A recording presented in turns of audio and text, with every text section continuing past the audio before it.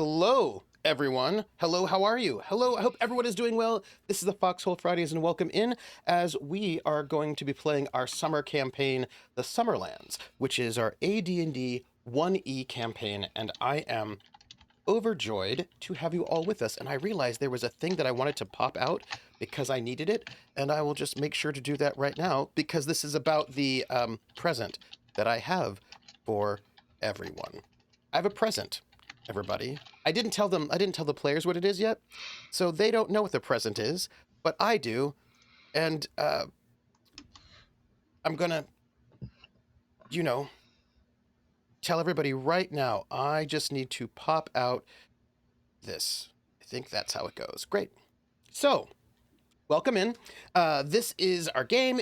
Thank you for being here. If you would like to support us, the best way you can do that is by being here. Ba-da-ba-ba. And also suggesting names for the episode title, the session title at the very end.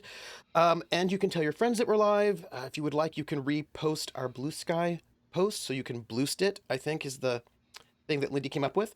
And hello, troops. And you can also, right, you just tell your friends. You can also give us tips and bits, and that will go to our cast. And you can also join our Patreon. You can get merch from the merch store. You can join our Discord and hang out with us. If you're watching us on YouTube, you can leave a comment, like, subscribe, leave a comment, that sort of a thing. And we have a special, like the Patreon is like just chill, but we do have a special sponsorship tier on the Patreon, which is $200 a month, and that will pay for 4 cast members for one show for 1 week, and it's limited to 4 people, 4 sponsors. And if you are a sponsor, you get a special radio ad that will play once a month, or more if I feel like it, a special spot in the credits and a special shout out. And it is meant for if like large, huge, giant corporations want to give us money, which has never happened, but in case they did, that's the space for them. But we do have one sponsor, and that is Will and TW, who's been with us from the beginning, and also is like a note taker and like just an all-around lovely human being. So that is all of this, but let me tell the present. There's a present. A present. So I like to do things when it makes sense. And we have channel points. There are many people who have lots and lots of channel points. So we have a brand new channel point redemption that you can do. But before anybody redeems anything, let me tell you about it, because you might want to know a bit more details about this channel point redemption, dear audience, before you press any buttons. So I think one of the most brilliant things that D&D 4E did was the advantage and disadvantage system. I think it's cool. I like it. I think it's a lovely thing. And I thought, wouldn't it be nice if our players could have advantage and disadvantage, advantage on their rolls? I don't do negative channel points, I do positive channel points, sort of.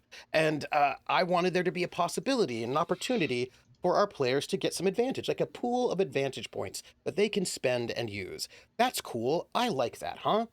But I'd like it.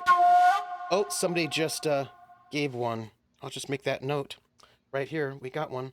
But the thing is that I like it when it also does something in the game world besides just being mechanical. I like a bit of flavor. So if you note in the channel points, there are 3 different redemptions. And those redemptions are Advantage Summerlands, Advantage Murabi, and Advantage Avonlea. And you see, limited to 3 only. Each person who's watching can only redeem one per faction.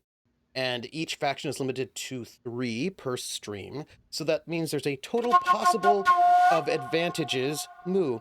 Oh, twice with Moo. Just making this note. There are a total of 9 possible advantages that they could get total. But I would like to note this. When you give advantage to the players, you also give advantage to the faction that you have given channel points to. So what this means is that the more you give, let's say you were really excited about Avonlea and you wanted Avonlea to have more influence in this area of the world, you could just spend all of your channel points exclusively giving all of those channel points to Avonlea. And then they would sort of, pull above the other groups in terms of power and influence. So I just want you all to know that you have the ability to give some comfort and aid to various of the three factions here. Just,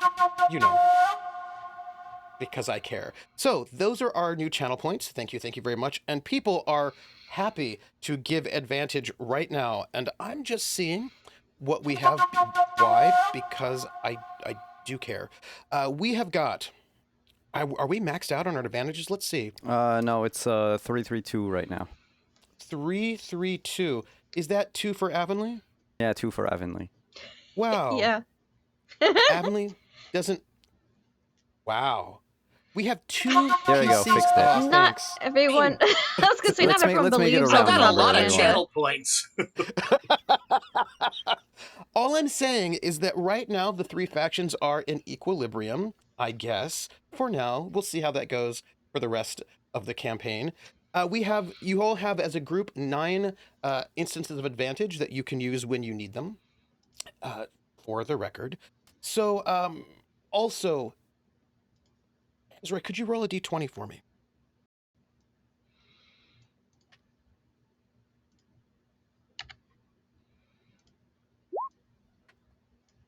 A 15. Thank you. Perfect. Thank you very much.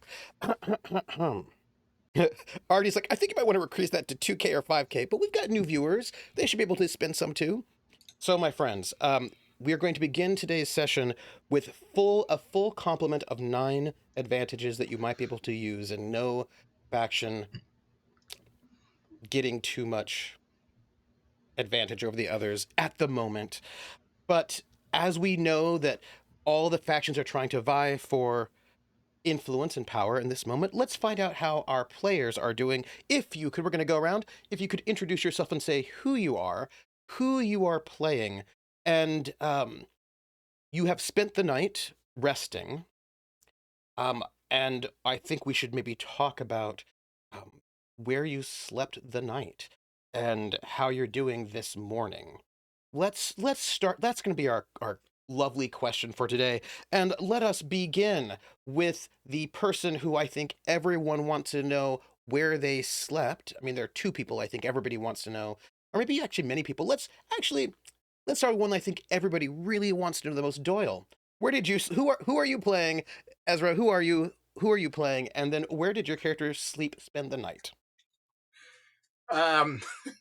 Hi, hello, internet friends. I'm Ezra. I'm playing Doyle Leland, a not at all Weasley cleric of the Demon King. And I probably went back to whatever room his lordship gave me.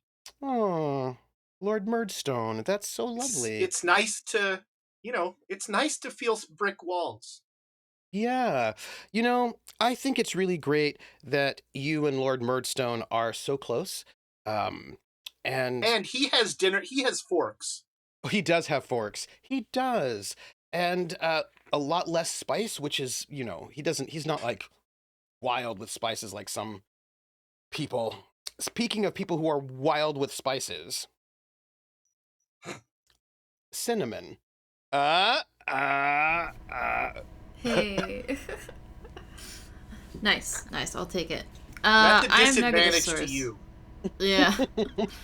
I'm Nuggetasaurus. I'll be playing Synnomin Shu'garr. She's an assassin of the Marabi. Or she's Marabi and she's an assassin. Gotta be specific there. She probably slept at the inn, because I'd imagine that's where she slept the night before. Mm-hmm. So she's got a room there. I would say no. I would say that you didn't sleep in the inn because you are officially a translator, which means you that's right. I was in the barracks, right? Yep. Mm-hmm. So you've gotten captain. So you've got you are in. So if you think about the city, well, the outpost set up with the center band where the people who live there regularly, the top band, well, the top and the bottom bands being where people who are on caravans and sort of visitors sort of stay, and with the top band being sort of overtaken by the Avonians. I didn't tell you all. The Avonians do have an inn, and it's like one of those British pubs that you find in Mallorca or somewhere that is not in England, where you can just go and get only British food. It's exactly like that. So you could go all the way to a whole new country and then go to a pub where all you get is just like you never left home. So there is one of those taverns up in the upper section in case you just wanted only to be around other Avonians. That would be a place for you. But you, of course, wouldn't be there. But since you are sort of here as the translator permanently, you're going to be that middle band, so you've got like a place to stay. And that would be very nice, right? That would be, you've got one of those nice sort of square adobe houses, right, that you're in. It's not like by yourself because space is a little bit of a premium, but you've got you've got more or less like a private room within that space, and it's nice. Yeah, it's something. Mm-hmm. How does it make you feel? Trapped. Here's an option for you. These homes are usually kind of like little squares, maybe 1 or 2 squares, and a lot of people will sometimes sleep on the roof of those houses. So if you were feeling like you did not want to be confined by 4 walls in that way, you can always sleep on the roof. She would do that, absolutely. If that's an option, that's what she's doing. Oh, that's so nice. That's nice. Did you sleep alone? Yeah, unless there are other people on the roof with me. Okay, I was just curious. So speaking of people who I'm more interested within this context where they slept, our dear injured Simon, who are you? Who are you playing? And also, where did your character sleep last night? That's a good question. Hi, everyone. I'm Simon at WanderingDM. He, him, and I play Marduk, Son of Tamer. I don't know where I slept because I think, after going back to the tavern after the fight, he's not in the headspace to remember that he hasn't paid for a room for lodging anywhere. Well, you are basically an ambassador, right? So they would have given you a place in the inner. Oh, okay. Inner core to stay, like one of these sort of adobe places, sort of like a slightly nicer, but again, this is an outpost, so like none of the places are super nice because it's not, well, unless you go to the Avonian section where they really wanted some extravagance, but it's a fairly utilitarian sort of setup. But they would have given you a place with your own room where you could either stay in that square building with, you probably had like two rooms, or you could stay on the roof of your place. I don't know if you have friends out here that you might want to stay with. I don't know.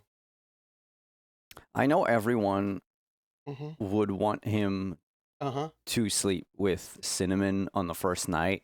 Right, yeah. But like, let's not rush things. I know it's a short season, but like let's try to, I was just asking. Build something. Also, I don't think your sword would like it, but you were saying. That's true. No, I think he would just retire to whatever place he's been told he could sleep in. Yeah. And that's it. I am way too concussed to make any decisions, sound or otherwise, tonight. All right. People who make sound decisions.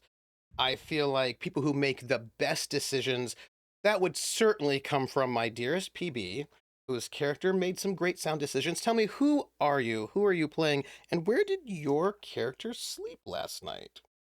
I will note, once that people found out that you were there and that you're a diplomat, they would have found you a room in the inner core. Like, you would not have to stay at the tavern because you are...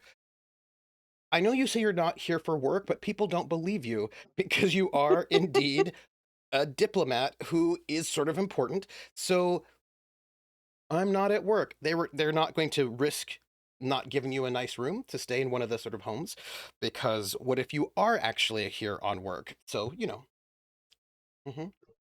I am PP. Today I'm playing Malinalli Zid. She is our elven fighter from the Summerlands, specifically the capital. She typically works as a shipwright, but has also fallen into being a diplomat. And that is the cause of all my issues, actually, as I've gotten here. I've learned. I know that you think you're on vacation, but that's not what anybody else thinks. Of course, I wouldn't know. So they might be right. Who knows? I mean, I do, but they clearly think I have an agenda. And so I would have graciously taken the room in the inner circle, and I don't know, Lindy. She would offer to upgrade you to like the better room with her. I don't think I have a place scheduled to stay at. So then yes. Then yeah, Malinali would offer. Well, yeah, but wait, I mean, as a refugee, you certainly, there are two places where it would be possible for you to stay. Well, sorry, you're not technically a refugee. People think you're here on official business. So there are technically two places that you could stay that are not with Malinali. You could stay in the Avonian Quarter. Yeah. And that would cost money, wouldn't it? Yes. It is the Avonian Quarter. So, yes. I mean, have you met the Avonians? I could put in a word with his lordship and probably find you a bed. I don't want to be indebted to him at all whatsoever.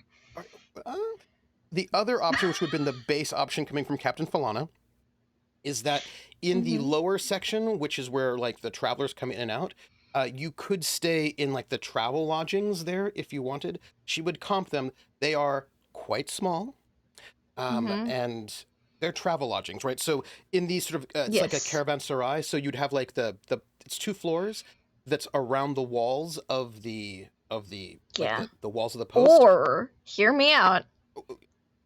Right. I could stay with Malinali. Right, but Malinali has like a nice place. You could, but hear me out. So the bottom floor is like stalls for horses or camels, like in all of that. And then above that, there are these really tiny little rooms. Just like little slots in there, like 10 feet wide, could maybe. Sleep in trash if you wanted. Yeah, I think I'd rather be trashy and sleep with Malinali. It's like a little cube hotel. I mean, I guess. But there is a room for you there if you want, like in the outer, I didn't like the room.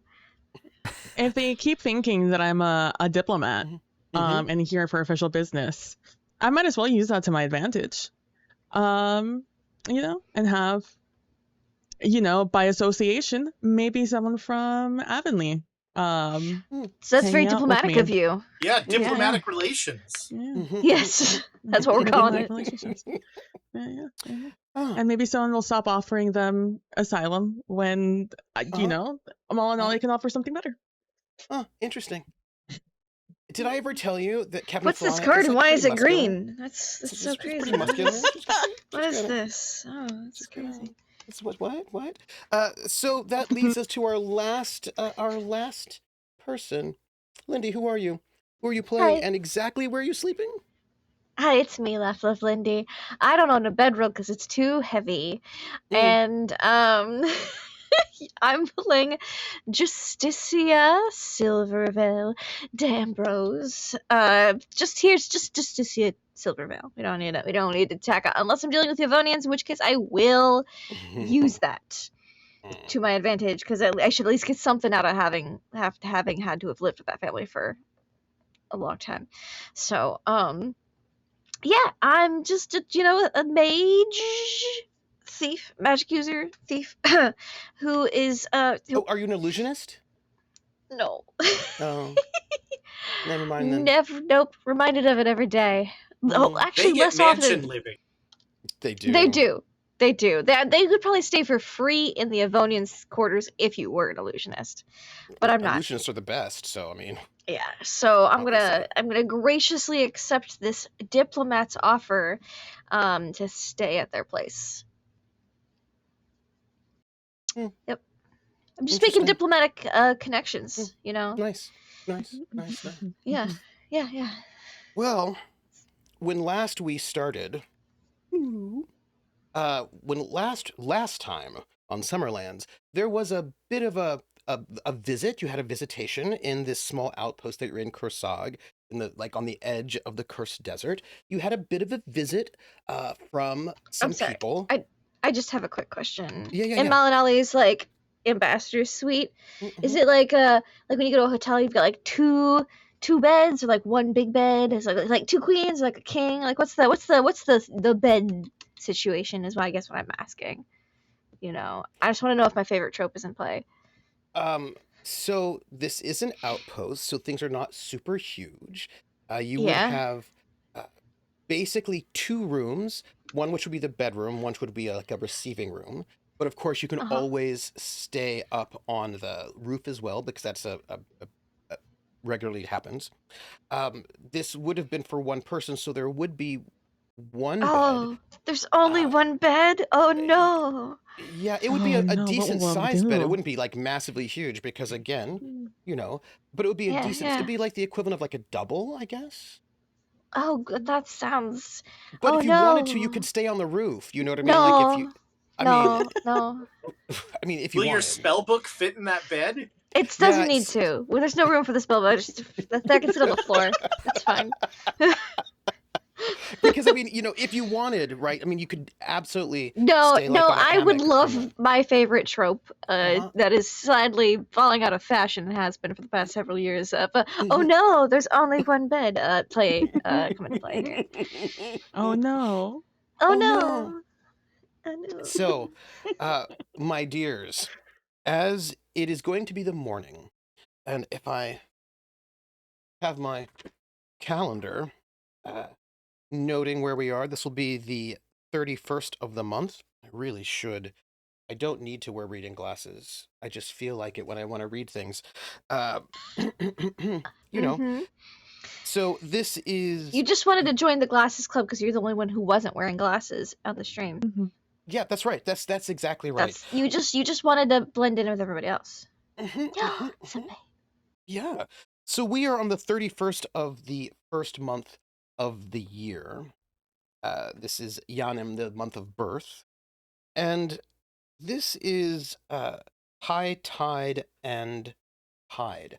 So this is the moon guide is still away, but the 2 children of Erda, high tide and Hyde, are both in full view. So that in case you were wanting to know, if there were water here, the water would be particularly aidful in the things you would need. Like when it's high tide, as Malinali would know, it's always usually good sailing then. And it is also like it's like a very nice wholesome day. But travel's not particularly well. Travel will be more difficult because the guide moon is not out. And the Hyde moon is out, which, it's awesome. Makes you just a little playful. This morning, I know you have to prepare your spells and your prayers. And some people are quite injured. How are you all doing, would be my question. What are you all doing this morning? Sleeping in. Oh. Mm-hmm. I would like to think. I mean, if Malinali doesn't sleep in, then Justicia won't sleep in. But I could see us for some reason just like sleeping in. For no reason. For no reason. Yeah, no reason at all. No. Because we were so tired after all that combat yesterday. We're just so eepy. So easy. I mean, one of us almost died, so like. Yeah. Thank you for reminding me. Yeah, near-death experiences really take it out of you. You gotta rest up. Lots of rest. How many injured people Long do we journey. have right now? I'm not injured anymore. Just Marduk, who's terribly injured. Yeah, Marduk is at 4. That's how much I have total.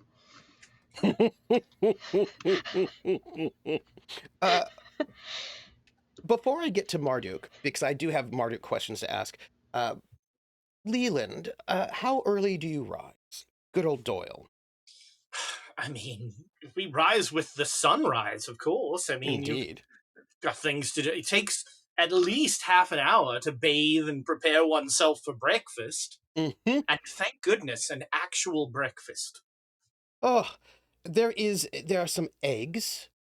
There's flavored water, which, by the way, it's there's quite a bit of what's the word, flaunting water that happens, and some very nice. It's like a really nice sort of like a it's, I know that some people might think this is a little bit too spicy. But it's like water with like a little bit of dandelion, and they're steeped in there to give it a bit of kick. Uh, just nice dandelion in there, a little bit. You gone native, your lordship. Dandelion water or dandelion wine is considered quite lovely in Avonlea. It's very, you like light sort of beverages. So it's a nice little dandelion, sort of very light, very watered down wine. A bit more water than wine, but it's doesn't have parasites. And you have a very nice breakfast of bread, and also some beans, um, a little bit Butter. of jam. Oh, I haven't had butter in quite some time. Oh, it's so nice. And then, of course, meat, obviously. Some sausages also. It's the finest that you can have.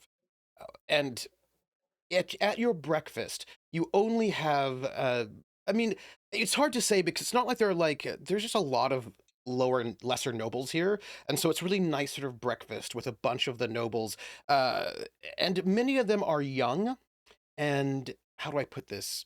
Fratty, there's a lot of, they're sort of young and fratty is what you get. It's, of the nobles, they are all human or half-elven. There are no other sorts of species besides human and half-elven. Oh, halflings. So you have humans, halflings, and half-elves. Sorry, Someone I'm so sorry. has to cook.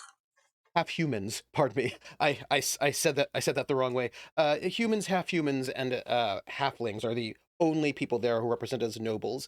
If you have any people who are something else other than that, like full elves or dwarves, they are servants, and they are there to sort of do work and carry things. And yes, and all the squires are also only humans, half humans, or halflings. That's the only sort of prestige class of status in this space for the most part. You did have that elf that somebody mentions. Oh, there's an elven minor noble, and it said with that sort of tone, who's coming to town. I suppose she's not coming to breakfast. We should probably get a runner to invite her. We wouldn't want somebody from the D'Ambrose family not thinking that we're not hospitable. A runner will be sent to fetch. We send an elf. Yes, we send an elven runner. Just, Elves all know each other. They can find each other. It'll be they fine. all right. look the same. Just, like trees. Send off a runner to go and find Justicia, who's not in her assigned quarters, it seems, or her optional quarters. And so that cost money to stay in because my parents. During this breakfast is when I make the roll that I made last time to delay the tour and I use the attack as sort of the basis for it. Oh, nice. Oh, do you think that we should be delaying this the expedition? This is Lord Murdstone, and Lord Murdstone is one of the older people here from the Avonian sort of nobility, because basically it's all young nobles who are looking for power, right? Because if you think about it in terms of AD&D mechanics, how do you level up? Killing things and taking treasure. And if you are stuck in a very boring sort of estate back home, there's not a lot of that you can do. So how do you go and, overtaxing the peasants might help, but generally speaking, you do need to go and, if this is your opportunity to sort of basically get more power in terms of the level up. So a lot of these sort of younger, a lot of these younger nobles are out here because they know that there's tomb raiding and the means to get power. So it's mostly a lot of younger people, right? A lot of, if you want to think about it mechanically, like level 1, level 2, maybe like a level 3 might be up there, the kind of folks who are out here. Lots of level But 1s and 2s. Your lordship, the challenge is that Mm. several of the guides and bearers were unfortunately injured in Oh. this attack and require a day or two to recuperate. Oh. And loath as I am to admit our reliance on natives, Yes. without them, this journey becomes much more challenging. And I think it behooves us to give them the day or two they need to Yes. be at full countenance. Yes, I think you're probably right. These Summerlandians seem to be somewhat lethargic. I imagine it's all the sun that gets them the heat. They don't seem to move very quickly. I guess you're right. Well, I was hoping. By the way, Lord Leland, since you are going out on this... Lord Guizon. Oh, sorry, Lord Guizon, pardon me. Lord Guizon, since you are going out on this expedition with our dear, and he sort of points to this this noble who is the one who's going to be on this who's like basically your what's the word your what's the word your escort quest. You know how that is. Since this is the person who is like the center sponsor of this particular, who's like the sponsor of this particular expedition, and that is Lord Thurston Baines Wexton. He goes, yes, Lord Baines Wexton, I would appreciate if, and so this is like a pretty sort of small gathering of people. Because it's like not everybody gets to dine with Lord Murdstone. Only the people. There's like everything's about vying for influence. You know how it is. See and be seen. And so it's like whoever gets to eat with him. It's a bit of an honor, and people tend to fight against each other. Divide and conquer in order to have breakfast with him. And he's going to say something, but before he does, we're going to have to move over to a slightly different spot. You know how it is? Because I need to know what people are doing all at the same time. These quick cuts are ruining cinema. Yes, it is. Well, I mean, we should go quicker and have a bit more shaky cam and some lens flare. Synnomin, how early do you rise? With the sun. This is a good thing to do. What are you going to just hang out in your place and meditate and practice, or I mean, somebody was very injured the other night. Yes, two somebodies were. Yes, tragic. Yeah. Yeah. I'm actually gonna go out into Kur-Sag. And I would like to look for a contact. Yeah. Of my organization to see if there's anybody here. Oh, there is, and you do know who that is, by the way, because... Oh, I do, okay. Oh, yeah. If you were going in this direction, right, you were sort of sent in to take over that, they sort of let you know, like the contacts of like a couple of the different witch outposts around here. And the thing is that Kur-Sag has become large enough that there is a contact here. You don't have contacts in every... outpost. And as a matter of fact, having contacts in outposts is a little bit difficult because not all the outposts are as... This one's a little bit more open, or a little bit more...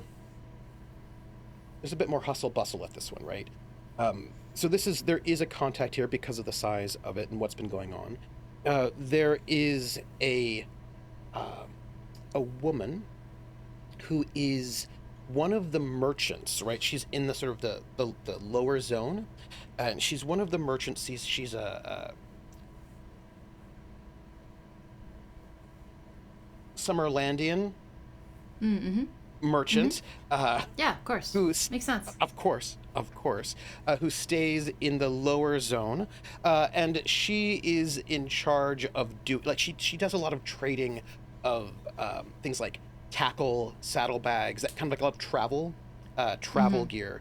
And she's down there, which means whenever convoys come in or out, she's getting the news no matter what, because she's in one of these kind of like central sort of hubs for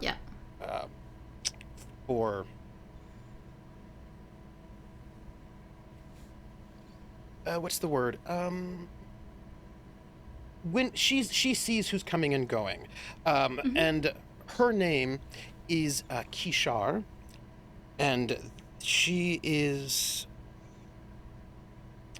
a middle-aged dwarven woman, and she is, as far as you know, she was never given a guide, because those are, again, pretty rare. But she, well, no, I think she definitely had a guide at some point, because she is an assassin. She is somebody who can she's a trainer for you. But she got injured and she can't do a whole lot of assassinations, and so she's given her guide on.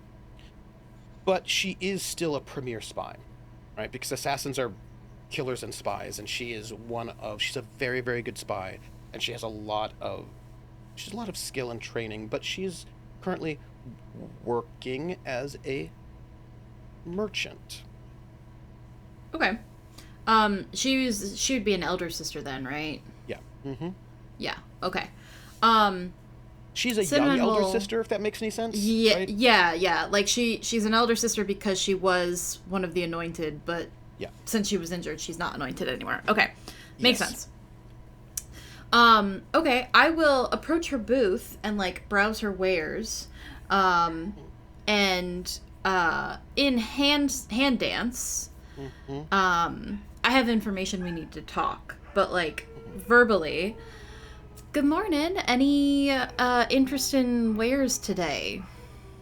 Oh, well, I have got quite a few wares. I believe there was an order that I had on hold. What were you looking for? This, by the way, is part of your parole, right? It's you must name the right thing on hold so that she can confirm that you are who you need to be. Oil lamps and what's a horse harness, face harness? What is that called? A brindle? Bit and bridle? Bit and bridle. Oil lamp and bit and bridle is what I was waiting for. That's right. I think we've got that. By the way, you have just arrived, I think, the other day. Is that right? I saw you coming in on that convoy. Oh, no, about 2 days ago? Night before last, yeah. First time visiting me here. First time in Kur-Sag, I believe. Yeah, I'm new to this place. It's mighty interesting. Well, that it is. By the way, I do have those things that you need. They are, however, in the back. Would you mind coming back there so I can show you a couple different options? Yeah, that'd be excellent. Excellent. Please come with me. And she sort of just and this place right now, you had that big convoy that had come through, that you had come in with, and so this bottom third of the outpost it's actually full of hustle and bustle at this point in time, because there are a bunch of camels and horses, and people are this convoy is going to be staying here for about a week, because they need to rest up, get their sort of mounts rested and take things on, take things off, pick up things, move, because this is like the military convoy that's taking people up all the way up that sort of ring of outposts. And so this particular lower spot is completely full of people. A lot of the small little rooms are occupied with people, and you've seen, and some of the people that you traveled with are here. There is a guard captain who got terribly injured in a crocodile fight, an attack, who's there with the twin guards there, who are there's a group of people on you know them, and they sort of give you a nod and a smile as because you've been dropped off here, and you are brought into the sort of rear of this. It's like a stall that has a back as well, with like a nice curtain tapestry that sort of separates things for privacy. And you're moved into the back. Meanwhile, Marduk, what about you? My first question will be, what's the natural healing rate again? Just 1 HP, right? 1 HP if you spend an entire day doing nothing but resting. Oh, yeah, nope. Yeah, a full day, not 8 hours. Just like a full day. You know how like modern D&D, you just like rest for 15 minutes and you're good to go? Nope. 1 HP for 24 hours of rest. I need today to meet up with Malinali for the ceremony.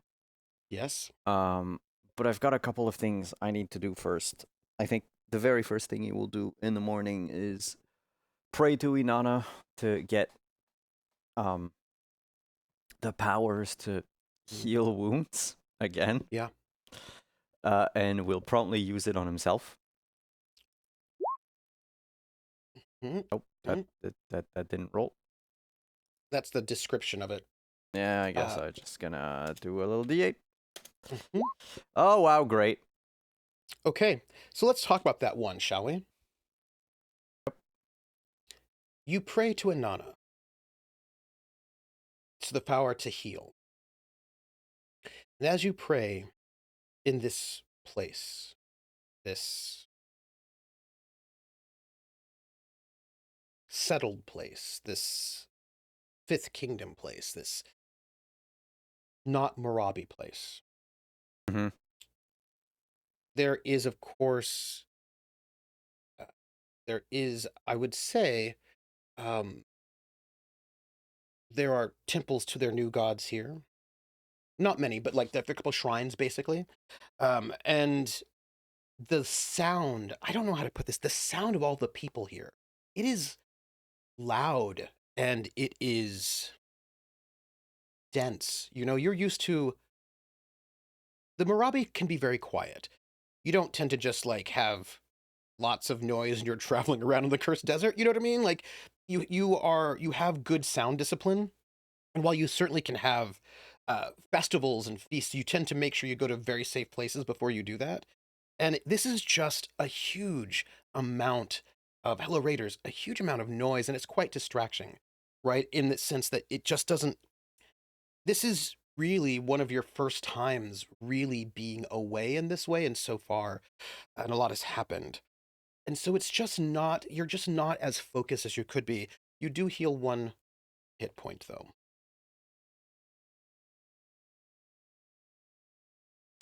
Now you have more HP than me.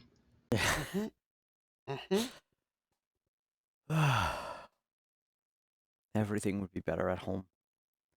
Mm. Still reeling from the blow to the head from last night.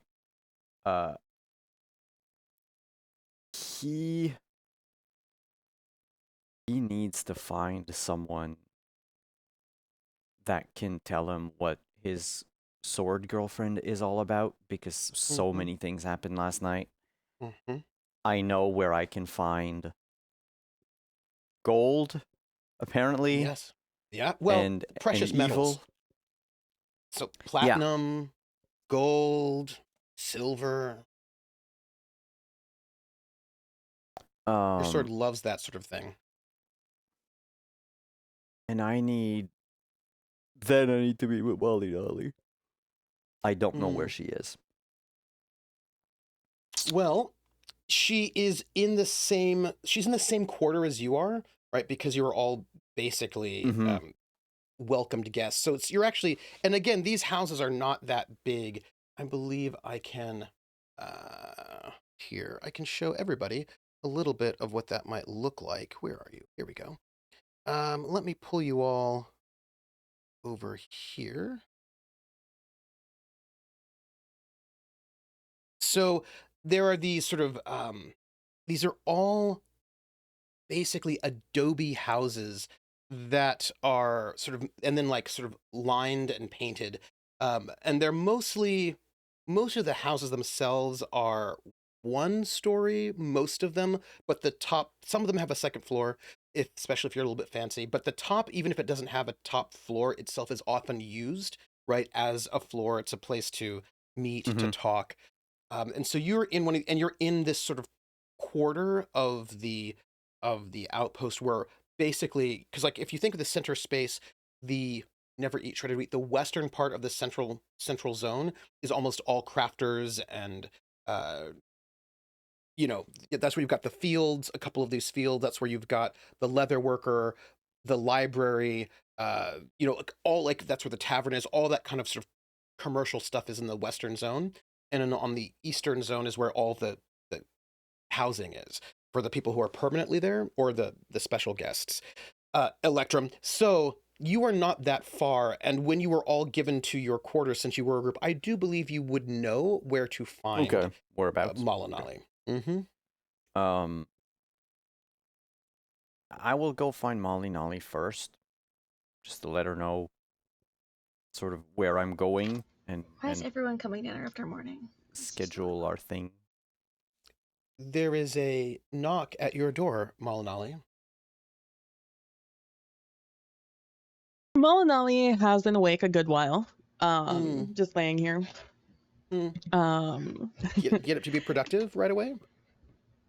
No, just this is the first time I've been in like a bed in for a while. 200 something days. So I am enjoying being safe, 4 walls around me. So I'm enjoying that and enjoying the company. And so when I hear the knocking, I do ignore it at first. I ignore the first knock. But with the second knock, I'm just like, I'm on vacation. I'm on vacation, and they still insist. Apparently, I don't know who's talking here, but I need them to stop. I need them to start saying that I'm on vacation because I'm over it. That's not what I heard. I heard from a bunch of NPCs that you were here on business. I'm just the GM. Some NPCs told me that. That's what they said. That's just what's going around. Hey, anyone home? I'll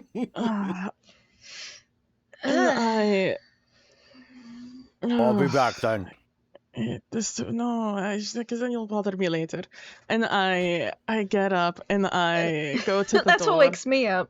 Is the voices, because I've just been quiet. And I'm just like, huh. Don't worry. It'll be over soon. Okay. Go back to sleep. You need your rest. I think I have a week now. I go and I open the door. I like almost start knocking on the door. I'm like, no, this is my room. And I open the door. And it's like, hello, good morning. Marduk, shouldn't you be still in bed? You need to rest. He looks injured. Yeah, things are complicated today. I just wanted to let you know that I need to run a few errands. Ceremony will have to wait. Maybe after you want to do that today? Do you not want to do that tomorrow? We have 3 days before we leave. Oh, right. You're not looking great. Or did I just so happen to have prayed to my god to get 1 slot of healing and 1 slot of ceremony, so I'm not allowed to convert slots yet. That hasn't been invented. Nope. No, it's all right. We'll do that some other time. Okay. Well, you are a divine caster, which means you've prepared both of those spells, but you could spend 2 slots on healing on cure light wounds. Just then you. No, it's because I did 1 cure, 1 ceremony, 1 create water. Oh, nice. Mm-hmm. I always have 1 create water prepared because Marabi. Yeah. Mm-hmm. It's all right. It can wait. In the Okay. distance, you two, by the way, because I Mhm. love joy, you hear loud shouting. And the loud shouting, how many of you speak Avonian? I know that Marduk doesn't. It's me, I do not. I'm not worried about you right Cinnamon. now. No. Malinali, do you speak Avonian? I sure do not. Nice. So you two out there in the front, because, you know, Justicia's in the back, it's not that I'm big of like- a place. Making sure I'm decent in the background. Yep. And Someone's there at is the this, door. there's a call going out, and it sounds to you two something like this. Mama, mama, mama, mama, mama, mama, mama, mama, What the fuck are they talking about? Justicia Ambrose, mama, mama, mama, mama, mama. Oh, I got that name. Did you hear Justicia and all of that? I don't know where she is. Justicia, very Did you faintly call you me? hear. Uh, Very faintly you hear. Hear ye, hear ye. This call is going out for her ladyship, the Lady of Avonlea, Justicia Silvervale de Ambrose, half human, noble of the Ambrose family. is this what passes for music? These people. I don't. Not an illusionist. Not an illusionist. Very I understood specifically, that there's part. a Justicia here who's not. Of the Sorry. grand Illusionist, I know that kingdom one. of Avonlea, whose borders cross half of all of Erda, run by the good Queen Jean, who once was from the Shit, soil what do they of the want stock. now? And that's in What's- Avonlea. Just like you maybe recognize a swear word, Malinali, because we did exchange cultural swear words. Give me a moment, Marduk, and I turn around to look at Justicia. Is that? Do you know what they're saying out there? I don't know why they are calling me, but they're trying to get my attention. So I'm gonna just quickly Of course. see. It seems like you've got a visitor anyway, Mr. Marduk.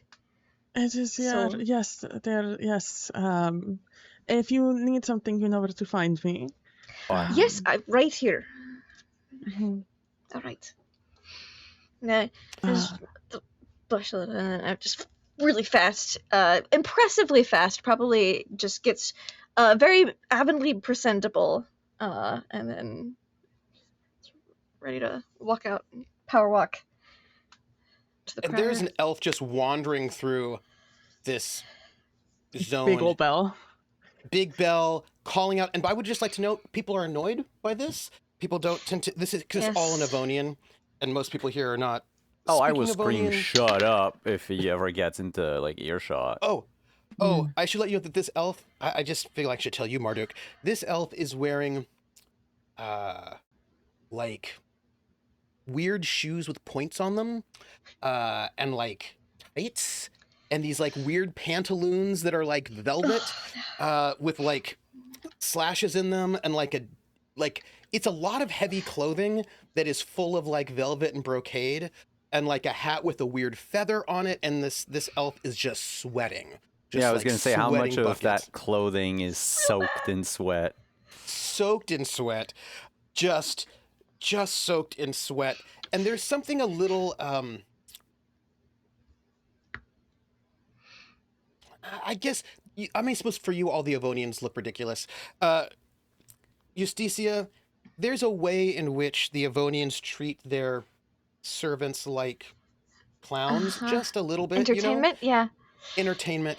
And this is fun. This is good fun if you were a noble to have to see somebody do this. And they don't And get to I'm- wear nice. Yeah. I'm doing like the power walk, so that way they don't have to endure it for as long. I'm power walking out there, and I'll say in Devonian, "I'm here." Yes, and then in Elvish would just swap and go, "I'm so sorry to keep you waiting. I didn't know people were going to be looking for me this morning."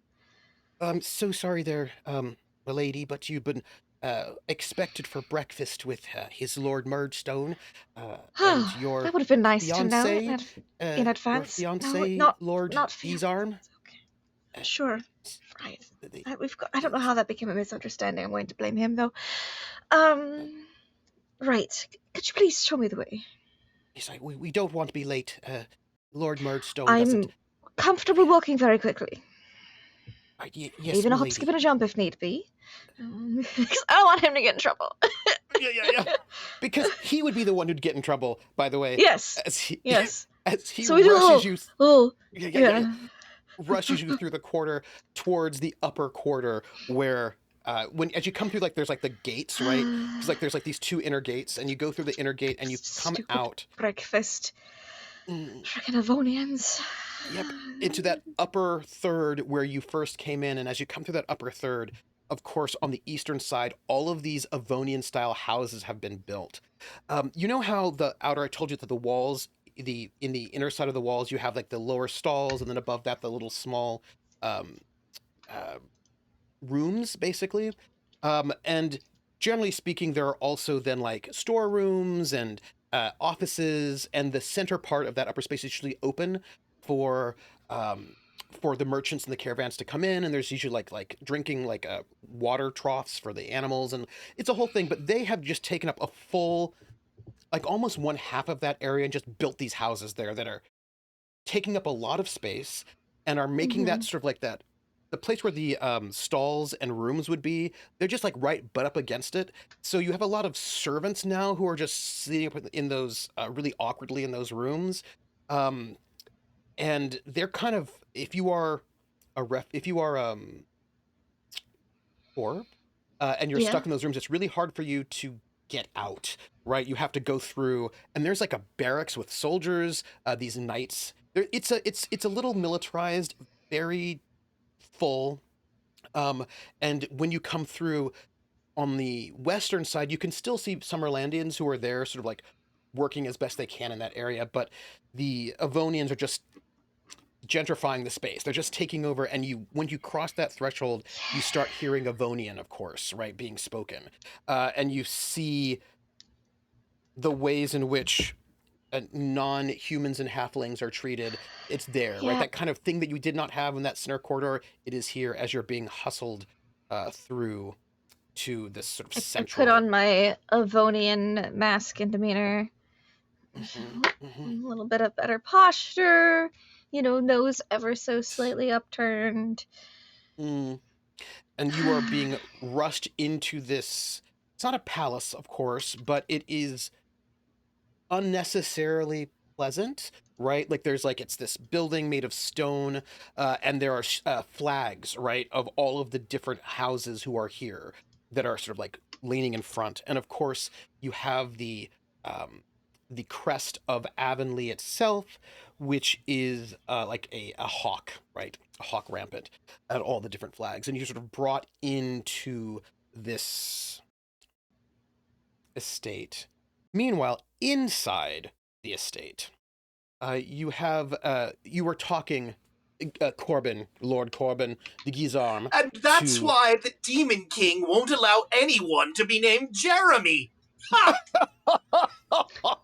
Oh, that's so funny. I once knew a Jeremy. I kicked him out off his horse, and he broke an arm. It was hilarious, I thought. Yes, well, I feel like if you are a dwarf, perhaps you should be on donkeys and not horses. Closer to the ground, they'd probably like it. Yes, that's what I thought. Oh, yes. And you are brought in... Justicia! What a pleasure! And Doyle will get up, and he'll, like, go over to greet her, and then he'll lean in, and he'll go, "You look terrible. Your hair's not covering your ears. What is going on?" Good morning. And I, like, just adjust it. It probably was when I left, but then we, like, hustled, and so I just tuck my hair forward again. Good morning. And the ears out as a noble is a little bit of a faux pas, and like adjusting it so that, like, imagine one was covered and one was like out because of the hustling, and it's just they're both covered now. Yes. Oh, that's this. And he stands, Lady D'Ambrose. I am Lord Murdstone, it is a pleasure to have you within my estate, in what I like to call Avonlea abroad. Oh, Charming the name. soul of wit. Thank you. Please have a How seat. clever. You Lord Gizam here has told me all about you. Oh, has he now? Really? Oh, delightful. Only good things. Oh, I'm sure. There's only good things to be said. You know, Lord Gizam is incredibly open-minded, and I respect that about him. I ate hummus. Yes, very strange thing. open-minded man. That is exactly how I would describe him as well. And of course, you're seated right next to him.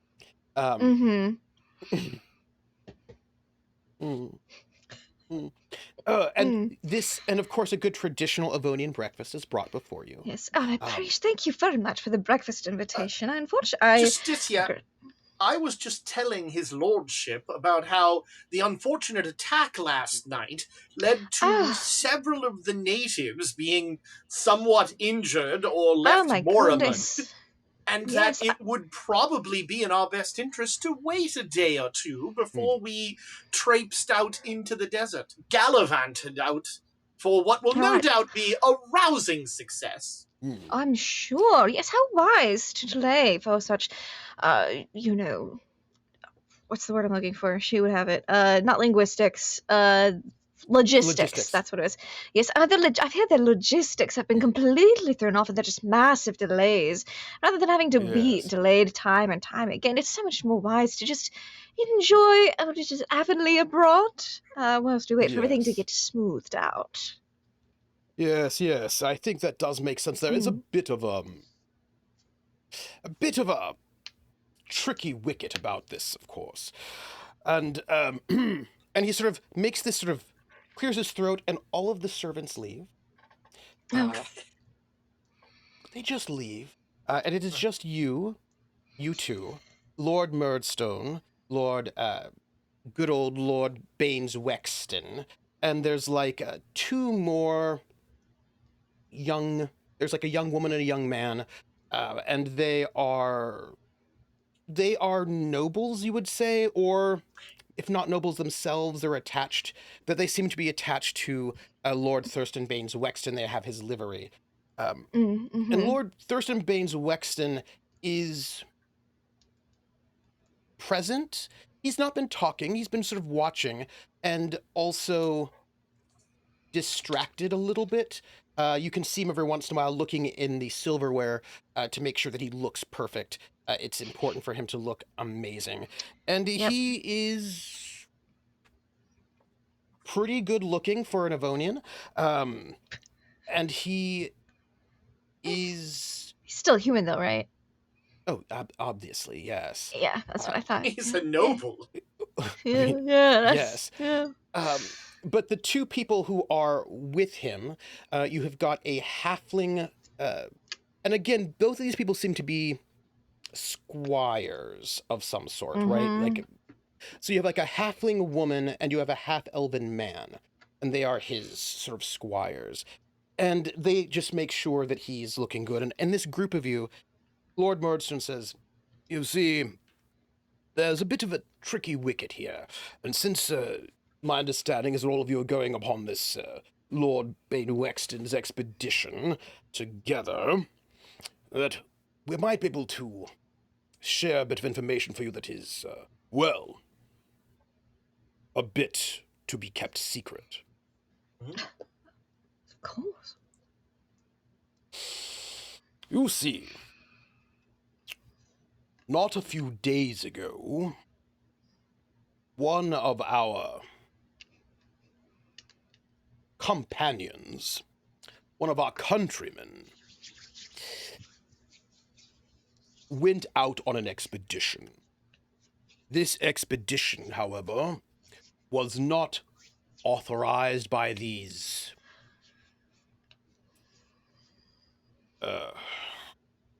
Locals. Summerlandians. the Summerlandians, are both primitive and extraordinarily and maddeningly bureaucratic.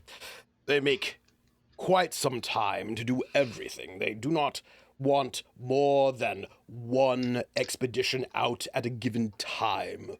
I sometimes am able to push them to have two, but they are slow. They wish only to have one. They want to have guides with them at all times.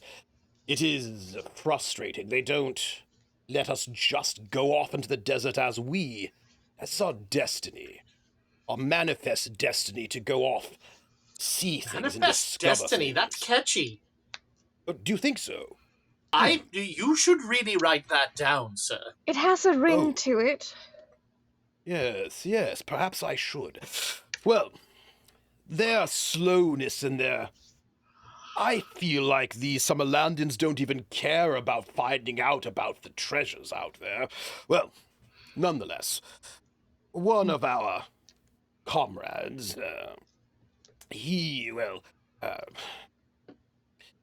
went out in an expedition, a small, sleek one, not a few days ago, and he has not returned. So, when you go off on your official and approved expedition, I would ask that all of you here, especially you, Lord Baines Wexton, that you keep your eyes peeled for our companion and countryman.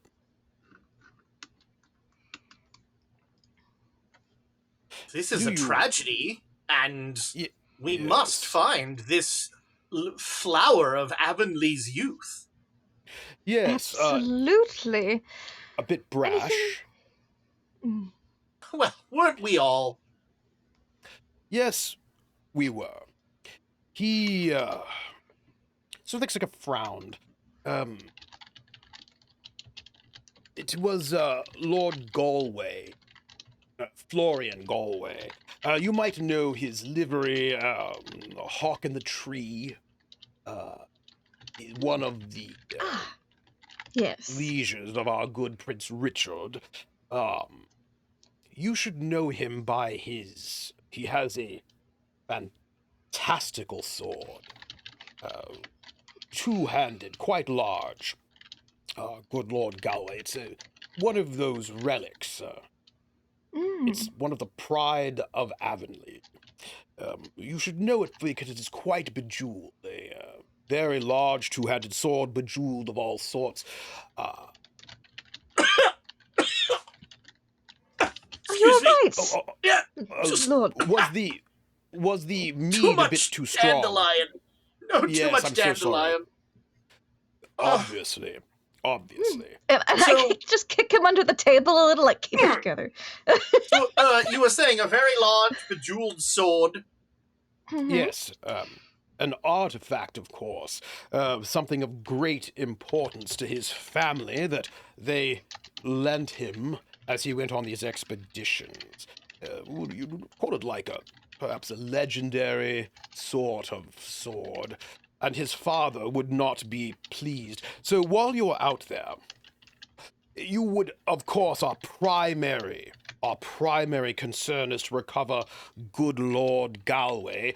Second concern would be to recover his sword, return back to the Galway family. And, of course, you were going to prioritize Lord Galway himself, but really that sword must come back. Yes, of course. Yes, it has to be back here in this city. Legendary family heirloom. Yes. Yes. Icebreaker. By any means necessary, I understand. Absolutely. Yes. And We'll keep an eye out for it.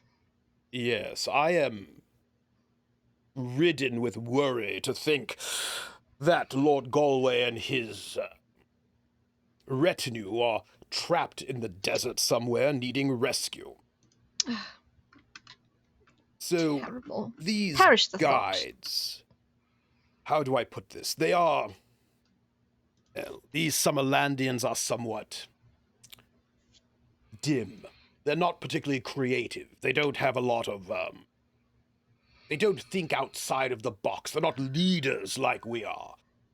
Hmm. So they tend to stay on a line. If you see what I'm saying, they tend to want to go one way and not deviate, because they are not as bold and brave as we are. You might need to try to convince them to waver a bit to see if you can find Lord Galway and his retinue and perhaps rescue him from whatever business young Lord Galway has got himself into. Is there any other sort of demarcation about this sword that we might notice that would make it, I mean, not to in any way belittle, but I've seen my share of bejeweled swords. Yes. Well, this particular sword is, well, it is magical. So it glows with the inner glow of magic in the same way that our good Queen Jean, the honest, the noble, that she who is as if the sun, as she glows with the inner glow of what is all that is good, so does this sword glow with all that is good. So good glow, magic, bejeweled. So if it's not all of those things, it's not the right sword. Yes, it is also, of course, of Avonlea design and make. Design. So, yes, I'm sure there are not so many swords like this about. So you must find it, of course, and bring it back. Wherever will we look? Well, I presume that it is Lord Galloway still has it. Lord Galloway has the sword on him, and that he is well and alive. And if worse comes to worse, so we all wish for him. From your mouth to good Queen Jean's ears. Indeed. Please, if you find him alive, which is the hope, you should bring him and his retinue back. If he is not alive, bring his body and the sword back. And if you cannot carry both body and sword, bring the sword back. But hopefully, of course, you could bring the prioritize. I understand. Yes, if we're so laden with too much treasure, that from this expedition we must make sacrifices for the name of prosperity. I understand. Yes. Now, I did get a message from your parents, Justicia. Wonderful. The letter of introduction. Yes. Telling me that you here are that you are here to find your fiancé, Lord Gizam. And I'm so glad that you two have found each other. Yes, she follows me everywhere I go, and I could not be happier to be reunited with my lady love. Good. My understanding, of course, is that you have some business here in Kur-Sag. I was thinking about naming it something different, this place, but I imagine we could get there at another moment. These things take time. Yes, it should be renamed Kur-Sag. Is such an ugly name. Have to get something better for it. Well, I'm glad my parents sent such a wonderful letter. I shall make sure to write them back directly so you do not have to bother yourself. And I'll, of course, say, what hospitality you have hosted me here in this fine breakfast. Yes, there's a lord. Lord Canyon, I believe. Which, by the way, is the guy that you took that, that you were gambling with. Who is that friend of yours? Yes, he says that he awaits word from you at your earliest convenience. I shall write back after breakfast. Communicating with Mater and Pater is ever a joy. Good. Well, come. Let us talk. Is there anything else you wish me to convey to them while we're sending that? I know it's terribly expensive to post and inconvenient. Oh yes, well, once we get one of our caravans in, then we shall send that letter back. Just please give it to me, and I will be able to make sure it's on the post. Excellent. I will do so right away. By the way, here, have a lemon cake. I know lemon is quite spicy, but here you go. And there's some nice little lemon cakes. They're very bland. It's like somebody like Yes. hinted lemon near it. It's but just not- a little zest on the top. It's the La and Croix that's- of cakes. Yes. Yes. Meanwhile, They've been wafted. And I'm just wafted. like, I got out of bed for this. Just the whole time is thinking it, but is also thinking, I have to write stupid family. It's fine. It's fine. Meanwhile, Synnomin, you are brought into the back of this shop, and there's like tackle. It's like all sorts of things for travel, right? Sort of kitting out animals. And as you're sort of brought back into the back of this, and it's like really just a curtain, right? She sort of takes you back, and there's like a small little alcove, and she says, well, why don't you ever sit right over here? Thank you. And like there's like a thick, heavy curtains that she closes over the front of the shop. There's also a set of thick, heavy curtains that separates the front of the shop to this back of the shop, which is quite good at deadening sound, I'm going to sort of note. Excellent. I was I going to will ask. And it's you know those really thick, heavy, sort of like really heavy curtains. Yeah. And she sort of shuts them, and she smiles, and of course she's gloved with that kind of, and it's like a really nice sort of linen that she's wearing, so that she's got, it looks like, you just don't want to be in all the sun. She says, now, I believe you're still going by the name Synnomin. Quite odd. Yeah, turns out people from some of the circles are here, and that's the name they know me by. Well, that's, is that going to be a problem? Do I need to take care of it? I can make sure you are somewhere else. No, we'll see. I don't think it'll be a problem at this point, but I'll keep you updated. All right, so you are here. Let me give you a little bit of a rundown. Let me ask you some questions. Sure. I've been here for some time. These Avonians are coming in and out, and they are taking with them artifacts from our homes, and they are defiling our places. I have been putting as much influence as I can here to subtly encourage the captain here to rein them in as much as possible. I don't think we can get rid of them so quickly, at least not without with subtlety, but a little bit of control is not too bad. I don't have as much influence as I would like, but it's good to have you here. Are you, by the way, here on a particular target? Not at the moment. I was sent just because Kur-Sag has some peculiarities that are popping up, and I was sent to investigate. Right. What happened last night, by the way? That's the whole thing. Talking about it. So, skeletons, about 20 of them or so, popped on up out of the well. Yeah, that's what people are talking about. Yeah, I went into that well, and she'll pull out that piece of lichen that she and she also did a sketch of the sigil, so she will present those to this sister and recount the tale of what happened last night. Oh. So, there's been, it's been kept hush-hush. The captain tries to keep all this information as small as possible, but I've been able to do a little bit of poking here or there.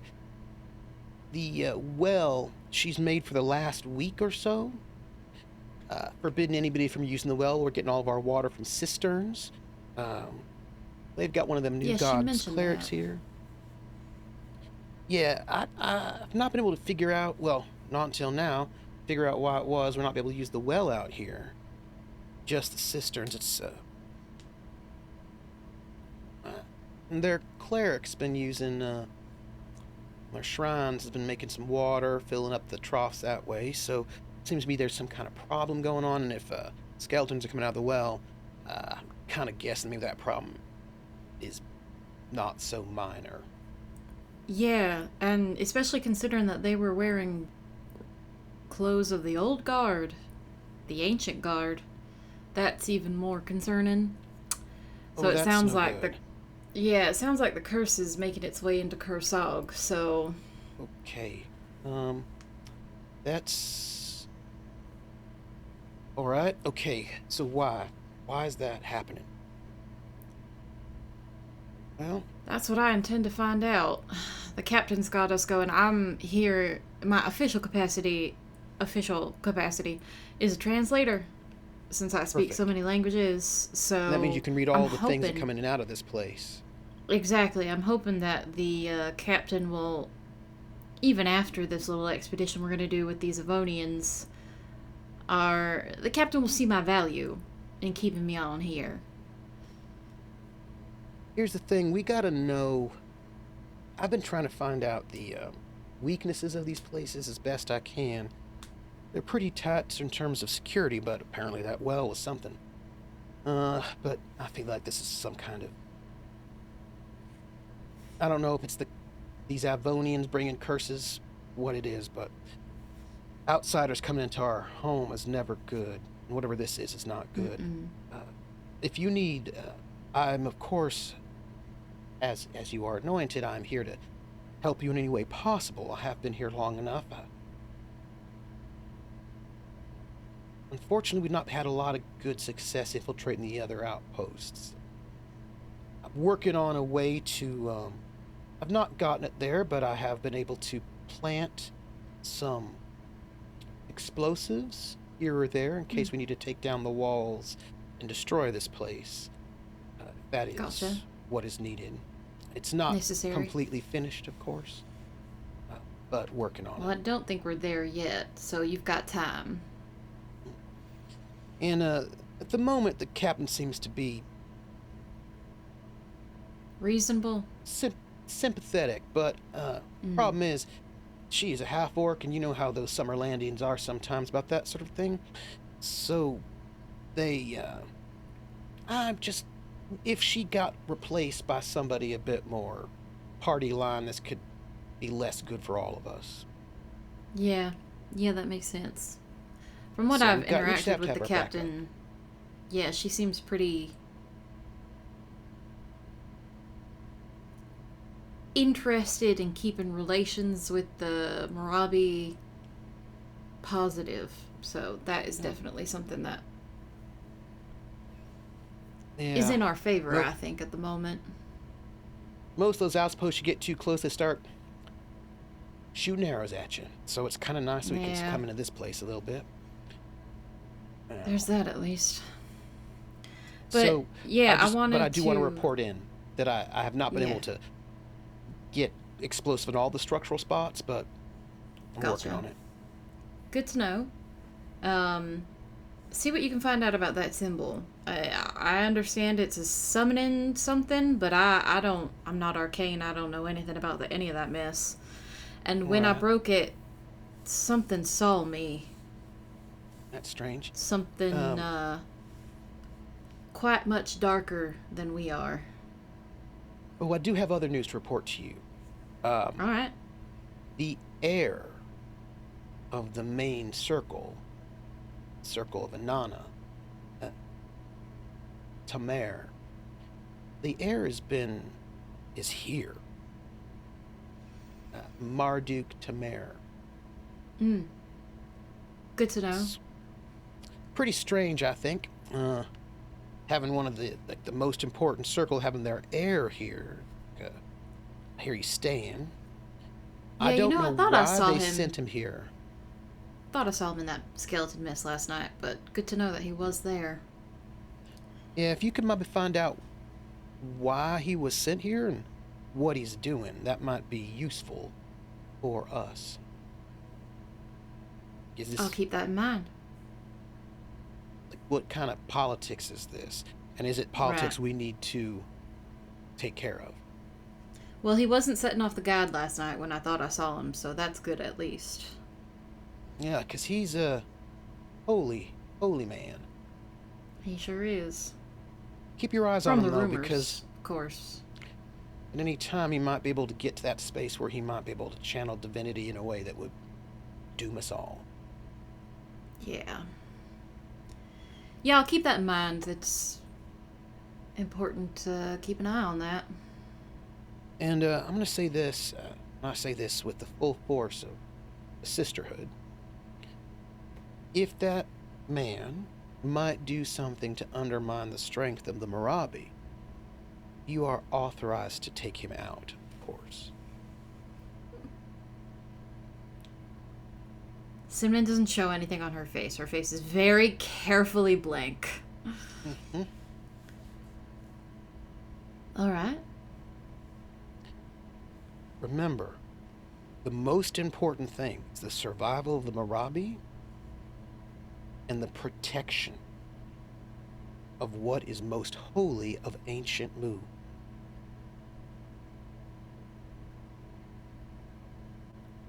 I know. Believe me, I know. People do not understand us, and they cannot. For their safety. For our own. And she takes 2 fingers and she places them on her forehead as a sign of respect. She wasn't anointed, so I will mirror that as well. Find out what his circle is doing. If they're going to betray us or what. Mm-hmm.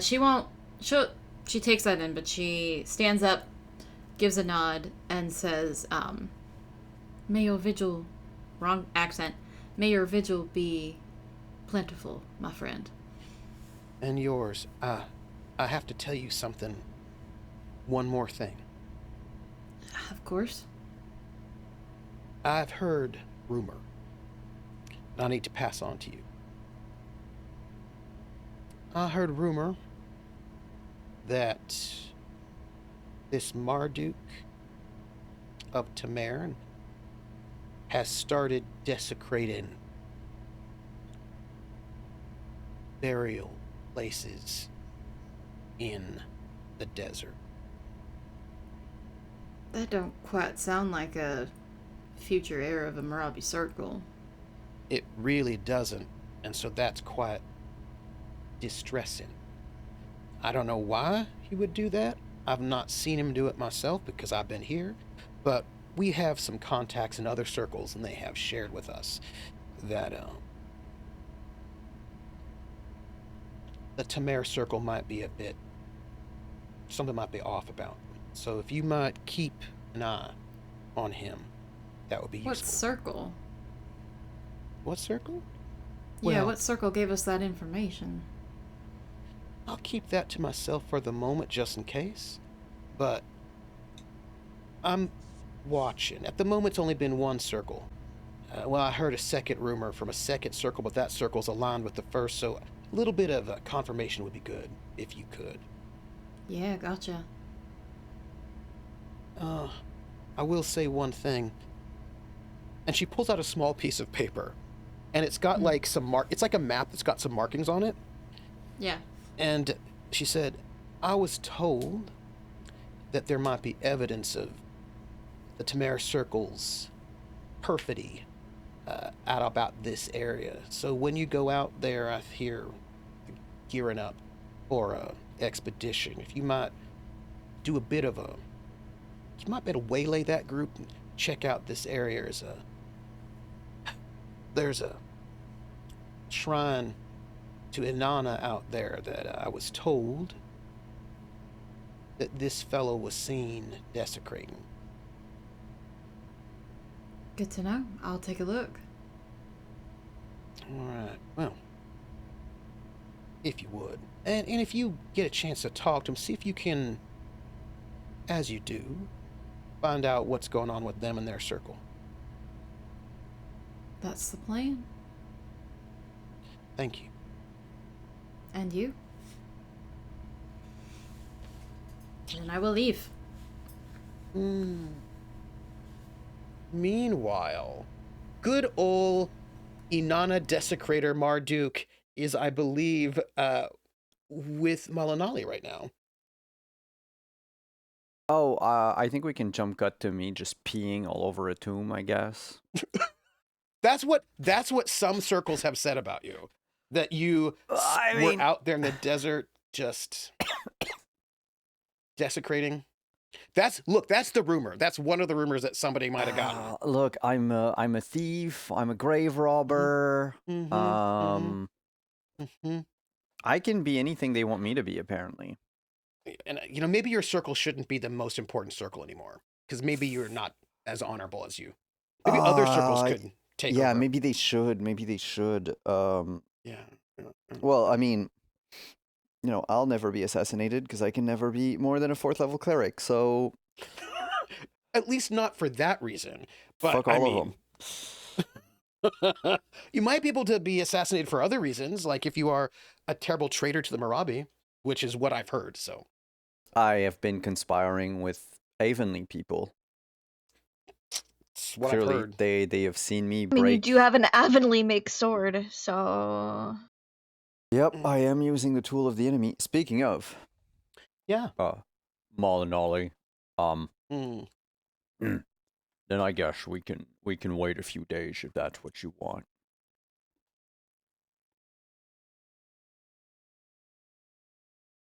Can't hear you anymore. There we go. Okay, there we go. I would at least like a day to give a final tithe to my god. As a goodbye and a thank you for everything before I betray them and choose a different god. Why do you think it's a betrayal? Because I have to renounce them. I have to. It is not simply I will see you later. It is I must accept a new god. And truly believe, otherwise I will suffer the consequences in the desert. But don't you find it strange that if you don't, your god will not protect you in the desert? It is the part of the curse. How much do they think of you?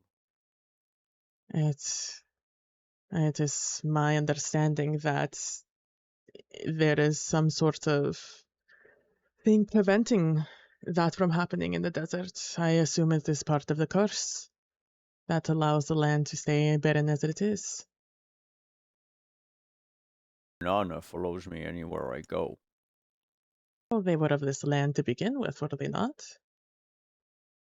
Why, but she would follow me even outside. Have you traveled outside? No.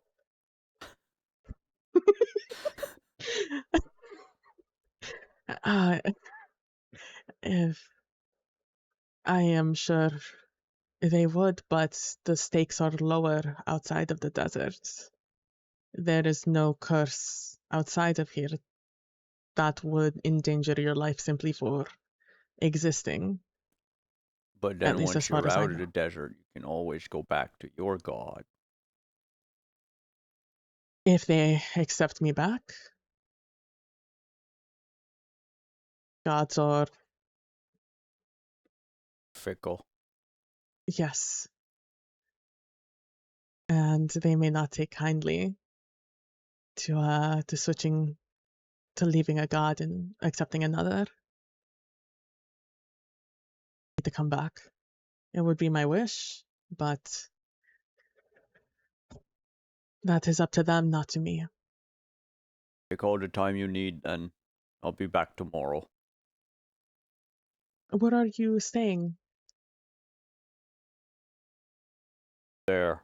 And I point it's probably 3 doors down. Yeah.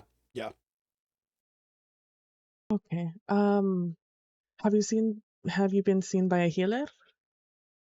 I am my own healer. He says with like a huge, like dark purple bump on his head. And she gives you there's a look that crosses her face. She doesn't say anything, but it's like, okay. No, we'll provide in time. Of course, but the gods also provide those around you to help. I've Synnomin, our translator, she seemed to be concerned about you. Has she been by? Would she provide a healer? Is she a healer? Not the same type I am. Okay. She worries, but I haven't seen her. Not since last night. Well, would you mind if I come in and check on you before the night rises, just to make sure you're okay? I guess there is no moon, huh? Well, there are 2 moons. There's just 1 moon's missing, but 2 are up. Okay. I will also that you should talk to Captain Falana today, all of you, for a debrief of what happened last night. At some point during the day, like probably for lunch. Yeah, but first I need to find one of those magic people. Oh. For information about yesterday? Oh, something weird happened with the sword I found. The one with the gems that you were using yesterday? I'm holding it, like holding the scabbard in one hand. I'm like, her. Oh, it is not your original sword? No. Oh. I found it in the desert, and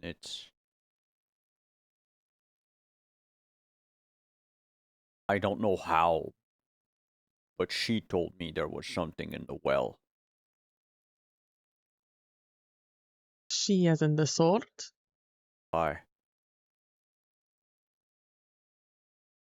Now, like, how is that like a weird thing to hear someone say? Is that information that like, oh yeah, there's swords that sometimes speak to you? Is that common knowledge, or is that something that I would find profoundly weird? Well, you are a shipwright, right? Mm-hmm. Which means you've traveled widely in your work as a diplomat. You hear things. So let's say that there's like different levels of knowledge. There's like superstitious people who don't get out sort of levels of knowledge. And then there's like people who are a bit more worldly levels of knowledge. And then there are other folks who study this. You would have the worldly level of knowledge. Could you give me an intelligence check? I can sure try. So you want to roll under, great. You rolled under your int. So there are magic weapons. This is a known thing. You have a magic shield on you, which it doesn't glow your shield, but it does have like you feel it. Do you know what I mean? Like there's like a magic items don't tend to be super subtle. Yeah. Magic weapons glow. Like that is like they have a glow about them. Like they have an aura about them. Talking to you, that's a little different though. There are some great legendary heroes who've had some swords who might have done that. It's very mythological in the sense that like you've never seen one that does that. You've heard about their existence in tales and stories. Some of those tales are good. Some of them are bad. It sort of depends. Within your cosmology, from what you've heard, this sometimes happens when demons or other entities are bound inside of a sword or a weapon like this. So you might get like, you know, like so some kind of powerful spirit sometimes can be bound into a sword.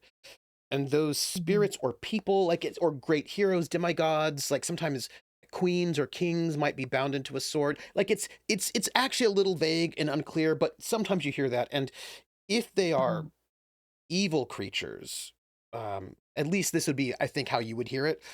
They can sometimes consume you and take you over. But if they are sort of celestial creatures, they might be able to guide you. Sometimes, like if somebody's murdered, they might get sort of thrown into a weapon out there to sort of try to avenge whoever murdered them. Usually, if it's going to talk to you, at least within your story, right? Yeah. Okay, weirdly, normally in all the stories you've heard, you just don't find it in the desert. Like you might find it like in a stone or like being given to you when one of the gods come down in their chariot of clouds might give you one. Like just finding it's not tend to be how the myths go, so that's a little weird. But usually if they do, they have some sort of quest or desire, and I think so you might be a great hero, like that you might be destined to be a great hero, or to be consumed by demons, depending on what kind of sword it is. Well, but you've never seen one, you've never known anyone who's seen one, but you have heard myths about it. Yeah. It's like, you know, like Perseus with the head of the Gorgon on the shield, like, or Excalibur. Like these things exist maybe, but sort of mythic. Oh, well, if it is a sword that can communicate with you, then it is most important you to find someone who can tell you what its purpose is. I've heard they can be a great boon or a great detriment. Could I get an int check from Marduk? Sure. I can definitely try something. And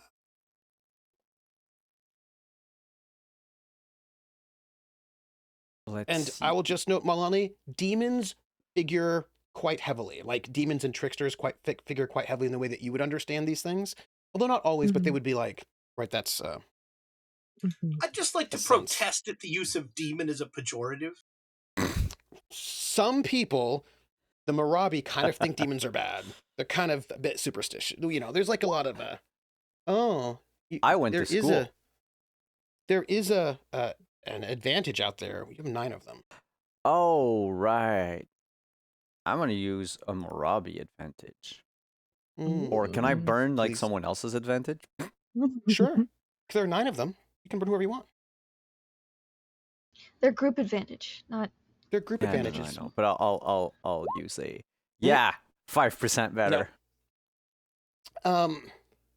So you do not have any good mythologies about swords like this. I mean, you know about magic swords. You have not...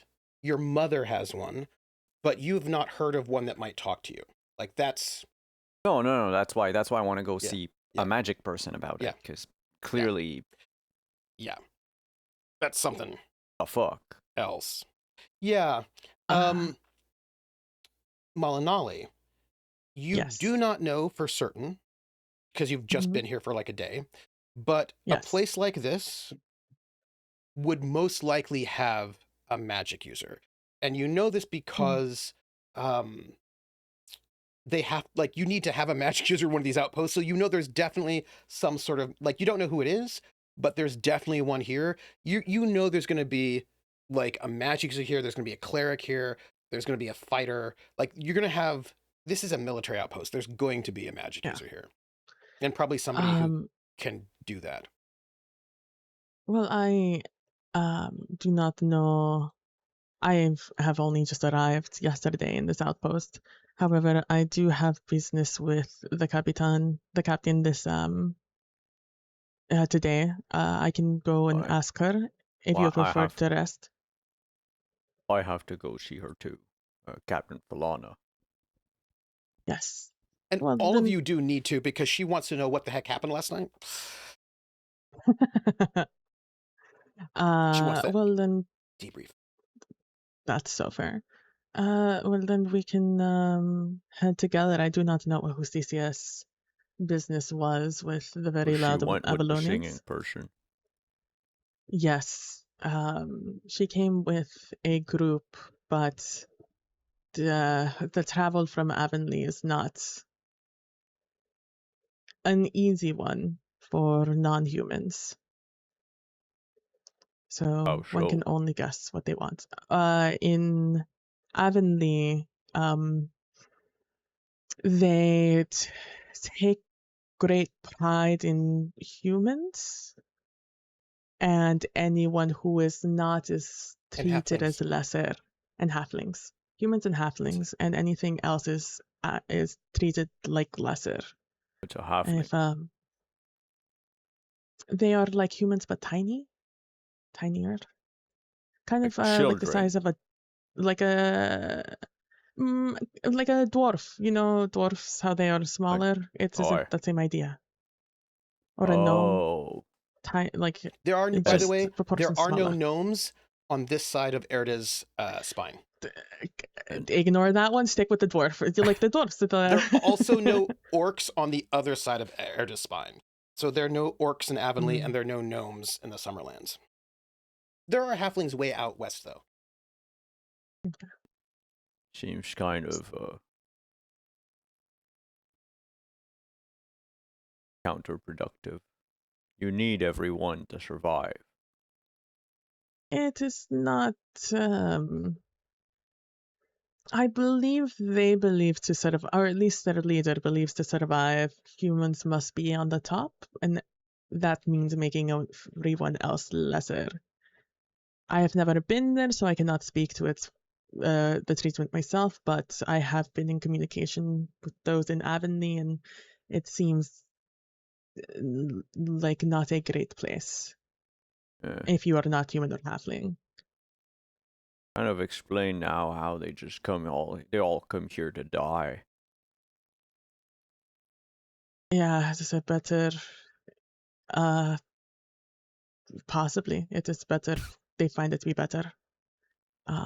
I am very it is a very precarious thing, considering the only path between both our countries is here. So it is an issue that is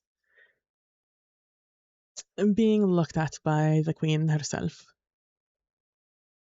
But as for now, that is why you will see the humans God are Queen, the by loud the way. ones. God Queen. God Queen. God Queen is how you would refer to her. The God Queen. That is why you will hear and see a lot of the loud human Avalonians, and the others are, and those are the ones that look very ostentatious in their heavy armor. Meanwhile, those who are not human and yet still Avalonian are dressed down. It is not their choice, I do not believe.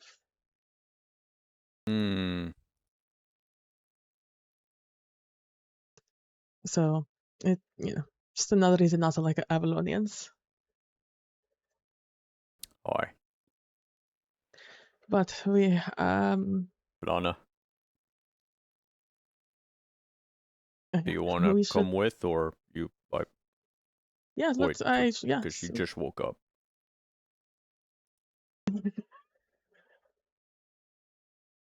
I think it is still a good time.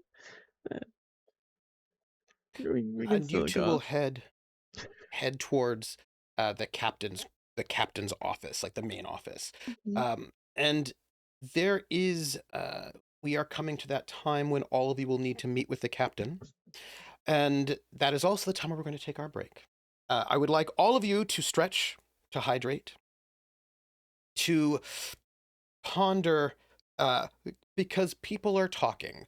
People are talking about what happened last night. People are talking. Lots of whispers, lots of rumors. You can see a sense of, the people on the outer edge don't actually know as much what happened, because those doors were shut real fast. So they don't necessarily know what's happening in the center, but people are wondering, and people in the center do know what happened. but they don't know all the details because it happened kind of late at night. But they knew everybody knows something happened last night. People on the inside have a bit more. Well, there were skeletons. I know that. That's gotten around. So there's like a little bit of attention about what's going on in town, and the captain has not put out any word yet because she does want to talk to you at lunch, and we will find out what you all have to say to her when we get back after break. My friends, take care of yourselves, and we stretch, hydrate before you dehydrate, and we will be right back in about 10 minutes, everyone. Ciao.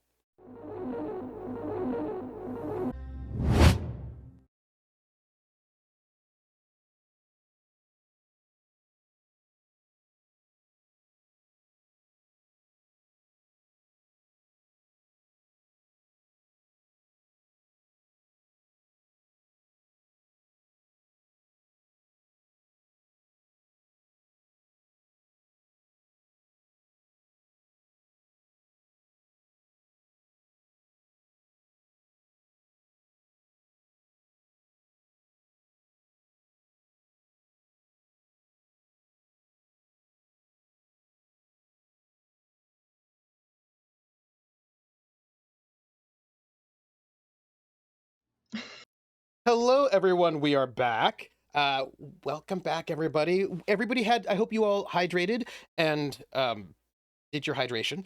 So, we're on day 31. People have been doing things out and about, but there is a meeting scheduled at noon for lunch with the captain. Does anybody want to do anything else before you go to your meeting with the captain to have a debrief about what the heck happened last night? I want to identify my sword. I'm going to walk with Justicia, and as soon as we're out of Little Avonlea, I'm just going to be like, that's that sword! Look, he had the hilt wrapped, but that hilt was wrapped pretty thick, so I'm thinking it might be that sword. We need to have a talk with him before he shows it to anybody. Lord Baines Wexton will kill him. Yeah, we have to find him fast. We can't talk to him. What do you mean we can't talk? I can talk to him. Oh, you can talk to him? Yes. Well, all right. I mean... Elves live a long time. We have a lot of time to learn a lot of languages. Well, apparently you don't have a lot of time to learn to be an illusionist. Oh, okay, sure. I'm sorry. Look, I'm in a vulnerable place, and I lashed out. I'm very concerned about that letter from your parents. Oh, same. Mm-hmm. And I mean this in the nicest way possible. I would never marry you. Oh God, no! I would likewise. Marriage is a trap. You're not my type. Quick flashback. Justicia, Hi. your parents are talking about you in front of you. Of course. Like, I'm not there because they probably don't even realize that I'm there. And your father kind says of an to illusion, your mother, that. Yeah. Your father says to him, they're like, I don't know how we're going to get her married. I mean, she is only half human. Who's going to marry her? I'm not half human at all. I'm a full elf. Well, they try to, you know what I mean. Oh, okay, sure. They're illusioning That's the selling themselves. point. Yeah. They're illusioning themselves. You know, they forget the ear. Yeah. You know, cover the ears. And your mother says, well, I don't know who's going to marry that. Our lovely daughter, Ward, adopted. What about that young man who worships the Demon King? I mean, he is human. Yes, well, I mean, he's not from the best family, but, I mean, elves can't be choosers. And they do associate with each other, and nobody really wants to associate with Justicia, considering, you know. And she just kind of like taps her ears. By the way, I'm there. your parents probably like reading in the corner. Yeah. They've all kind of like docked their ears a little bit. Like they I imagine they've had half-elves, but like surgery. Yeah. just a little Cosmetic. bit, right? I Yeah, a imagine little that's bit of very cosmetic popular in surgery. Avonlea. Yes, Yeah. but they still look like half-elves. But, it's just, you know how it is. Yeah. I mean, no, they don't. Like, They look like half humans. they look like half humans, as a matter of fact. There you go. Yep. I'm like, well, if someone has found interest in Justicia, I guess, we should put out an announcement. Have you seen him? And, where is our daughter? By the way, you're in the same room. And they walk out to find you, but you are there in the same room. I just 'cause- sigh. Write the next sentence of my letter to Malinali. Back to you two walking together. And they keep trying to set me up with this human guy that I'm super not into. But now there is one. Now that I You know, I think consider it, Mm-hmm. there is one potential angle here: a marriage of convenience. Convenient for whom? For both of us, it solves several problems. You are immediately brought in to, I mean, mostly human society, Yes. and I'll have cover for many of my Mm-hmm. actions as a properly married man in civilization. Right. We should look. This We've is- got to this keep is up what the my parents thought we charade. were dating. Mm-hmm. We should keep up the I charade. don't know. I'm getting along pretty well with this ambassador from the Well, Summerlands. wonderful. Have your, eat your foreign food, and then come back to a home-cooked meal. Do you plan on returning to Avonlea? Hopefully I'll become rich enough that they can't do anything about it. Yeah, you've become pretty rich. Lord, I wrote his name I down. plan on becoming Lord Canyon was astonishingly wealthy. quite, deadly upset, you could say. Yes, look, I'm looking forward to returning the bauble to him, but I think we keep up the charade. We become astonishingly wealthy by scamming everyone here. We somehow get the sword from the very large angry man, and that's a step towards becoming astonishingly wealthy. Is it?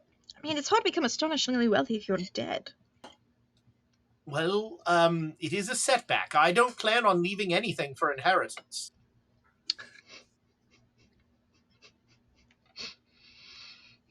Or like quick walking Yeah, to get How spine are to you him so- before he shows the sword to people.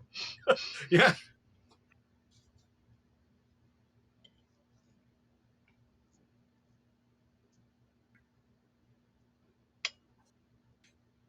Trooper, they're saying they can't hear you.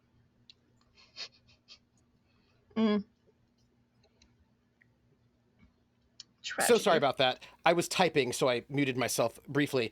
But you can now hear me. What I was going to say is, I should put that on my foot pedal. You two are out in front of the office of the captain where you're supposed to meet, and you were sort of chatting about this because you'd quick walked. And as you're chatting about this, Malinali and Marduk, you are approaching the office, and you see the two Avonians standing in front of the office as you are approaching. And you will see just like speaking to Marduk about whatever. And as soon as I see Justicia and the human, her eyes light up, and her pace quickens, which has already been kind of quick because I have to keep up with a really tall half-orc man. But now I'm outpacing you as I'm trying to be polite and stay in stride with you, but And the counterpoint to that is Doyle seeing Marduk and just getting a look of abject terror on his face that he can't quite get rid of. I wave at you He's like, with my hand holding the scabbard of the sword. yeah. Doyle the whole time is like, It's hard to get wealthy if you're dead. So I just say again and don't look at the sword. Damn, I looked at the sword. Don't look at the sword. It's hard to be wealthy when you're dead. You staring at my girlfriend. I want to read that letter to your parents before you send it. I would like to read it as well, but it's not in my possession. Oh, you mean the one I'm sending? That's fine. I'll swap to Orcish. Hello. It's lovely to see you here. Marduk, we have some concerns you might want to be aware of about that sword that I believe you're holding. Oh, Before you say that, I just need to bring up a... You can do magic. I just need to bring up a lore thing. I just want to point this out. It's a mechanical thing about AD&D 1E that I just thought I'd point out for you to ponder what that might mean. You know the Raise Dead spell? Which is what they call Resurrect in AD&D. Because I'm a magic user. Well, I think it's an illusionist spell. Yeah, that sounds like not my type of spell. Right. But they have both Raise Dead and Resurrection. I know of it, but I don't know it. Just note that elves and half-orcs cannot be risen from the dead. Oh. That's different. Only wish spells will bring them back from the dead. Oh. Don't die. Got it. And there's also a whole weird aging component. Yeah. And you might want to ponder why it is that orcs, half-orcs, and elves cannot be risen from the dead. People say it's because they don't have souls, but who knows? Anyway, continue on, my elven and also half-orc friend with the human, and also... Can I ask a clarifying question before we move forward on that from last session, just to make sure that this is now knowledge that we all share? There was a particular skeleton that was very large that we fought in next time, and in the moment we called them a half-orc, but were they actually half-orcish, or were they just a remarkably large skeleton? They were. Okay. Their souls are not there. What I'm trying to say is, like, if you die and you want to get somebody to raise you from the dead so you come back to life, yeah, that's not happening for half-orcs, orcs, and elves. But they can take your bones and turn you into zombies and skeletons, which is pretty awful, actually. Actually, half-elf can. Half-elf, yes, but half-orcs and elves... half-orcs, no, yeah. Half-orc, orcs, and elves. Yeah. Yeah. Well, I mean... TBH. So basically, all of the Tolkien elves, sure. Yeah. Don't look at the sword, Justicia. And if you want to think about it... But I can be reincarnated. You can't... Yes, you can be reincarnated. You can be reincarnated, but not... Hopefully as a doesn't human. Work. Yeah. In case anybody wants to know, one of the reasons why half-elves can claim to be sort of like superior and closer to humans is because they can be risen from the dead. So they're like, we have souls. So we're not like dirty elves. And also... Yeah, anyway, but I don't think you should claim your superiority on if you kill me, maybe I can pay 5,000 gold to be resurrected. Look, it might not work because I don't have the constitution for it. Oh, and also... we can't see in the dark, so give us one thing at something. You're going to be killed by the thing you can't see, and then you're going to waste all of your gold to get resurrected. Look, people have weird thoughts. I just want you to know that is a rule that I saw people debating recently, and I was like, oh, that's fun. I should remind you all. Yeah. Because the whole thing was about how well organized the first edition books are, and that all the things you need to know for your race are all in one place, except that's not true. No. Yeah, anyway, go on with your conversation. I am, like, in front of Justicia, and I just... conversation be damned. And I just go up to you, and I grab your hand, and I'm just like, are you okay? Was everything fine with the humans? They're as fine as ever, but is your hilt still wrapped, Simon? Or is it gems a showing? Oh, I mean, the sword is in its scabbard. Mm-hmm. But gems are visible on There's the like hilt. a gem here. Okay. There's like a gem here. Oh no! And All a right. gem here. And there's one here. And there's Might one want here. to wrap Is that it an more. Avonlea sword? It is. It is. Oh. I have bad news about that sword. Yeah, I'm Marduk. looking for a person that does magic that can tell me what the magic is in this, because Well, she before you told get me to there that, was evil in the well. It right? speaks Well, that in, is. It's an artifact? Speaks. It doesn't speak, it just knows. It's a legendary family heirloom of the Galway family. Apparently, Lord Florian Galway went missing on an unauthorized expedition into the desert. And it's an artifact of great importance that his family lent him, and people will probably try to kill you to get it back. You want they can try. I'm just letting you know you might want to cover it a bit more. Why did you say Galway? Why did you say Galway? What's going on? A bad word in. And I'll like switch to Avonia and go. I asked if they'd seen Lord Galway in the desert since he came from that direction with her sword. The man who had this sword desecrated a tomb.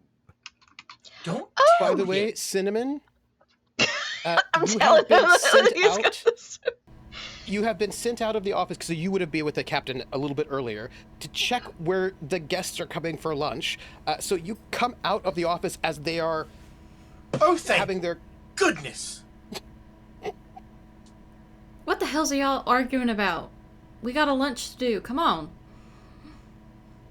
Lunch? I'm just saying you might want to be careful how you show that too.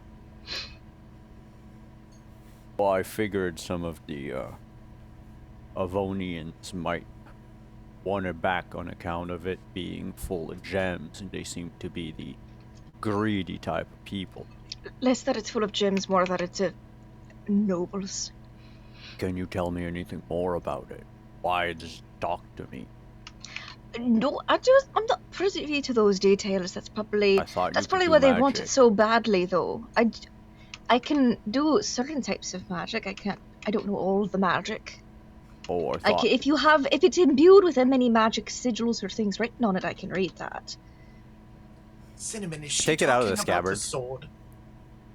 Is she talking about the sword? Yeah, she is. Is there anything written Tell on her it? not to! Tell her to Why? stop talking about the sword! Why? What's wrong with the sword? It's a wanted item. That sword is an artifact of an Avonlea prime noble family. His Well, then what's he possession doing of it is... leaving it around? How did Marduk get it? Leaving it around? Yeah. If your noble was so careless with it, how did Marduk get it? Well, I'm gonna put 1 and 1 together and factor that he killed a noble and took his sword. I mean, maybe if the noble did something, but Marduk just doesn't go around murdering strange people. No, he doesn't. You can tell that by looking at him. Anyway, so last night I was gonna kill these 6 drunken Avonlean. And I would respect you for it. No, but who do you know who does magic to know with the sword? We don't have that in my circle. I think it's fine, Corbin. Just take a breath. Let's go get some lunch. Maybe if we go in, they'll follow. Wait, does he know about the sword? He's Came up saying with something breakfast. about it being cursed. He says it's cursed and you killed some people to get it. Some noble or something. I don't know. He's having a conniption. We should all go inside. Out of the public view. There's no public here. And people are walking around. You just see a whispering couple passes by. Yeah. Well, I mean, there is I a free guess lunch. Let us speak about this afterwards. Maybe the captain can tell us about a magic user who can help you, Marduk. Aye, that would help. I need Just to don't know. go to anyone for Avonlea for help on that. Or show anyone the. Tell him not to show anyone the sword. Which is all he does. You show people the sword. He is having a conniption, and he says, "Do not show anybody that sword." So Oh. I don't know. Okay. I turn to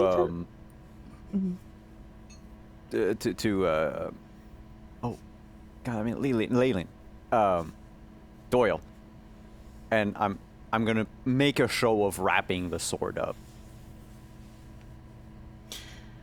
Has Doyle told us that his name calm. is Doyle? Well, sorry, No. Lord He's Guisarm. Yeah, Lord Guizar. Yeah, it's only. Yeah, Lord. Yeah, okay. I was like, do we know that's not really his name? Yeah, no, my Sorry. bad. Every Anyway, once in go a while, ahead. he forgets You're good, to you're answer good. to it. Yeah. I know that that's not really his name because we have some history. Yeah, but but I I don't haven't think outed he shared his that. other name. Yeah. Okay. Okay.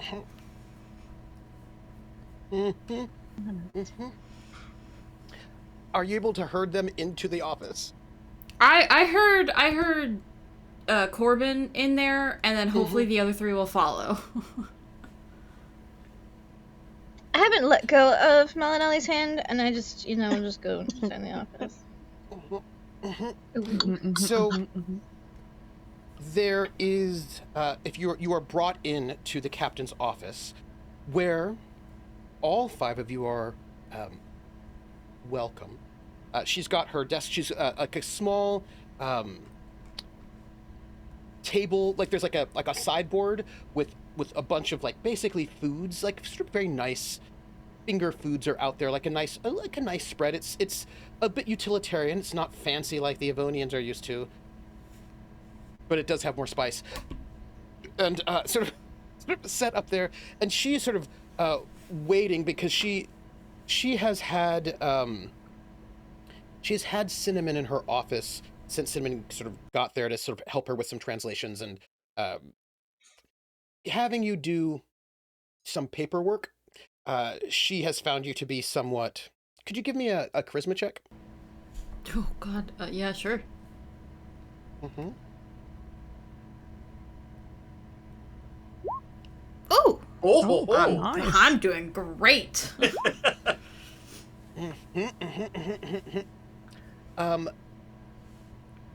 She has found you to be quite trustworthy, and obviously quite honest about Everything. everything. And she's a bit stressed right now. So she has found you useful, and so she has she's had you translate things, help her do some writing. You learn very quickly that she does not have great handwriting.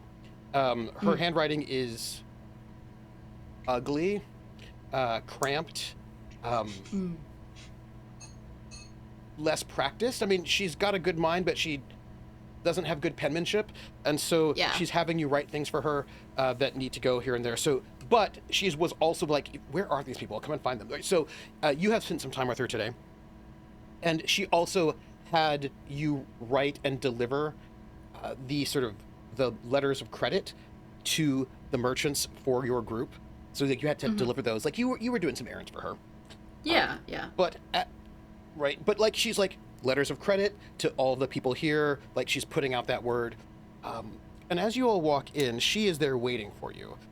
And there's like seats set up. She's like, welcome. I'm so glad you're here. Please have food. Do you need? And she looks to you, Marduk. Lord Tamer, do you need healing? We have healers that can help if you need it. I would appreciate. Of course. Looks very quickly at Malinali. And she's looking at you like, come on. You can hear in his voice that it's like, oh, fine. And she'll smile at you when you say yes. So please, I would love it if you could explain to me what happened last night. I've been doing all the best that I can do to keep a lid on this disaster for as long as possible, but people are asking questions. Please tell me, what do you know? yeah. So a whole bunch of skeletons came on out of your well, about 20 of them or so. We dispatched them with the help of your guards up on the walls. I dived down into the well and found this, and she'll pull out the piece of paper that has the arcane symbol and the little drawing of the lichen. She gave the lichen to... Yeah. Kalari? Kishar. Oh my... Kishar. I'm gonna remember that. Like Probably not. Kesha. Kishar. But... Kishar. But It's not, Kesha so the with no pirate. money, because there's baby no money. So she chose the symbol and the sketch of the lichen. It seems that some kind of magic, some kind of something from the cursed desert has seeped into your well.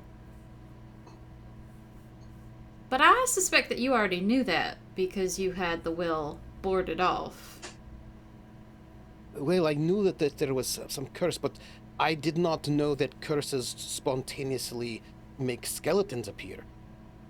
Darling, I don't think that was spontaneous. I think that was incredibly intentional. What do you mean? Well, lichen you doesn't do grow not like just, that.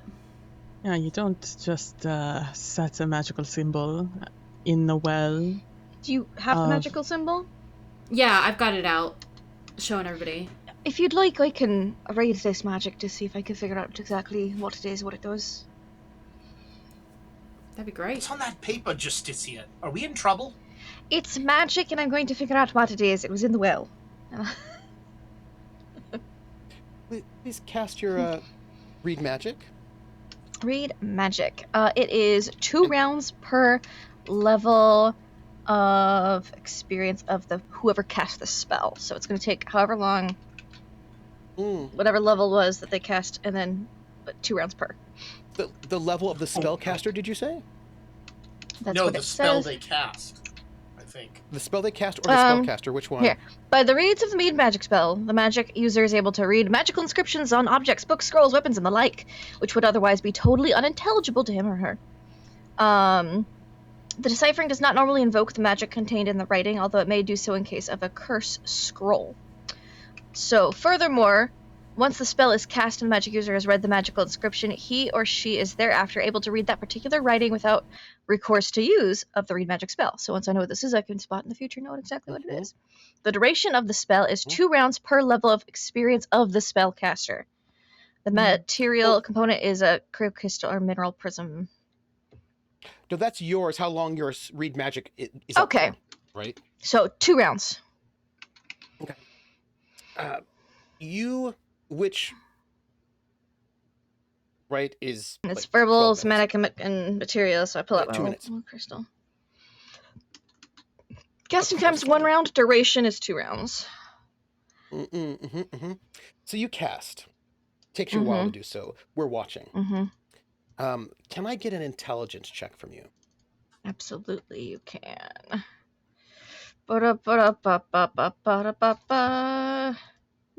Yeah. Ooh, success. I'm glad I succeeded at that. I was prepared to use one of our advantages, but I didn't need it. You are reading magic, and let's talk about magic. Magic is written by people, right? And the language of the arcane is universal, so they say. But so they say. There are flavors, so they say. Oh, There are always I've flavors. raised with half elves. I've read a lot of human manuscripts, and I grew up in elves, so I know that there's dialectal differences in. There are arcane dialectal speak. differences. Yes. This arcane. What are the languages that you speak, my friend? Oh boy. Elvish, Dwarvish, Sylvan, Goblin, Hobgoblin, Orcish, Knoll, Avonian, Thieves' Cant, Chaotic, Neutral, and it ends there. Oh, that's right, I needed to pick one more, and I didn't know what another language was that was available. You Something have one else. language available. What is Yeah. it? I need to know. Oh, God, where's the list? Lizard man. You've succeeded, but I need to know how to flavor it. You know what I mean? Yeah. It'd be something, interesting. Oh, did I write down my other sheet? I did not. You know, it's hard to choose when like you already know over half of the languages. We discussed. I know it really. When you know like 80% of them already, you're like, what is it? And we know it's not Summerlandian. Oh, didn't we discuss it being ancient Sumu because that would have been eclectic and interesting and ancient? Mm-hmm. Yeah. We'll say it was that then. Like learning some Latin, right? Basically, yeah. Or And you could have, Summerlandian like, cursing. High Avonian, right? You could have like an ancient Avonian if you wanted. It's up to you. Whichever whichever I would have been able to learn. Whatever was something super obscure that my family would have no interest in. Okay, then they would definitely want you to know ancient Avonian, like that kind of high Latin. So probably ancient Sumu if you don't want to please them. Because they don't want to know it. Just to spite them. Yeah, that's my spite language. Okay. It's important to know, right? Because there's ancient Avonian. No. It's like high Latin, you know what I mean? I imagine that there would be ancient Avonian, but it's what if that's what they probably would have wanted me to learn. Yeah. And I was like, no. Obviously. I want to learn. They would call it high Avonian, though. Obviously. Mm-hmm.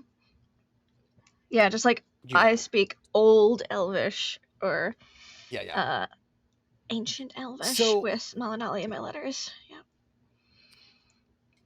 You, I don't think, are that experienced with ancient Sumu, but I guess you must have started picking it up in the last 20 years or so, right? Once these, Probably because I was in the pen pal program going, well, there's these artifacts, and if we wanted to establish that trait, someone's going to have to speak it in the family, and it would degrade, obviously, the half-humans of the family, so I'll make the sacrifice.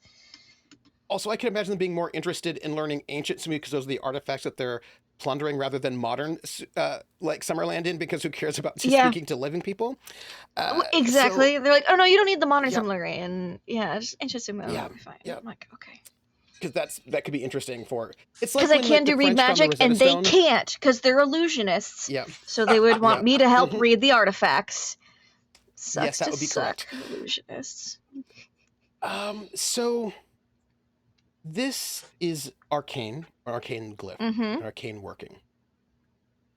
The style, you read magic means you know it, right? But your int check says, this is actually written in ancient Sumu. This is an ancient Sumu form of the writing. Like the style of the glyph is ancient Sumu rather than, you would need to, if you know ancient Sumu, you still are not going to know what this means because you don't, you can't read magic, right? But if you do read magic, so this is actually ancient Sumu. If you read magic and speak ancient Sumu, you're okay. Then you know more about it. And what I will tell you is this. This is the effect of a spell called Phase Door. It is a spell that is far beyond your capability. And this is not the spell itself, it is the artifact of that spell, like it's the echo of it. Do you know what I mean? Like when you make it, you do your ritual and this is what you do. You need something behind it to denote that the spell was cast here for the door to function, kind of. It's like the doorbell, the front doormat. Yeah. Yes. It's the welcome mat for the phase door. Yes. So, Phase Door is a spell that lasts, right? Teleport just moves you from one place to the next. But Phase Door lets creatures go through, stays up for a while, doesn't stay forever. But it is something that would allow you to basically create a portal that goes from one place to another place. Cool. Like a phase door. Yes, but it lasts for multiple usages, right? It cannot... Now, there's a little bit of things that are a bit weird here, though. And that is, as far as you know, the only way to get rid of a phase door is by casting Dispel Magic. Okay. And there's a moment where she's like, oh no. What does this? But also, you have to be more powerful than whoever made it. Okay. In order to dispel it through Dispel Magic. So, that's weird. So you would think that, like disrupting the lichen would not disrupt the spell. You'd have to actually be able to do this in an arcane way. That said, from what you know of Phase Door, it doesn't exactly work the way that this seems to have worked, which says to you that you are talking about a magic user who is powerful enough to research, and because look, there are spells that people know, but people can research and sort of create their own spells, right? It is possible if you are powerful enough and you do enough work. There are researching your own magic spells rules in the DMG, but it is possible for people who are real powerful with a lot of enough with time. the arcane, very powerful with a lot of time to sort of create Variations. Yeah. Variations. So the way that Phase Door normally works is that the door itself is only usable by the spellcaster, right? And it is sort of invisible, but it lasts multiple times, right? It will just stay there invisible, waiting until you come through or not come through. And if you're very high level, you can go in and out of that door multiple times. And it is often used as like an escape route. Like you might have a secret phase door in your bedroom, and if people come to attack you, you just split. Yeah. You know? You go out of the way. That said, this doesn't seem to work that way because a bunch of skeletons came through. Right? A bunch of skeletons came through. So it clearly something other than the spellcaster was able to get through. Now, the thing is, normally you have to, like, you just cast it, you put it in there, but you did not, as far as you were aware, there was no spellcaster here that did it. So they must have done it from somewhere else. So you have a spell that's a phase door spell, some kind of altered phase door, where they were able to get other beings through. Although, do undead count as beings? That's a question, right? So there's some questions now that you have to sort of like ponder, right, about that. But it was able to be dispelled. It was able to be disrupted by destroying this lichen. Now, the lichen itself, as far as you understand, grew there. That's not normal, right? Synnomin, did you share about the coin? I don't think so. I don't think so. Just either. because I don't think she got the opportunity. I think people were injured and she hasn't had the chance to tell anybody about that yet. So this is some sort of customized version of Phase Door that is allowing people other than the spellcaster to come through. So in terms of impact, also 20 is a lot, right? Normally you're 20 thinking 20 is a lot. 20 is a lot. That's usually a lot more than a phase door can do. Maybe so they it seems like a bigger human centipeded through the door, but skeleton like. Right? And That's they separated. possible. The other thing, though, is that so first off, these skeletons did not cast phase door. They can't do that. They're skeletons. So this is a phase door that people other than the spellcaster can go through. Did this spellcaster raise these skeletons, maybe? Is that why? So there seems to be a much more powerful effect on the phase door, but it's more fragile, right? That makes sense. There's always a cost to there's a cost. alteration. And it seems to you as if this had to grow, right? The glyph on this side seems to be an anchor, right? This was an anchor that had to grow here or be sort of placed here. You don't know how this happened, how it got here, or what kind of how they got to be in that well, because that's very precise, right? This is a specific well in a specific place. How they got this to grow here is unclear to you. But the fact that it could be disrupted so easily says that is like a drawback of this thing. How you got it there seems to be very powerful. How you get skeletons through seems very powerful. So what you're looking at is a powerful wizard has done some kind of specialized, unique phase door that is a bit more fragile. Who knows how long it took to grow that lichen, but has a lot more utility in getting things in and out. There might be a question about how it got to be here. I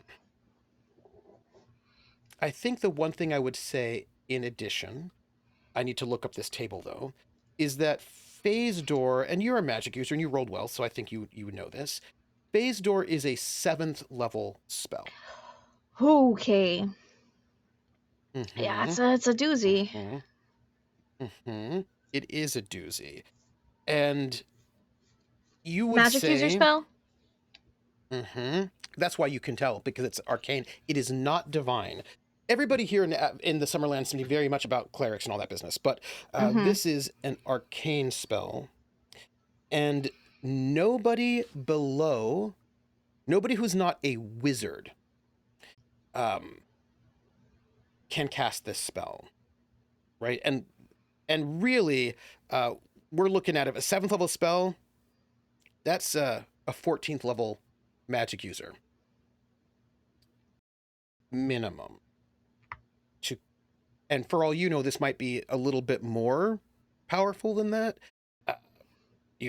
So you're looking at somebody who is extremely powerful, who was able to cast this customized spell. Very, very powerful. So Justicia, she's got her magic. She like clears the table, aside from the paper, and pulls out the crystal because it's a verbal, somatic, and material. And so we'll place be holding the crystal to look through it and start just making these very I'd say flashy hand gestures, but they're not overly so. They're grand, but not over the top. Because you gotta look good when this is the only thing you can do in your illusionist family. And I've got a good dex, so it's like, phew. And she would start, being like, reading the magics of this spell, seeing what it's about, just doing her little chant, probably in Elven, and I imagine that her eyes would glow a little bit green as she looks at it, and then there's not illusions, but you could see the crystal would change color, like before kind of landing on the same color of dust as the desert, because it's ancient Subu, that's the base language of it. And so then she would, just make sure she studies it nice and good, and then have a look of like, oh goodness, probably like a facial journey takes place as she realizes all of that in the 2 rounds, and then would share that with the rest of the class, because that was a lot.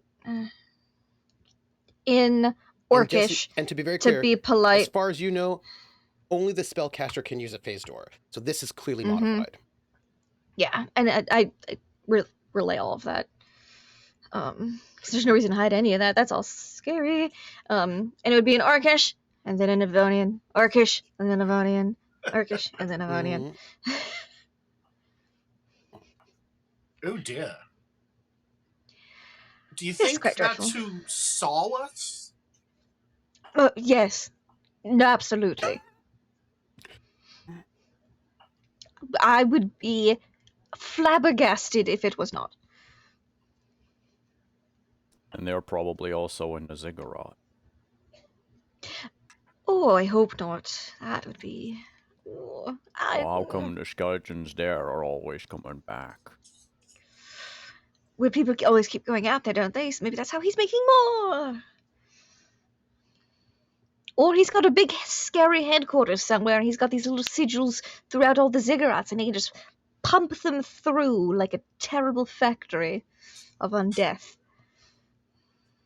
You'd think there would be a way for us to go through from the other side.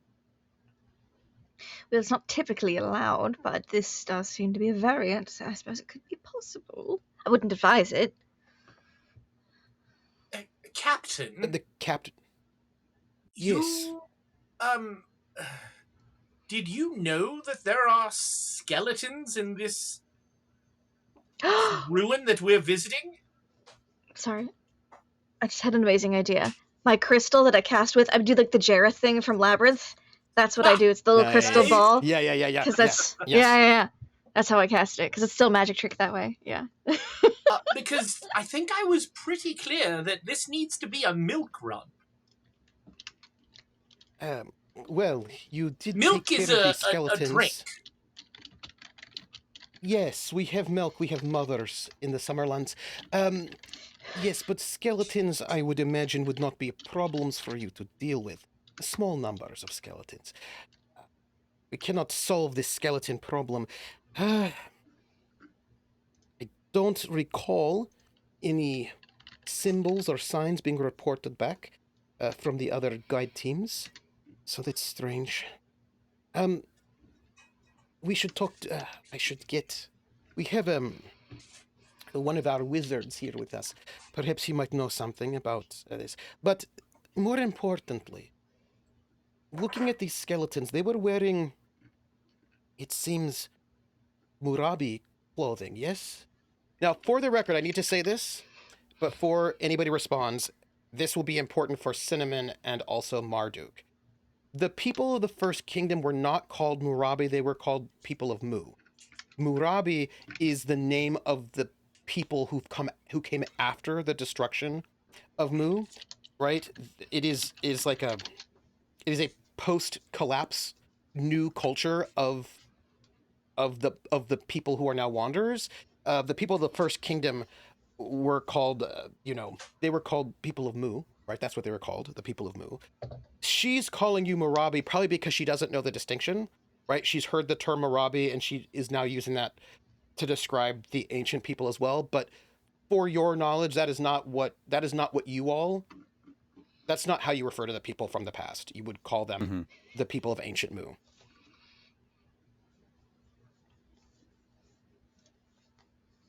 You mean the people from ancient Mu? Yes, you Murabi. Yes, there were these the skeletons that you destroyed. They were ancient. Why? That they were. So From the First how does Kingdom, that work? probably. Yes, that's what I'm thinking. So if there is some sort of wizard that is doing this, it must be a Murabi wizard. So do you know of someone who could do this? No. We don't have anyone in any of our circles able to do such things. This is where I might need... Now, but Simon's also thinking about the circles of Nergal, but yes. I'm not going to say that out loud. Could you? No, but could you give me... this is one of your rumors, Simon. One of your rumors, which I've not given you, but I'm giving you right now, is that you have heard that the main circle of Nergal has got... they certainly have their clerics, because that's how they get water and food. But I'm going to tell... Synnomin, you have one rumor. Simon, you have a different one. The rumor you have, Synnomin, is that circle of Nergal, there have been rumors that they now have a high priest who can cast spells of that level. You have not been assigned to go and assassinate anybody because you're over here, but there are rumors. They have been unconfirmed. They're probably going to send out a sister to find out if those rumors are true. That they have a high priest who claims to be able to speak to Nergal and cast those spells. So that is a rumor. Is it true? Who knows? But that is a rumor that is within the sisterhood because they track those things. That rumor is out there. But for you, Marduk, the rumor you have heard is that, because again, circles travel and, trade, there is rumor that the circle of Nergal is being led not by a priest. Well, someone who claims it's right, but someone who has arcane magic. And that there's rumor that the circles of Nergal have been, I don't want to say, it's still rude, but they have been going into the ruins to find arcane artifacts and knowledge because they think that might be the way to save the Marabi. So while you all don't have wizards in your circle, maybe one of your distant allies might have some low-level wizards. There is rumor that the Nurgle, the head Nurgle circle, has been really enjoying some arcane excitement. Nope. There are some advantages out there. Still. Yeah. Now, forgive me, but as I understand it, the necromancy is divine magic.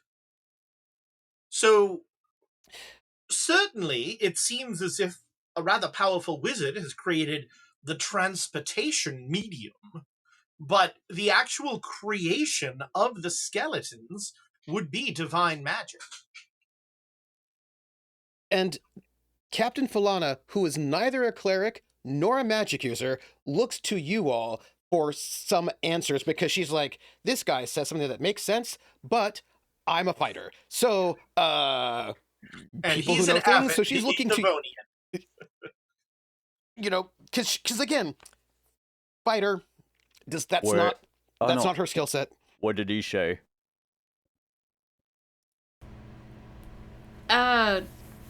He was saying that the portal might be arcane magic, but the creation of the skeletons, the necromancy, that's divine magic. It's basically the gist of what he said. I'm gonna switch to Ancient Sumu. Mm-hmm. Mm-hmm. Because I don't know that other people know how to speak Yeah, we it. don't know that Shit. Justicia speaks it. There's only so many languages I can pick, and I know most of them. On my way here, I encountered a mausoleum, a tomb that had been desecrated by one of those Avonian dogs. Circle of Nurgle had come right after. I picked it clean. I get the feeling that they're stealing skeletons, either using the Avonian as cover, or they're working with the Avonian to steal our dead. And then use them against the Summerlands and everybody else. The captain clearly does not speak Ancient Sumu. She does not know what you're saying. Yeah. I What don't reason want could to they- accuse the circle in front of these strangers. No. So you didn't desecrate the tombs? Fuck no. I even What? buried the fucker according to proper traditions. Oh, you burned him. So there's anger Of coming course I from, did. there's a conversation happening that a number of people in this room do not understand, but they can Don't see this sort of know, like, yeah. Yeah, emotion. I don't want to. I know what? I don't know. I'm gonna I don't know nothing. immediately. I'm Yeah. gonna turn to Captain Falana, and switch to Orcish. Mhm. Shin, can you translate for? I just motioned to. Lotus Yeah, arm. of course, sweetheart. I hate it when Captain, it I think I have an idea as to who might be behind it. I will not slander I their hit- name here in public in front of everyone. But if have I a can question, send though. message to my circle, to my mother, I might Yes, be but I have able a question. to. What? Is this just not how it is in the desert? That the No. undead rise? The That there's undead no one rise person through the behind it. curse, not through someone's foul magic. So, is this? Side note: when it comes to the classes, barbarians are certainly strong in the Marabi because barbarians are we destroy magic item classes. Uh-huh. I'm not right. barbarian. We destroy arcane magic. Like barbarians do a lot of destruction of arcane magic, and so the Marabi do have. There are quite a few barbarians and rangers right in Marabi spaces, because Marabi sometimes need to destroy bad magic when you know what I mean. Like you guys sometimes you're like, well, gotta do that. Well, but could this not be just? Does there have to be someone who made these skeletons? Could it not just be the curse that rose them? Thing. And I'll point to the. Do we still have the lichen in plain view? No, the lichen Drawing is of- gone. Okay. Mm-hmm. But A doodle. point to the doodle, the Justicia doodle. A thing that had to be made by someone. It's not the result of a divine curse, it's the result of someone trying to push the curse outside of the desert's boundaries into Kur-Sag. But why would they do this? And you're thinking They this is... fucking hate you.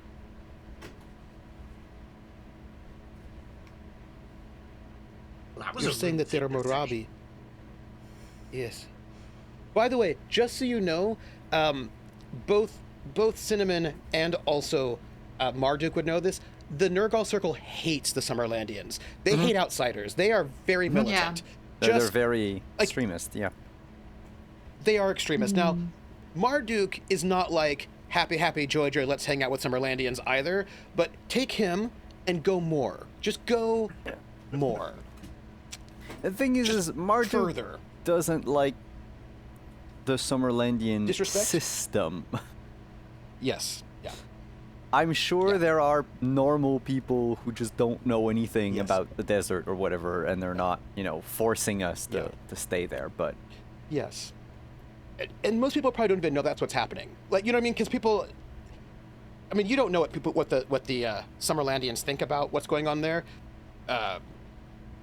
Malinali does. You could ask. Many people think they're only like could ask. undead monsters in there. They don't know there's a lot of actual uninfected people, Yeah, I probably learned that like in like my 5th or 6th decade that that there's actual people who live there. I'm like, oh, I thought it was just monsters. What the hell did they survive? Right. Captain, because remember the. Yes. I appreciate that you're trying to use us to take care of your problem while we're trying to use you to take care of our problem. But I'm trying to do anything. It seems as if you were gonna send us to our death. Sending us to a ruin where we wouldn't know that there were skeletons gallivanting all through it. You neglected to mention that in the initial... Are you translating this, Synnomin? Word for word. This is what you asked for. Oh, go ahead. Yes. I'm going to just note for the record, for the audience who may not know this, many people in this room do know that there are skeletons in that ziggurat, but Gizarm, one of us does not. Doyle, one of us was not given that information. No. But some people do know that there are skeletons. Just gonna note that for some pot stirring. Go ahead.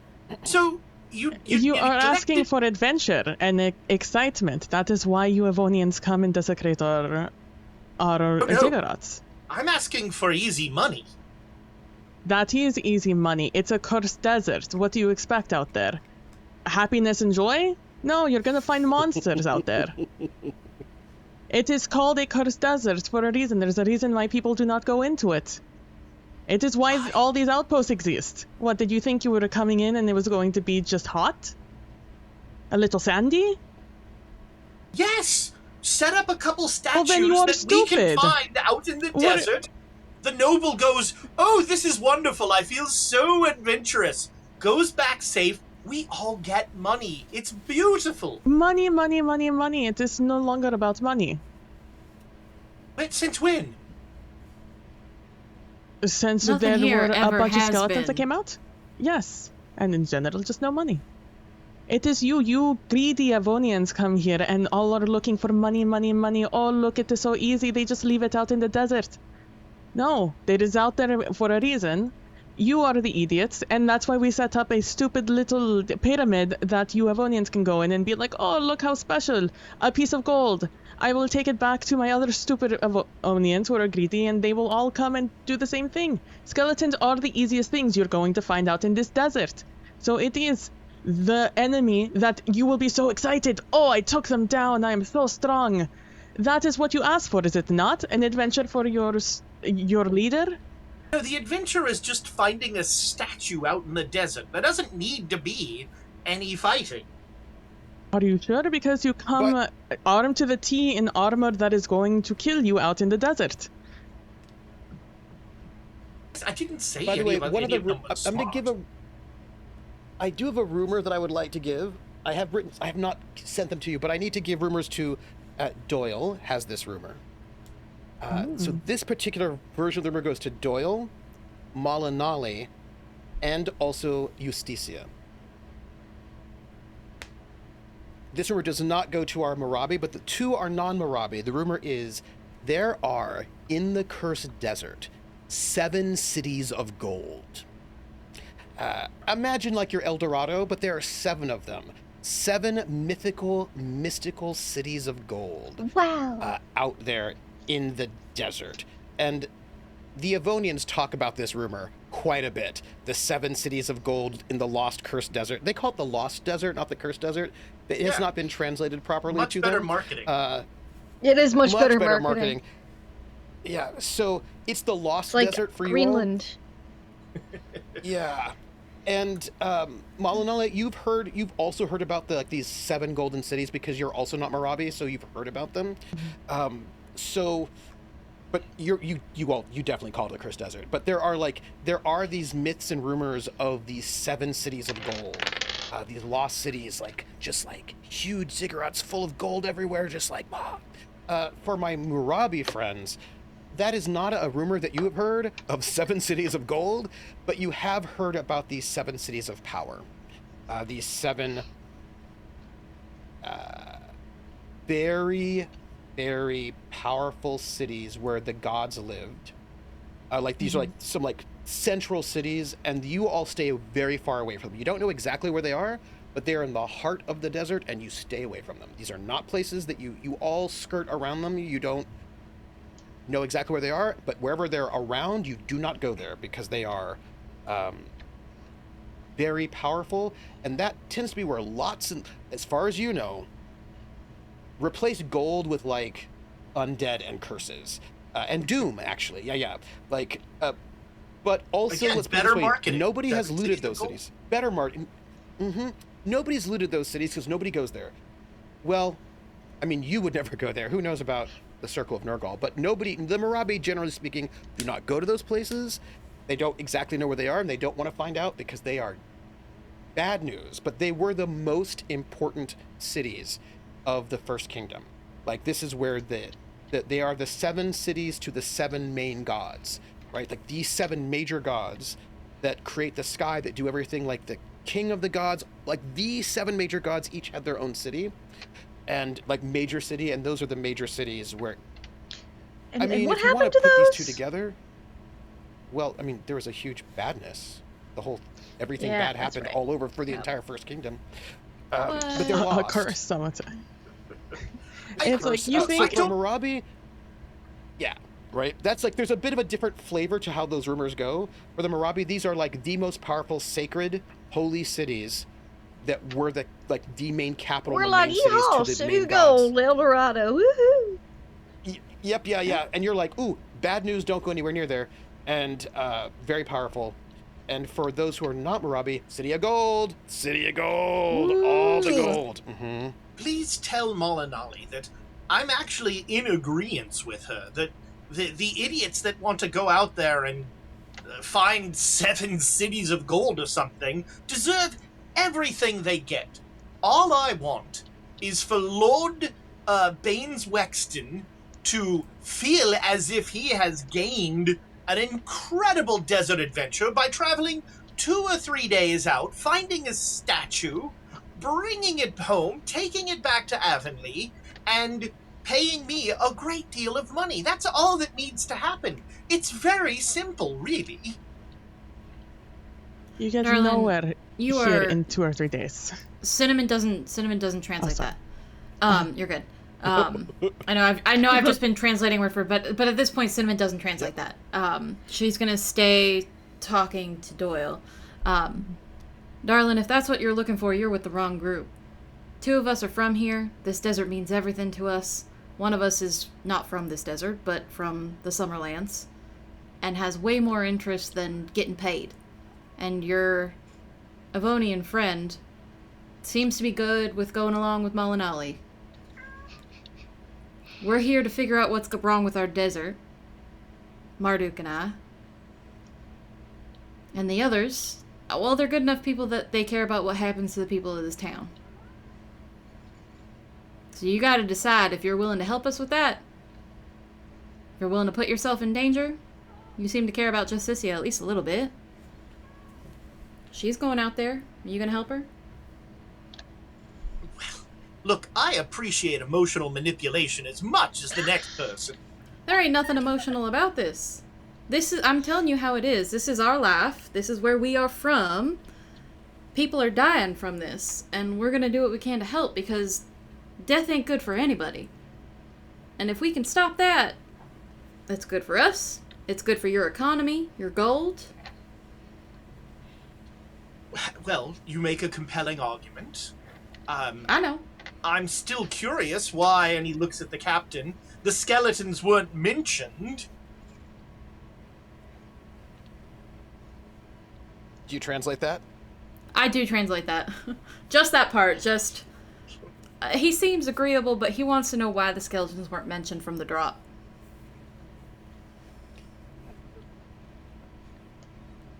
She looks at the group. Well, please translate this. Of course.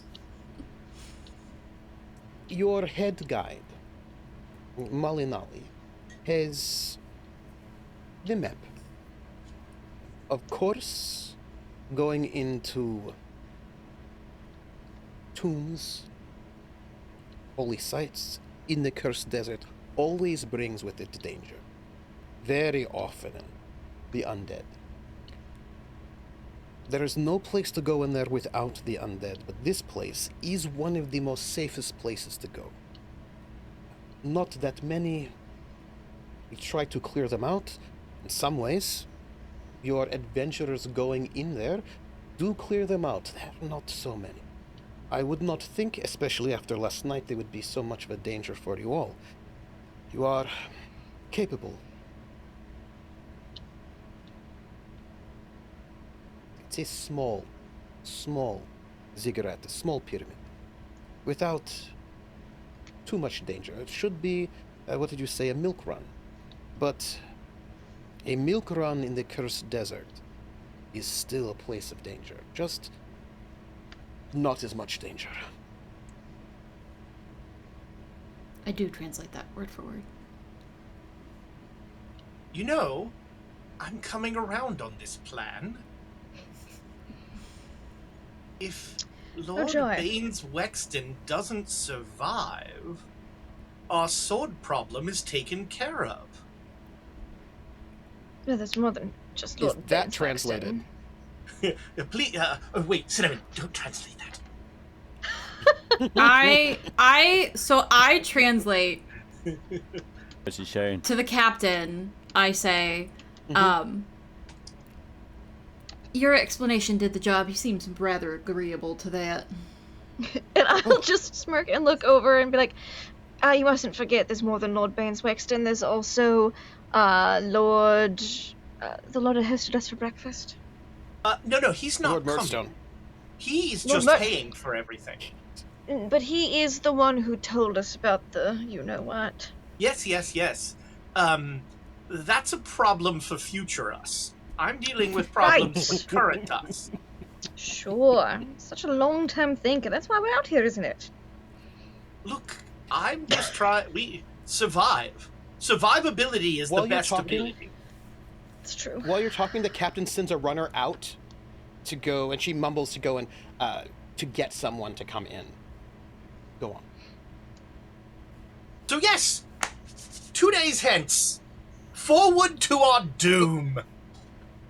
Oh, the travel is not 2 days. It will probably be about 4 or 5.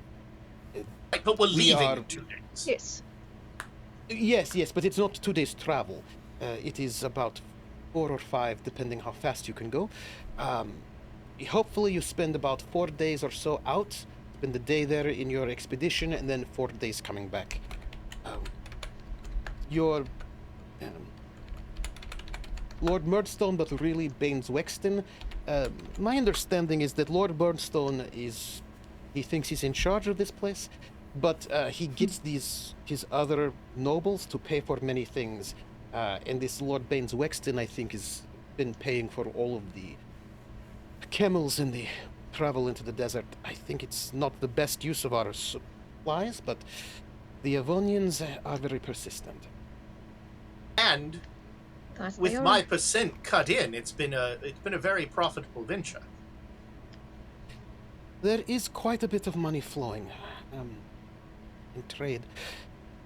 It is one of the smallest and easiest pyramids we can go. We try to limit the Avonians to this one, the Grey Pyramid, because it is the safest and it doesn't bring you too close inside the Cursed Desert. It is the easiest place, the safest place that we can send you. Maybe we should go somewhere a little more dangerous.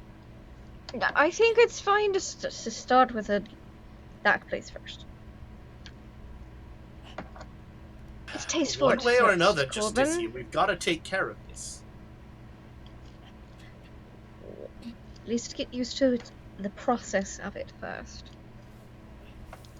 And the captain turns to Synnomin and says, in a language that Doyle cannot understand, she says this in Orc, this man seems to be not on the side so much of the nobles. Do you think he is trustworthy enough?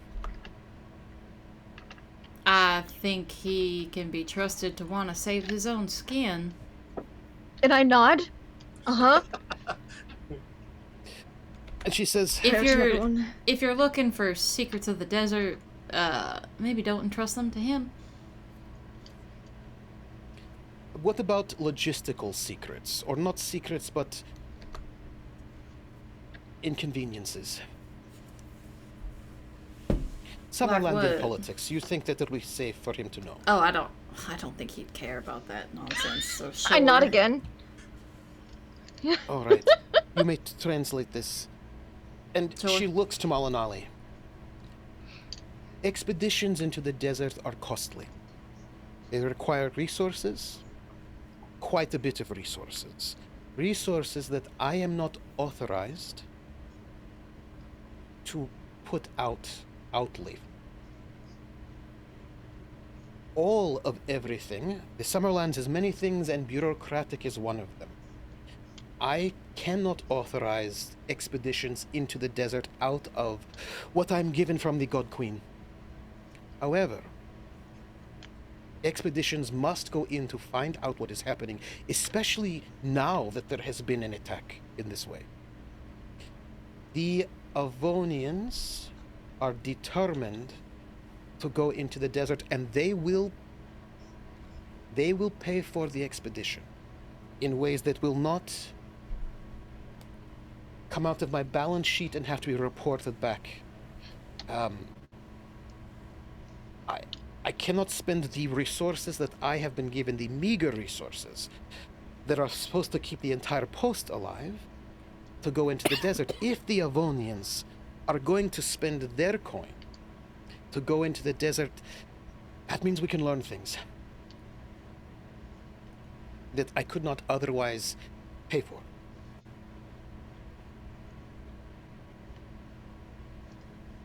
I do translate all of that for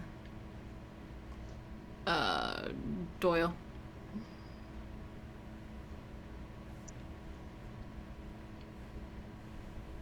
Understandable. You're muted. Yeah, thank you.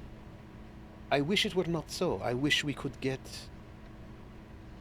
huge amounts of support from the far, far west. But unfortunately, that is not the case, at least at the moment. That said, with what happened last night, well, the God Queen will have to be notified of what happened, the attack. Maybe she will allow more funding for this. No, it's Good Queen. But no, Different, It's- no, she's different queens. Different queens. Oh, They they've have a got one god too? queen. Yes. We have a god queen, not a good queen. God Queen's kind of Yes. better. Does Yeah. have a ring to it. Yes, she is divine. All of the leaders of our major cities are also divine in themselves. She's having this, wanting to explain Summerlandian culture to Gizarm, since he doesn't know. Right. And I'm just thinking of, it's a good thing good Queen Jean didn't hear about God Queen PR when she was yeah. establishing her lore 100 years ago, or she would definitely be the God She thought Queen it was Jean. too far. Yeah. Like at the time, she was like, no, I gotta, Yeah. God I gotta Queen keep it She's like, realistic. I gotta- little much. Seems a little much. I gotta be reasonable, good queen. And then when they establish a contact, she's like, fuck, they have God Queens. I knew I should have gone God Queen. That's so I'm stuck metal. with good. I'm with 1 O less, and I hate it. Or 1 O more, yeah. I mean, it's And gonna that go is hard. when a young elven man walks in. But by young elven man, he's probably still quite old, right? So he's like me and Malinalli's age, sort of like, mid first Yeah. century. Yeah. yeah, mid-first century. And he's wearing sort of nice linen robes with sort of arcane symbols down the side. And he comes in and he goes, and he's speaking in Summerlandian. He goes, Captain, you have called for me, yes? And she goes, everyone, this is our wizard for the post, Almelon, Wizard Almelon. My understanding is that you, Lord Marduk, didn't have need of an arcane specialist. I do. Are you? And they look at you with expectation. Why is the wizard here? Do He they bows. look Avonian? No, this is a Summerlandian. Okay.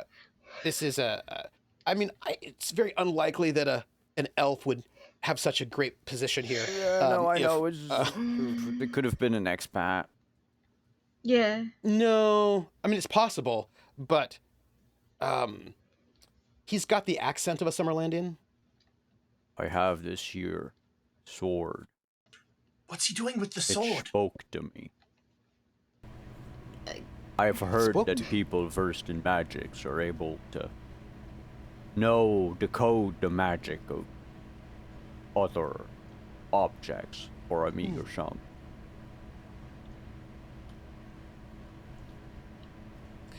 He Can nods and he you- looks at the captain.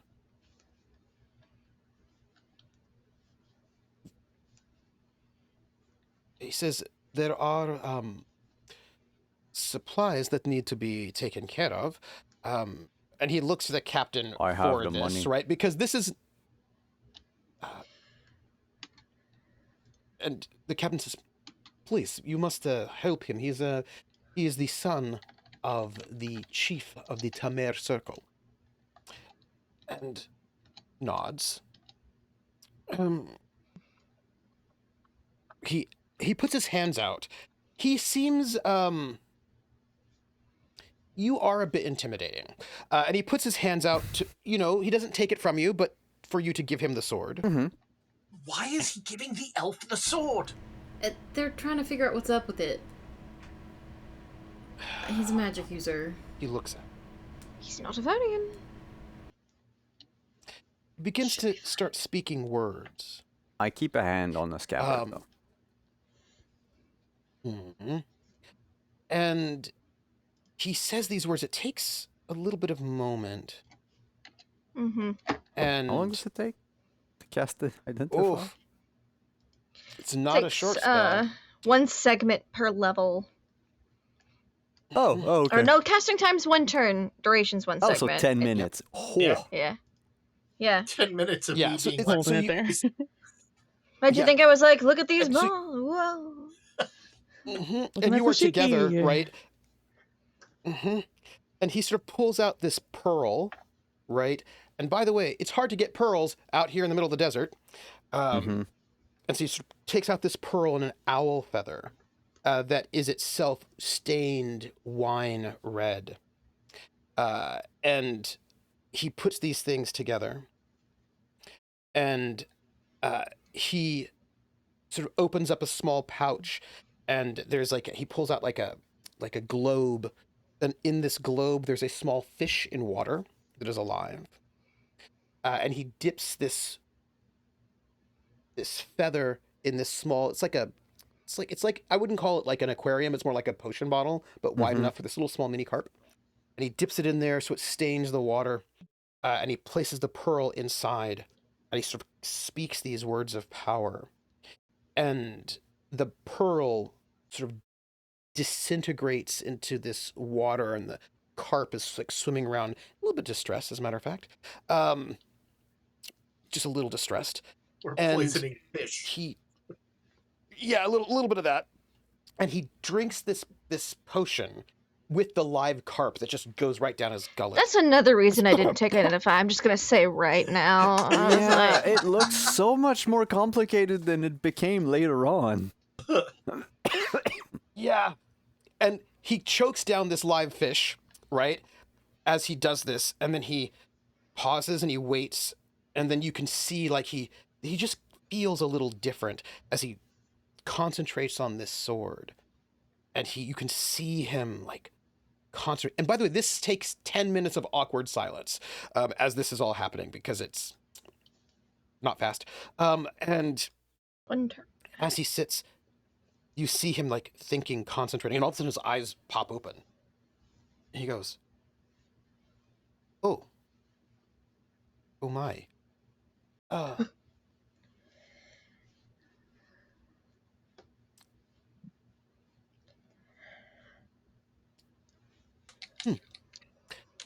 Well, the sword speaks Avonian, or thinks in Avonian. I guess is the best way. Where did this sword come from? The desert. Lord Keep Marduk? talking. Oh, okay.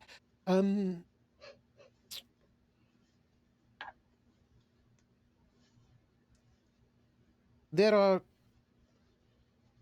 and he looks at the captain like he's like, it's a little awkward. There is a woman in your sword. She. Are you translating this, It is hard. Cinnamon? Not yet. Is he still speaking Summerlandian? He is speaking Summerlandian, yes. I have no idea what he's saying. I'm like, Yeah. Because he doesn't speak half orc, and he thinks it's a common language. oh, he's an elf. He should speak Orcish, because all elves do. He does, but why would he speak Orcish I know. in a group of Why would Summerlandians? he in the right? Summerlandians? Yeah. Yeah. But he does speak it. It's one of like the 8 languages. He does speak it, but why would he? Right? You know what I Why mean? Like, would he? that's just yeah. There is a woman. Her name is somewhat lost. She is old. She was young, but it is from a while ago. Quite some time. I saw a vision of her.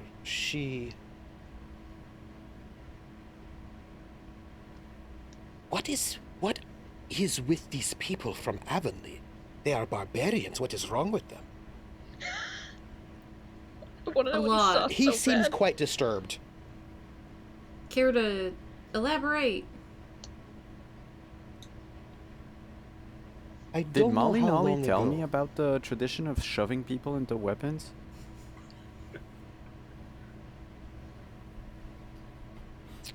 Did Malinali share with people shoving people into weapons? Not in those words. I simply said Not those that sometimes that there is good people in those swords and bad people. How those people get there, that it Okay, was up to you so- to interpret. I've been told they like to shove people into swords. And you're speaking in half orc, yes? You're speaking in Orcish? Summerlandian. Summerlandian. See? Yep. And he goes, I mean, this person speaks was Summerlandian. a- I'm gonna speak their language. Yeah, yeah. makes yeah. sense. There was a woman. She was beautiful, I think. I would call her half elf. perhaps. She was blonde. Wow, identify is so think- not what it became later on. Uh-huh. It's quite a different spell, right? So, what and- were this woman's measurements? Because Oh, identify shit. seems to be giving me all these shit. He didn't cast legend lore. No, not legend lore. But she was, it seems, because this is a little bit different because this is an intelligent sword, so he is able to identify this sort of person a bit as well as you can. But she seemed to have been a sacrifice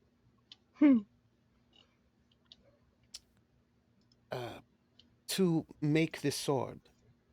She seems to have been someone important, someone, a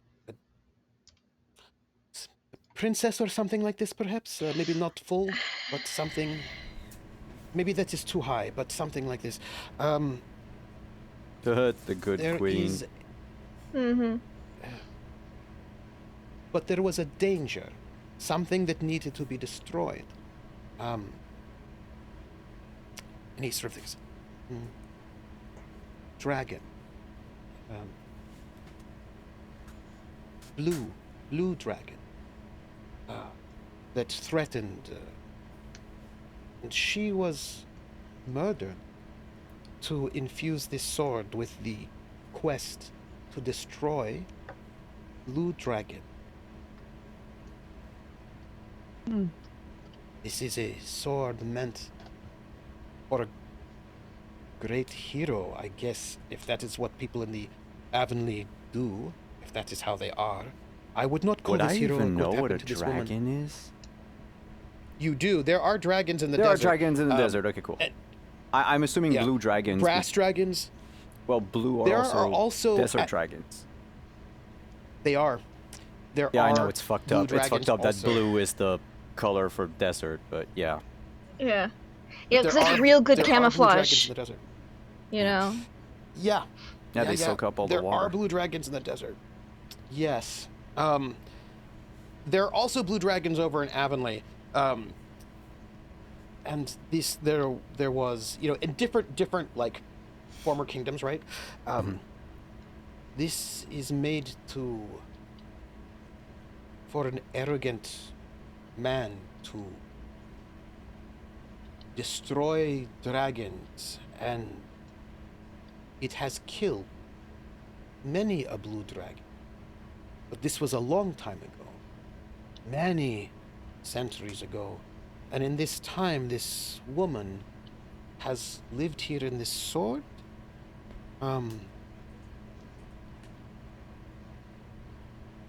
Lost. This sword is powerful. It will help you damaging anyone and anything. +2 to attack and damage.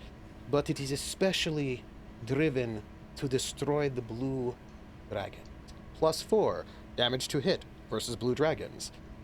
But the... Why is he speaking in italics? I don't know. But I don't understand if what you- he's saying. So. commune with this woman whose name has been taken from her. There is a name given to this sword that I see, it's Icebreaker, but that is not her name. Her name has been taken. It is lost. But if you commune with her, she can tell you where there is evil. She seems to wish to destroy the evil. You may find it. Also, I don't understand exactly why, but she is, perhaps for dragon hordes, she can help draw you towards It's like say treasures that's why or she knows where metals, the perhaps. gold is. Mhm. It's because she's. The only thing is the reach of the detect precious metal is so Mm-hmm. close that like you are standing in the horde when it Yeah. triggers. There's a dragon Too already late. there. Wow, I feel like I'm in a dragon's horde. Oh shit. Oh, yeah. Now, if this is true, again, he's telling you the capability. He doesn't actually have legend lore, so he's like this might not have that might not be for dragon hordes, but you know, it's an educated guess, right? Yeah. To it seems Doyle. as though she has been limited. She cannot speak with her own words. She cannot tell her story. But I would be careful with her. She is powerful. But she can speaks Avonian. exert influence. That is what I understand. She cannot speak words, but feelings. But the sense that I got was that she once could. Okay, That like, she was an Avonian woman. are we above the table? We're talking empathy or less than empathy? Empathy. Okay, cool. Empathy. It's not limited empathy, it's full empathy, but she's just one step below language. Yeah, okay. Being able to speak language. I get the sense that this was done on purpose to limit her ability to He ask for help, deliberately I silenced her.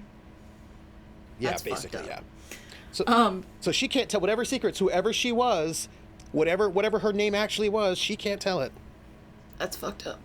To Doyle, Except if Yeah, it Cinnamon will say, apparently some blonde bitch lives in the sword and she hates dragons and wants gold. That's what that guy got out of that, so. My sword really is a valley elf. Mm-hmm. But it is an Avonian soul.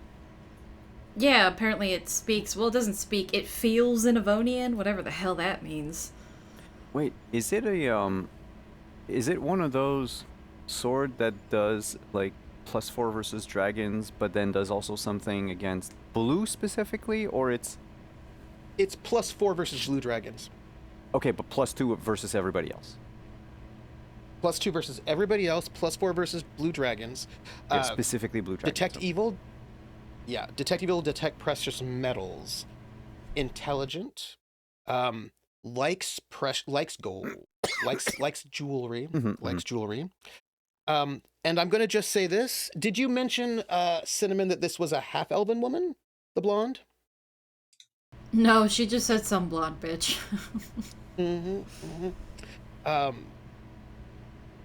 I will note for those who are Avonian,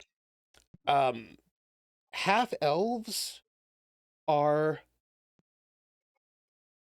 mostly a noble Half-humans. class. Good Queen Jean took an elven prince as Husband. her husband, Consort. not prisoner, consort. And so all of her children are half elven. So there has been a sort of a fashion amongst nobles to have half elven children. The spouses are not as important as like having that kind of status symbol of having kids kind of like the princesses. So there are not a lot of half elven commoners, shall we say. You might get a couple who are like maybe rich merchants who are trying to hop on the that's what nobles do, so let's do it too. But elves are not thought You'd well think of, I would and have if had a you're not bigger a noble, suitor you kind of pool then, but you know. yeah. Except that unless you're it's a little tricky, right? Because unless you're a noble, getting with an elf is not going to be so great for you. And elves are also, especially, it has to be a noble elf.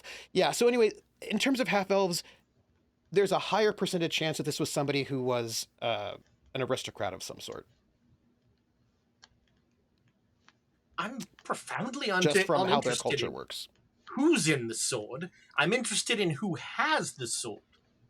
Because that's where the problem comes. Marduk's got it. I thought that was clear. Yes, and it's very important that Lord Baines Wexton not know that Marduk has it. Well, he's got it all wrapped Any up. of the Abovians, really. Those are the sort of gems one can't simply wrap up. That's like suggesting that Liberace in a robe could go undercover. I don't know who that is, but sure. Wonderful pianist. An Avonian classic. A what? Almelon, who is the magic user, is listening to you speak in Avonian. and says, "This is a stolen sword?" You speak Avonian? Yes, I am a wizard, a practitioner of knowledge. Of course, It I ain't speak Avonian. stolen. It was found in the desert, like Marduk said. But I guess one of the Avonian nobles is looking for it. That But would be. I mean, they've stolen so many of our relics. Oh, look, when we do it, it's innovative. When you do it, it's derivative. That You're is talking to the wrong room, honey. We're just saying how Avonians typically think.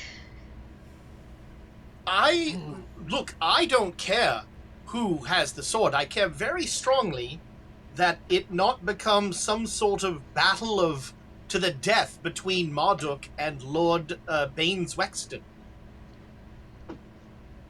Well, actually, do I? Maybe No, we don't want that. maybe I unwrap the sword.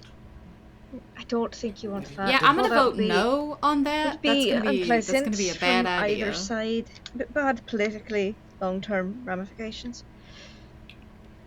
If Lord Baines, I'm just saying, the- if Lord Baines Wexton doesn't return, several problems are taken care of. And the wizard is like, "Oh, things are too," and he starts translating what that whole thing was about to the captain, who looks quite disturbed. If he could speak Avonian the whole time, why wasn't he? I'm assuming he assumed. Because you were y'all are somewhere the then. minority here. This is true. You're in. Let me get this through your head. You are in the Summerlands. Y'all might think you're high and mighty, but here you ain't. And while she's saying that to him specifically, I'll just, in an Elvish, just give our wonderful magic user, who I might be able to learn things from in the future, compliment. I was really intrigued by that identify spell. I don't have that myself. I'm more of a read magic and other spells, but maybe I'll aspire to learn it one day. He looks at you, a fellow elf, and he says, Speaking in Elven, being like, Mhm. oh, the Nanavonians. he says, if you are wanting to train a magic, I would be honored to train you. Have you spoken to the ambassador Sheila Brighteyes? I have not yet had the opportunity. I've been speaking with Malinali, the ambassador, mostly so far. Oh no, I meant the ambassador from Avonlea. Yes, I've not had the pleasure. Yeah, someone We will I have need to to speak to organize also. Yes, But we I do will- look very much forward to we'll learning more organize that. here during my hopefully very, very, very long stay in the Summerlands. Very long. There is a wizard trainer from Avonlea. He is. I just make Well- a face. I'm just like, oh, I'd rather not. And then he stops. He's like, "I'm so sorry. I must have offended you. He's an illusionist, not a wizard. They did not send over someone of the literate arcane tradition here. Wait, I know he's that an face. He illusionist just and I- mentioned illusionists. The word illusionist sounds quite similar in both languages. Just you know. No, she has a very specific face whenever anyone makes an illusionist joke. And yeah, yep. Yeah. So if you I was if you wish for surrounded by arcane illusionists training, growing up. yes, they did send an illusionist out here. Not surprised. But as an arcane practitioner, you are certainly welcome to train with me. Be most I don't know if appreciative. I'd bite on the other side, and he sort of like just describes where the arcane sort of library is. And I make a note of that because I'm going to need that for the future. He sort of bows to you. He's like, if there's any other, he sort of notes your. He notes your. Where is your amulet? I think she would have it in hand because she's like, I don't know if he can identify twice in a day, but he might know something about it. So I think she'd have it in hand. She's not wearing it. Because, again, I was distracted last night, and I didn't have time to look at it and see if it needed read magic cast on it. Well, I probably Not looked read at it enough magic, to know if there was identify. read magic. Because there could have been magic on it. That was read magic by, yeah. Because it does say it's on items sometimes. So I would, would have pulled it out of the pocket, having a guide identifying here. Yeah. Would be He's like, I have to eat another fish. I know. He burps a little bit. Do you wish me to? Oh, if you wouldn't mind, I would be very appreciative. It was a gift given to me recently. And, don't know anything about it. Gift from someone I don't know particularly well. He's doing it again? I'm eating lemon cakes. 10 minutes! Like, eating the carp is just not, the live carp is not the most enjoyable experience. I'm so sorry. Drinks it down. I would have just put it on, but I really didn't know the person who gave it to me. The captain wants to discuss tactics, but the magic user's doing this thing. He looks a little green, looks at it. Oh. Sort of, he's a little surprised. Now, what I'm going to tell you is something that is going to mean a lot to magic users, but to non-magic users, it's probably not going to seem so impressive. Okay. Right? Yeah. It's super unimpressive if you're an illusionist. It's like extra unimpressive. Yeah. The ring of truth. This is quite a very powerful item. Who gave you such a thing? Very rare. An elf I did a favor for, in passing. In passing. I mean, I would not give something like this to someone without it being someone I did kind of maybe help save their life, so they didn't die. If you were If you wear this amulet, then you are protected from being detected or located magically. It is as if you are hidden. Is he saying this in Elven? Because that's what I started speaking to him in. Yes. Mm-hmm. Cool. Mm-hmm. I just don't need Doyle to know that this is what this does. Mm-hmm. I'm like, oh really? That's great. This is put it on. Amulet of proof against detection and location.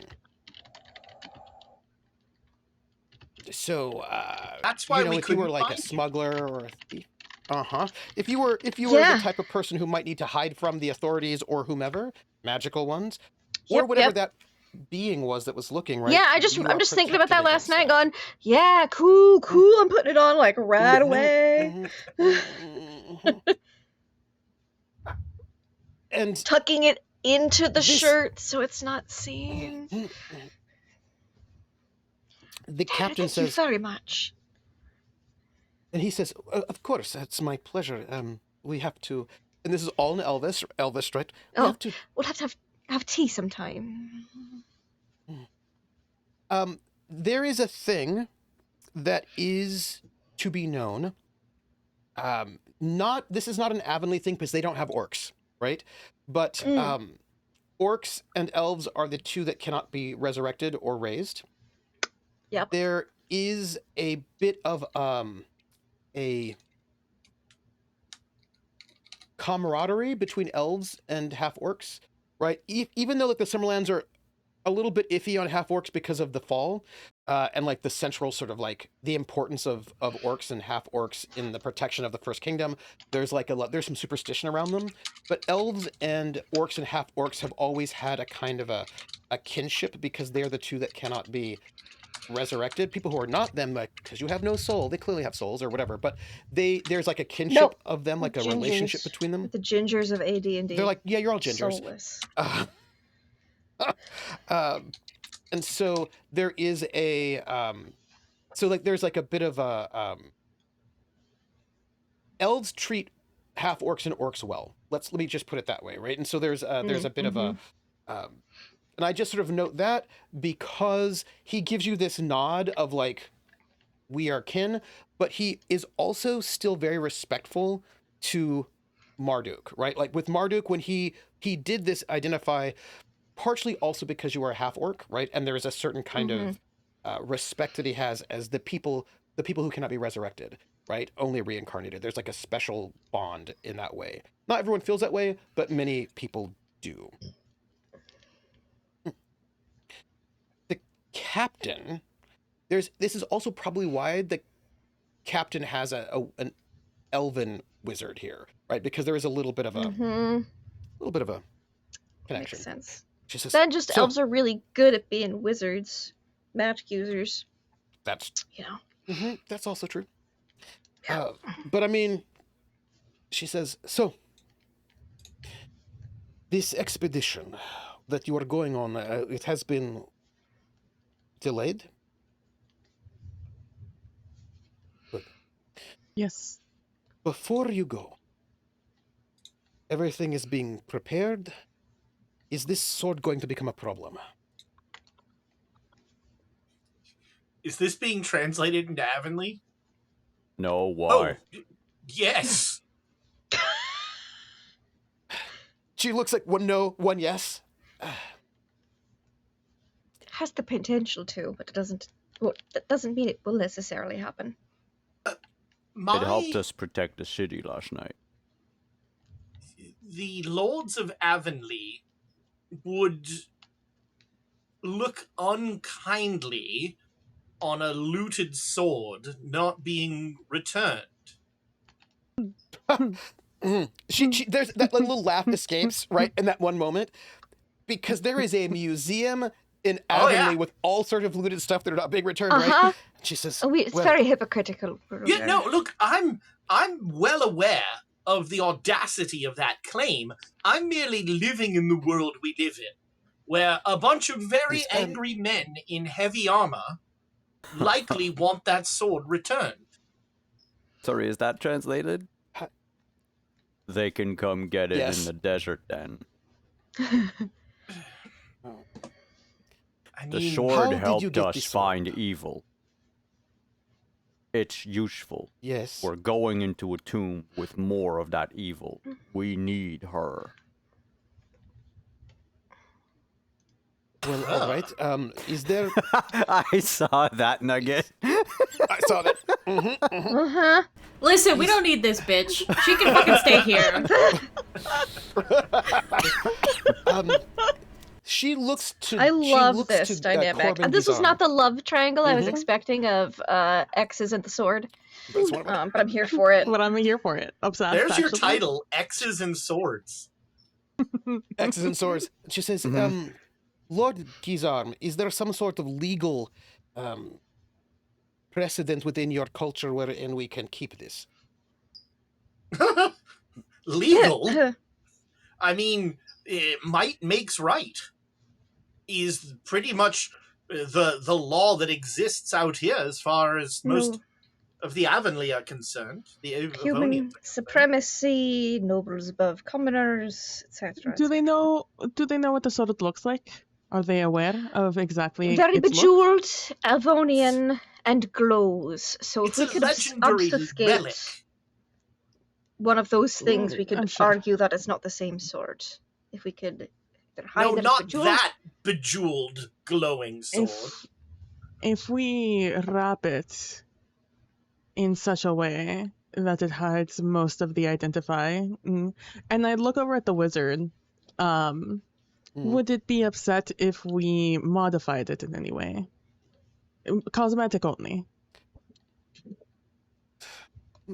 Well, the sense that I'd gotten is that it would be all right if you added more stones to it. It seems to have some sort of attachment to these gemstones. Not outward appearance. He says, Captain, could we offer the sword asylum? Would that... Oh, it is, I suppose, intelligent. Offer a sword asylum? And the wizard, like, is like he's reaching for straws. He's like, It's not a terrible idea. Yeah, but I don't think the Avonians would accept that if they don't accept the treatment of their own people. Well, they might not We are know that traveling it's with not. them. That is the issue. Well, they might.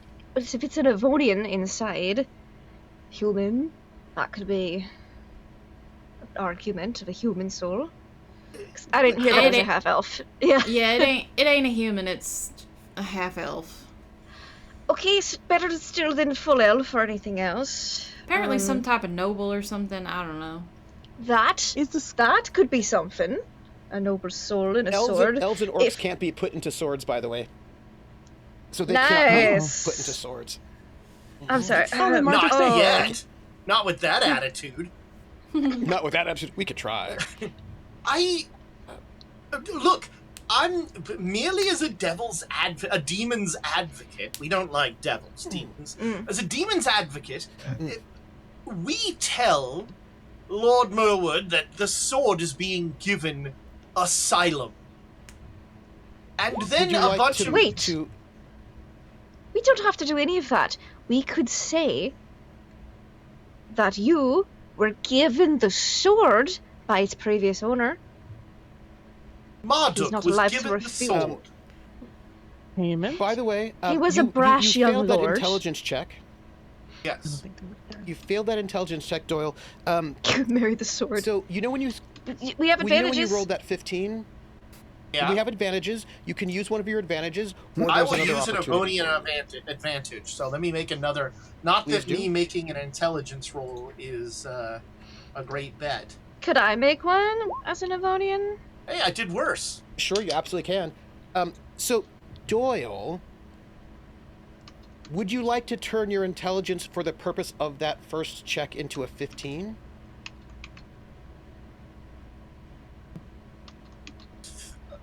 Uh-oh. This has to do with the mysterious die that I can't get rid of. It does. It does. Would you like to? Which would make that a successful roll. Oh. I guess. Sure. Did you get a 15 cool. on the advantaged one? That's a future me problem. Yep. Yes. Okay. You may consider that intelligence check that you rolled a success. Oh boy. And you have keen insight in this moment. Also, the power to shape reality. You just feel very powerful. Feel as if something powerful is looking out for you in a slightly capricious way. It's fine. You know what? It's probably the Demon King. Yeah. Yes. You may also roll my dearest Justicia. Yes. I'm trying to find a loophole. I say Justicia when I'm being Avonian. You can do it. You can call me whatever you want. Instead of the Summerlands, we should call this campaign Code Switching. Code switching. We have 2 Avonians who are aware of Avonian law for various reasons. Yeah. For various reasons.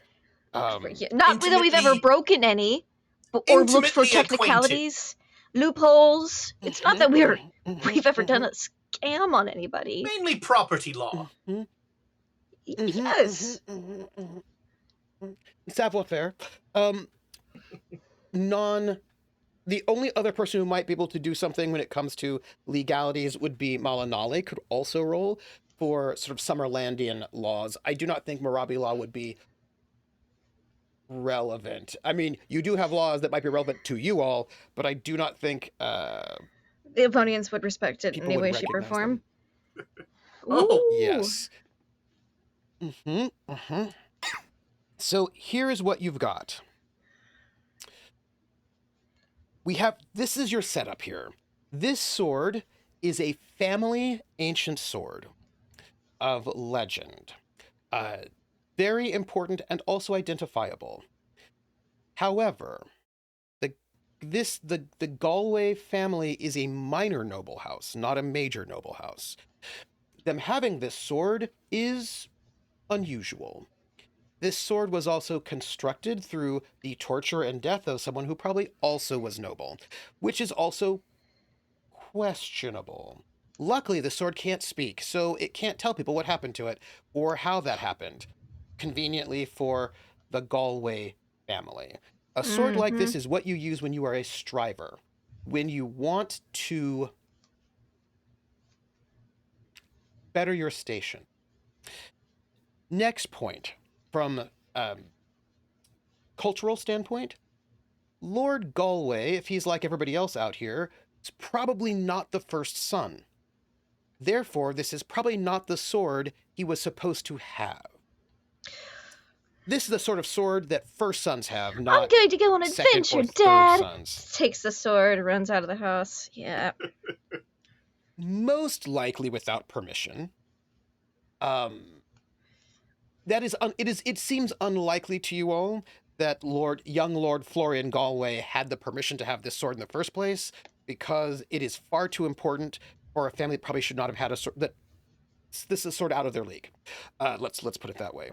So their desperation to get it back is probably not just we have the legal right and so forth, but also because they probably should have not have had it in the first place, and that might be a way in loophole. for you, right? Like there's some trouble here. They're in trouble. Let's put it that way. Well, we could just say that the young Lord Galway married Marduk, and the sword was his dowry.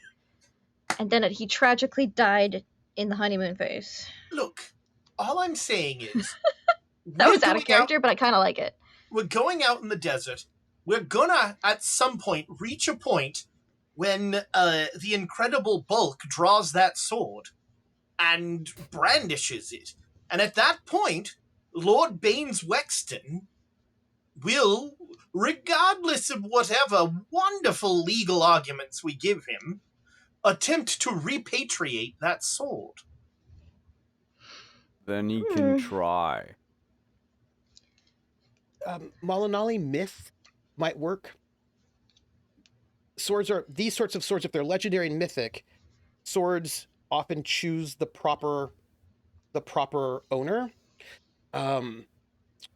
And people tend to follow myth, so if there is a sort of a mythic passing on, that could work, right? And Avonians, my dear Avonians, they do respect myth, right? Mythicness, like if you have Excalibur, the Sword in the Storm, like people tend to, if you have a good story of mythic passing on, that might work actually. But if we could sell a story of how that makes him, Lord Galway, look really good. Exactly. Yeah. And died heroically fighting with Marduk, and then pass the sword on to him, that could work. They'd have to make him look real good. Yeah. Could help. It's going to have to be a thing wherein the sword chose Marduk. Something like this. They are, it is a sword for blue dragons. And they are native to the desert. Yeah. And you found this in the middle of a desert obviously his death. There could be a story made up about you assisting them in destroying a blue dragon, and in his final breath he struck the dragon, and it was not the final blow, but he had you were able to pick it up and murder the dragon, and then the sword chose you to be its new purveyor to destroy the dragons of now this desert. Now that I'm assuming in Avonlea, I do not know if you have blue dragons in Avonlea, but there are plenty, I think, in the desert.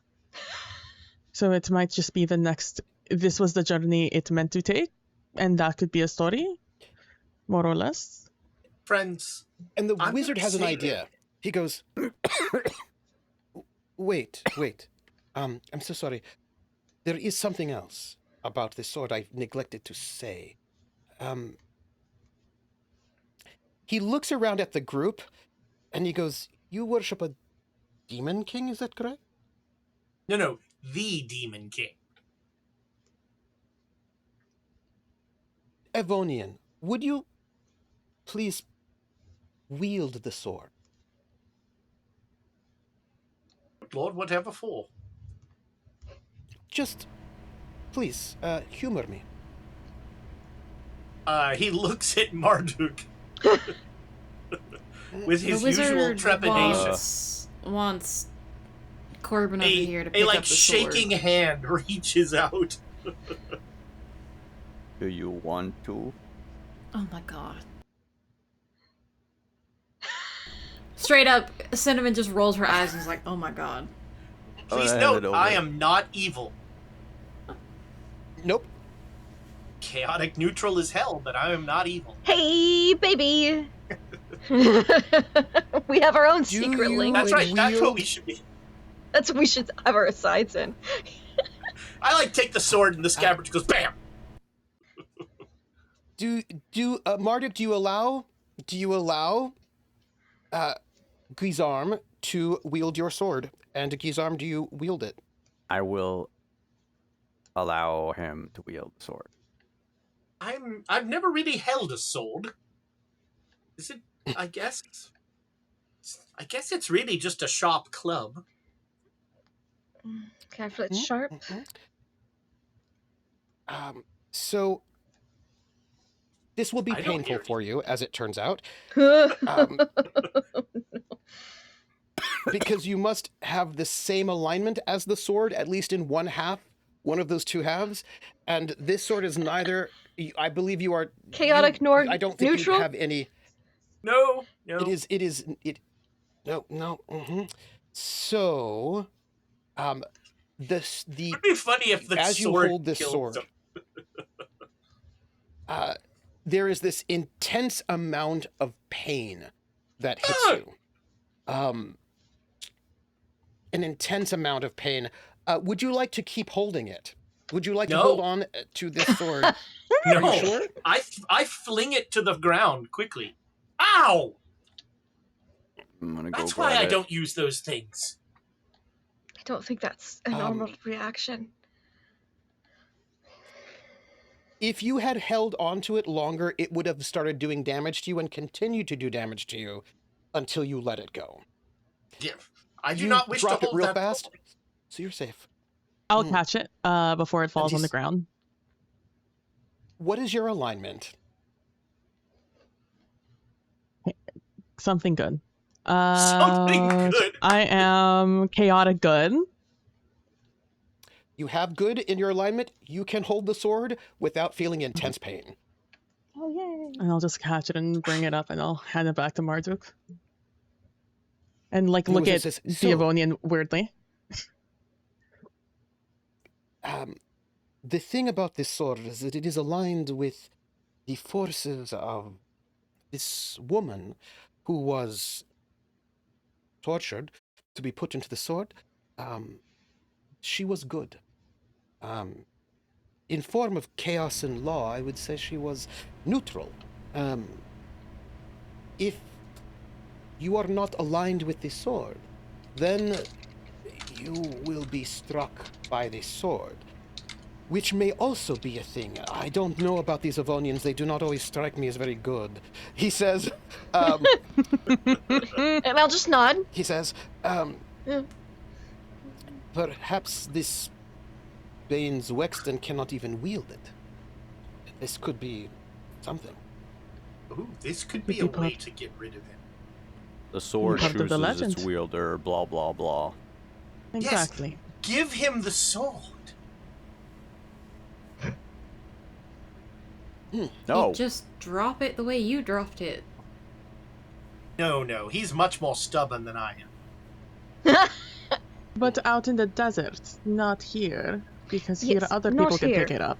It must be course. embarrassing Oh, yeah. for him. No, and no witnesses. That's And the then we've important got part. the dragon story to go along with it, so it's legendary and it chose its wielder. I like it.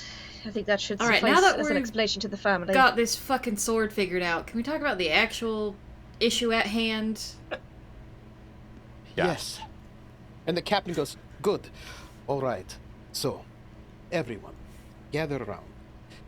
And she begins to discuss the planning process for this expedition, she says, one thing you'll have to do, of course, is we'll need you, Malinali, to become resurrected. And you can do that, I hope, tomorrow? I'm sorry, I thought you said elves couldn't be resurrected. I'm kidding, I know it's a trick. It's a symbolic resurrection? It is. I have already made plans with Marduk to do so. Good. Well then, right tomorrow at dawn, they will have the ceremony if this is proper for you. I don't know if the dawn is perfect for you, Marduk. Lord Marduk. Marduk. Of course. I'm not a lord. I'm not some Avonian landowner. Of course. But what time would be best for your ceremony for this?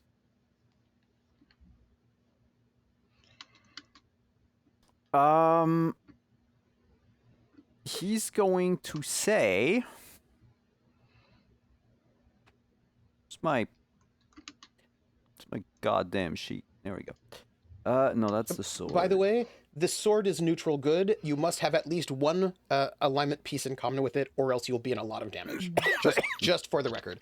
Would you like to wield it, Synnomin? Would you like to touch it? Would you like to touch the sword? I ain't touching that bitch. Hell no. She doesn't I'm like not you, by the way. either, The sword for is no not reason. a fan of yours. Oh, shocker. Why? She could fuck off. Sunrise.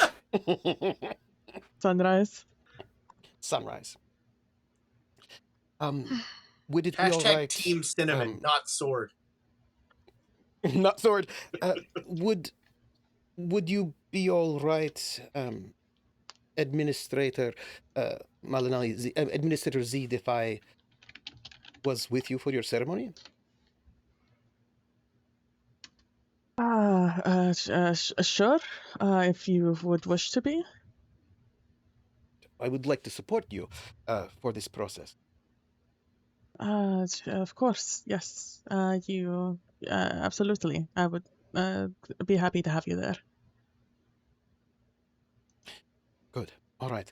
Well, then what we must do tomorrow is witness your rebirth, and then a lot of packing, and then the day after, bright and early, go off into the desert.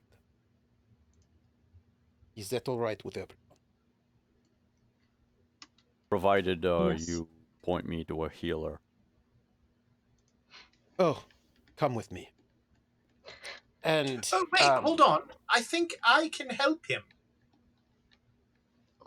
Oh. Oh, I mean, do if it's translate just this. healing he If wants, yeah, if it's translated, yeah.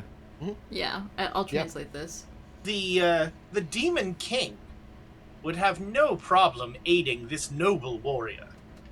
I don't translate that. I just say that Doyle will help.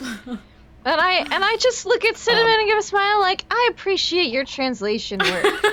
That's because those are the translations that I've been doing when you're not around for him, and Yeah. I just respect that. Yeah. You gotta like translate and filter at the same time. Translation's a hard job. Yeah. You gotta. So, I would like to see this cure light. so Doyle will approach Marduk, and as he stands up, he starts to like speak in a language that he does not speak. Like his eyes roll into his head, and this black nimbus appears around his hand. And he touches Marduk where he's been injured, and gives him 2 points. The demon god is twice as good as your false god. Put that on your list of wins and losses.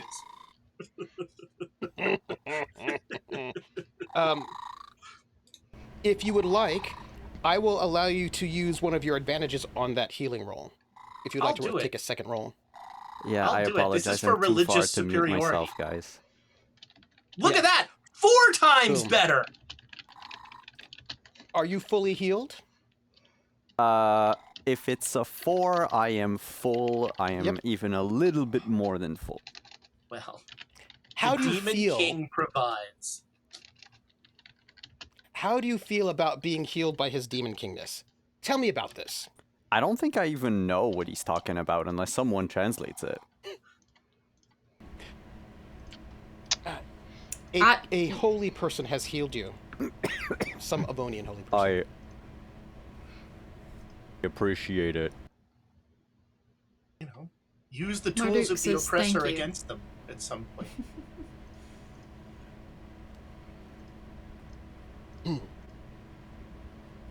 With that, my friends, we end the session. Woo. You are all healed up. You have a plan to deal with a cultural issue, which is a sword situation. It's also a good episode. By the title. way, sword situation. Sword situation. And you have identified all of your magic items except for one. Your I don't want to make magic the poor guy user eat a fish. you can make him eat a fish if you like. Would you like to? No. You want a third fish? I mean, It is one lunch. fish, two so... fish, It red is fish, lunch. blue fish. You know what I'm saying? Oh, I ate all the lemon cakes in that 10 minutes. Sorry. Because if you want this Summerlandian wizard who to identify this item for you, you can certainly have him do so. But to do that, you'd have to pull it out and make sure everyone would see that you have it, Well, whatever look, it is. I prefer to frame it as I don't want the poor guy to have to eat another fish. I'm being generous. Yeah.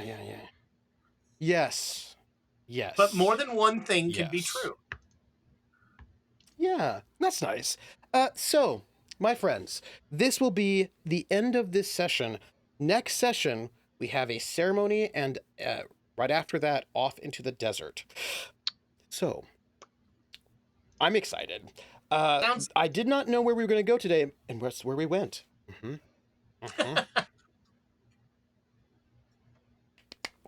Could we go around and have each one of you tell us who you are, where we can find you next, and then give some love, and tell me something, because my mind is percolating with all of the kind of interesting things that you've got going on right now, and I want to know what you're thinking about it. So, I think the question was like, where are you? Where is your character at the end of this meeting, where many things have come out in different ways? And I want to start with Simon. Simon, who are you? Where can we find you? Give some love. And where is Marduk at this moment as, at the end of this sort of kind of interesting day of connections and disconnections? Hi everyone, I'm Simon. I'm WanderingDM. My love for tonight has got to go to Nugget for the double take. The upon learning what the sword is, that was a subtle reaction, but it meant, and it said everything. And that was pretty awesome. Otherwise, I mean, everyone's roleplay is so fucking amazing. Every scene is just a delight to listen to and to watch. And I can't wait for us to go in the desert and kill Lord what's his face. I mean, I don't know, forget to save Lord what's his face. Or try us as hard as we can and then fail. He's so who tragic. knows? I was reading the identify spell earlier. That person's constitution went to shit afterwards. Yeah. Yeah. Because it's like you why I lose didn't all of wanna your do too many constitution for like an hour. Yeah. See, I'm the humanitarian here. I didn't want to do that to him. See, you were being nice to him. Yeah. That's very kind It's of just so weird. Yeah. Like, they just really don't I'm a want you to giver. identify shit in the middle of the dungeon. you. Yes. Yeah. Yeah. Yeah, because he has to rest. He's got to go and rest right now. Yeah, no shit. It's... You can find me Thursdays on my channel. Thursdays 8 p.m. 8:30 p.m. Eastern. We're playing Witcher, and we didn't have a game this week because of Gen Con and work and everything. But we'll be back next week for the big fight that is supposed to see the introduction of our new player. But Might also be their exit. Who knows? Ask me. So, in case people want to know what Simon's talking about, after you cast Identify, you lose 8 Constitution, and you must rest for 6 turns per 1 point to regain them. And if you fall under 3, you fall unconscious. So what he did was he cast that, lost a bunch of Constitution, rested while the meeting went on, enough to be able to get the next casting in, but he really couldn't do another casting. He's, yeah. Gotta rest. Anyway, just saying, harsh, hardcore. So, maybe just appreciate that our wizard wrecked himself a little bit for you all. Just, that's all. Speaking to of say people who nothing got of the wrecked, carp. or who wrecked the poor carp, somebody who also contributed to the destruction of your wizard, Lindy. Hi. Tell us who you are, where you can find you, gifts of love, and tell me where how your character is feeling at this moment. It's me, laughlovelindy. Justicia's feeling like she's never gonna get to sleep in with Malinali and have a nice cozy morning.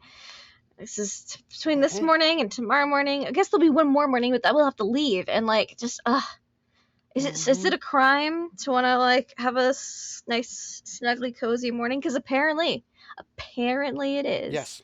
And that's not my wizard. I don't have any wizards. I don't claim him. He could have someone else that claims him. I mean, I might have an ambassador, but I don't have a wizard.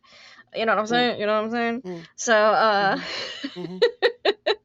I loved all the little Avonian interactions at the dinner table with Doyle, of being like little kick under the table, like, don't react to the sword. Don't do that. He was just, oh wow, yeah, and both of us just being like, and then the well, maybe we should get married. And like, no. Go have your Summerlandian food. Go have your exotic food, and then come back for home cooking. I was like, no. It was so good. Malinali, when you went to knock on the door, you're like, no, wait, no, this is my door, and then open it. That specific moment just stood out to me as like amazing RP. I love the sleepiness of it. And then Marduk being like, they could try to get this sword. They can try. And I was like, oh, I don't need this getting messy though. But I loved it. I loved the attitude. And then Synnomin's and Justicia and I, we both appreciate your translation efforts. And I don't translate that, or I say this instead, because half of translator work is diplomacy, and I me and Justicia both appreciate that, and appreciate that we seem to diplomacy the same way when it comes to our dear human here of the group. So that's very much fun. And of course, Trooper, for bringing the world to life, carp swallowing it all. Can't wait to get to know more Summerlandian lore and get to go out to that desert of fun. You can find me online having fun at laughlovelindy. You can find me next Monday on my channel for a premiere of the Dryland Diaries, which I know I'm making all the assets for this weekend, but it'll be a lot of fun. It's a Daggerheart campaign, and Nugget's gonna be in it, because it's great, and our characters are friends. We've met. Our characters have met. We're friends. Wait, it's fine. Nugget, are you still in it, even with the whole shop thing? With the what? The whole mug and shop thing? Oh. Oh. Yeah, I mean, after that betrayal. The betrayal. Yes. Maybe. And if we have a Monday game at Fellow Black Cats, you can find me there as well. Tuesday night for Ghosts of Saltmarsh, where they're leaving the skies and have to check on Nugget's psionic daughter's psionic skills progress, and maybe find out where aboleths are hanging out and raising baby krakens with cultists of Tharizdun. I wouldn't worry about it. I think it's fine. I think you can just spend the rest of the campaign just chilling at home. I don't think you need to worry about that. It won't end in world domination or anything. It'll be fine. And then on Wednesdays for terrible, wonderful, fun, sanity-losing times in the great library of the Dreamlands with my Call of Cthulhu group and our Dark Ages Call of Cthulhu game, where if you want library indexing attendants that are named after Greek letters of the alphabet and have very interesting, I'd say personalities, but it's more like programming than like how much that. It'll be fun. They're gonna read books. Speaking of people who like to read books, I feel like Doyle is a reading book and extracting blackmail material type of character. So Ezra, tell us who you are, where we can find you, give some love, and then where's your character sort of at this moment on the precipice of departure? I just feel like, look, I feel like this were Call of Cthulhu, Doyle would totally read all of the books. I just feel like that would happen. Yeah. Unless his he is a self-preservationist. That might be the one thing. It's true. True. You can find me on Twitch playing fake baseball too many nights a week, let's be honest. Although Saturdays, I made the wonderful mistake of starting a Xenonauts game and naming soldiers after people in the chat, and then watching them get really disappointed when my terrible playing of Xenonauts gets them killed. That's really fun. Nice. You can also find me on Lindy's store, where yes. Which we know about. Just for sale. Yeah. Just for Which sale. Everyone on this show knows all about. Everyone on this show knows all about the store that Lindy has. As far as you know. Doyle I'm looking for a link right now. Doyle has a lot of wheels spinning in his head. He's strangely unconcerned with the fact that most of them are murderous. But he has decided that Lord Baines Wexton and any other Avonian witnesses cannot survive this trip. Oops. And so he may be pointing out to Lord Baines Wexton how similar that sword seems. That would. I wonder if Lord Baines Wexton is neutral or good. Yeah, I wonder how much he cares about the sword. I meant to I'll have to check in on that. Maybe he's got bigger fish to fry. Yeah. There was so much to love in this episode. I really loved the Marduk being the one to find Malinali and Justicia for the first time, and Marduk being like, "But you're there alone," and Justicia's like, the power walk of shame past him. I thought about using my climb skill to go out the window, and I was like, that seems a bit much. Then we just hear a crash out the back. Now I might use it to get in the window later. I'm not gonna lie. That was a great moment. I mean, everybody said it, but basically anything involving Nugget and the sword, I'm here for. That is gold. Oh, me too. That is gold. No, it senses gold. Yeah, yes. Yes. Yep. But Doyle is Doyle is thinking about how he's going to survive this and how Lord Baines Wexton will not survive it. And how much money Lord Baines Wexton carries on his person. He is worth XP. You know what I mean? Yeah. So, I mean, I'm not going to kill him. Of course Let's be clear. I'm not going to kill him. But it's going to be a tragedy. To go into the desert with this guy and plate mail. Yeah. I mean, that might kill him, honestly. that might be what does it. I'm looking forward to next week. Speaking of somebody who absolutely would not be wearing heavy plate mail, even though they could, but would not because they are not an Avonian, PBPlaysInside. Tell me who you are, where we can find you next. Give some love, and then where is your character? Where's their head at this sort of at the precipice of glory? I'm PB from @PBPlaysInside, where you can find me over on Twitch and Bluesky. You can see me playing some games, reading some TTRPGs, seeing what news is coming out of things like Gen Con when it comes to TTRPGs and things like that. So, and playing Slay the Spire, because that's like the game I want to play right now. So if you want to see that, feel free to stop by. As for my love for the game today, everyone's so good. My favorite thing is like, yes, you and the Soren, but just the jealousy. I just love how jealous of a person Synnomin is in general, and I'm obsessed with it, honestly. In the same way that I'm obsessed with Marduk, like the yearning that Marduk has towards Synnomin, in all his small little moments, and I'm also really into that. I'm just really obsessed with the X's, really. And just, I love how bad at diplomacy Doyle is. Just so bad at it. Like, just the way you approach it is like from self-preservation is so obviously, and trying to make that diplomacy, I just love it. I love Doyle and all his mistakes he makes in life. Always backing the wrong horse, but really fervently backing them, and I appreciate that. And Justicia,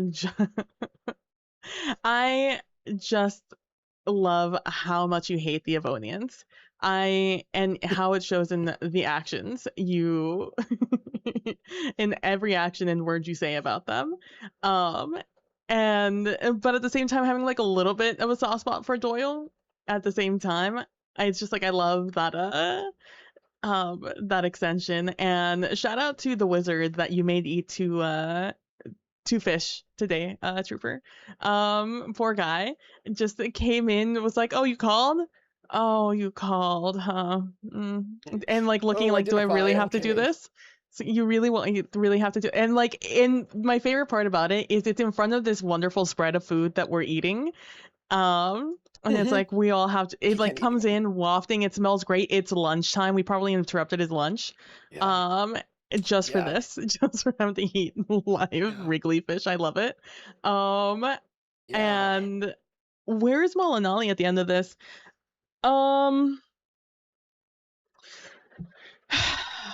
Man, Malinali. She just was on vacation to go pick up her girlfriend and, go back home. And now she's suddenly become important at work.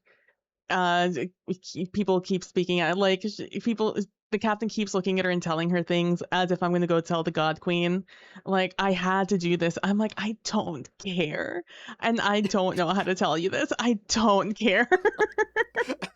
And that sounds like such a you problem and not a me problem. But like, now that, and I'm just like, God, I have to go through this. It's fine. Maybe I'll get enough money to get out of, at least move on to the next outpost, on the next caravan out of here, instead of, like, my plans originally were to stay here longer, but now I'm just like, oh, maybe we just get out of here quicker. Because it's not making me important at work. I don't want to be. I was told by the captain and some other NPCs that you are a diplomat here on official business, but trying to be down low about it. So as the GM, that's what the NPCs told me, so I'm let everybody knows.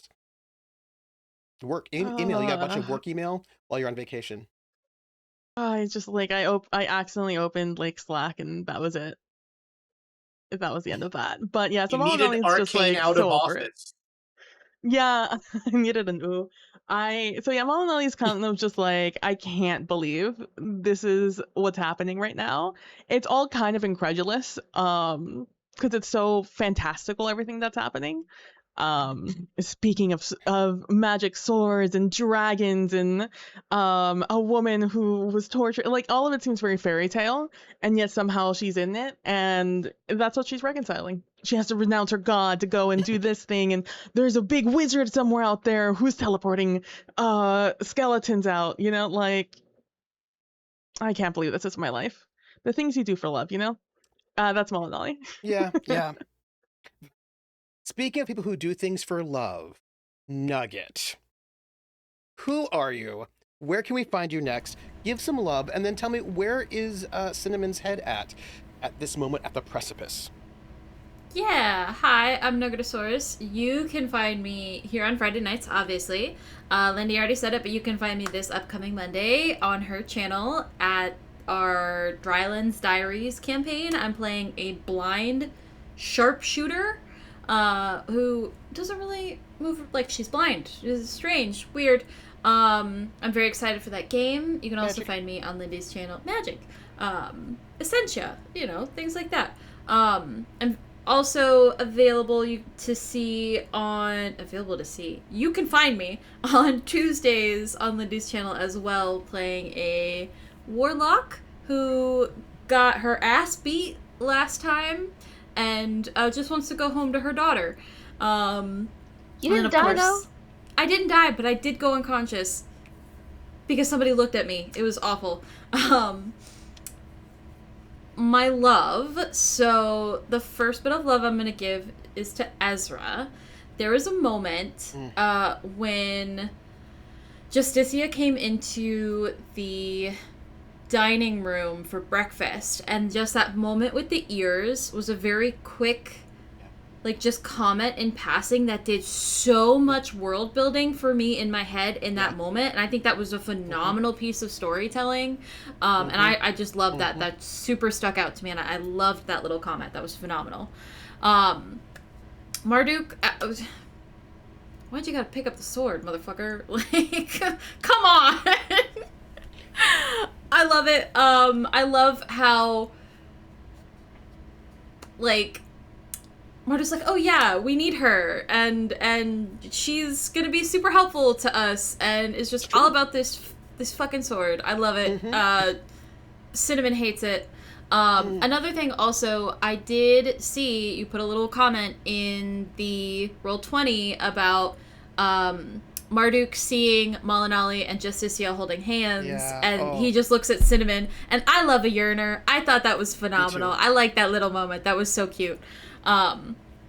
Malinali, my girl just wants a vacation. That's all she wants, and people just keep interrupting it, and I want to give her a vacation, so we're gonna have to do something to give that to her. I love that.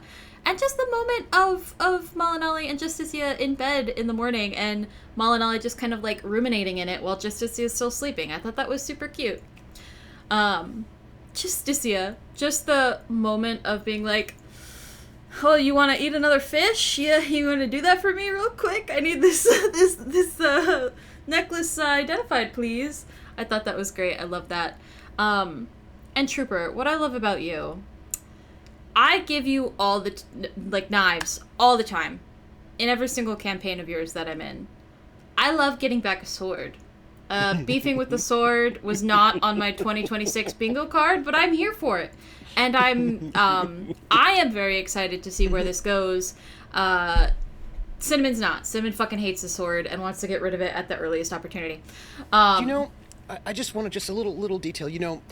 If a person does what the sword wants, then we're all good. If a person tried to do things that would against what the sword wants, then we might have a takeover, a possession situation, right? And so far, Marduk has not done anything that would upset this sword. Yeah. The sword doesn't like you, though, because you said some things, and the sword's like, I didn't say anything. What the hell is she talking about? This bitch. You did call her a blonde You're a sword. bitch. You don't have Avonian. eyes. Whatever. Also, she has ears, though. That hear Avonian. Speak Avonian? And you were like, yeah, there's some blonde bitch sword. in that sword. Yeah, magical sword can speak everything. It has empathy, so here's the thing: it's gotten vibes, and I'm not. Simon, don't listen. The vibes aren't good. I'm gonna just say this, Synnomin. I'm sorry. Excuse me. If you ever tried to convince my Marduk to get rid of me, I don't think you'd like what would happen. So I'm just gonna let you know that somebody's gotten possessive of Marduk just a little bit because you are giving vibes, and somebody might also be a little bit jealous. You know what I'm saying? Just to keep. Bitch, you don't even have a name. Just to keep the 80s going, that sword is now Joan Collins. Yes. Dynasty Joan Collins. Yes. This sword is high soap opera, big hair, big shoulder pads, lots of diamonds and jewels, and is ready to like feel feelings empathetically about this whole situation. I'll fuck a bitch up. I'm an assassin, motherfucker. I'll find a way to kill a sword. Come on. Anyway.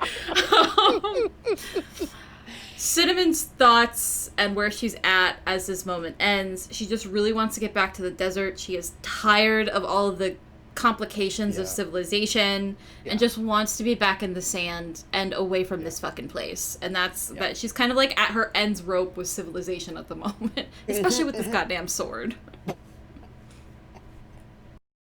And I am Trooper SJP. I do not say anything yet until I read off the comments, but I'm so happy by everything that every single person here has done. Let me see. We got 3K bits, by the way, from Time of Gifts. Thank you, Time of Gifts, but no message.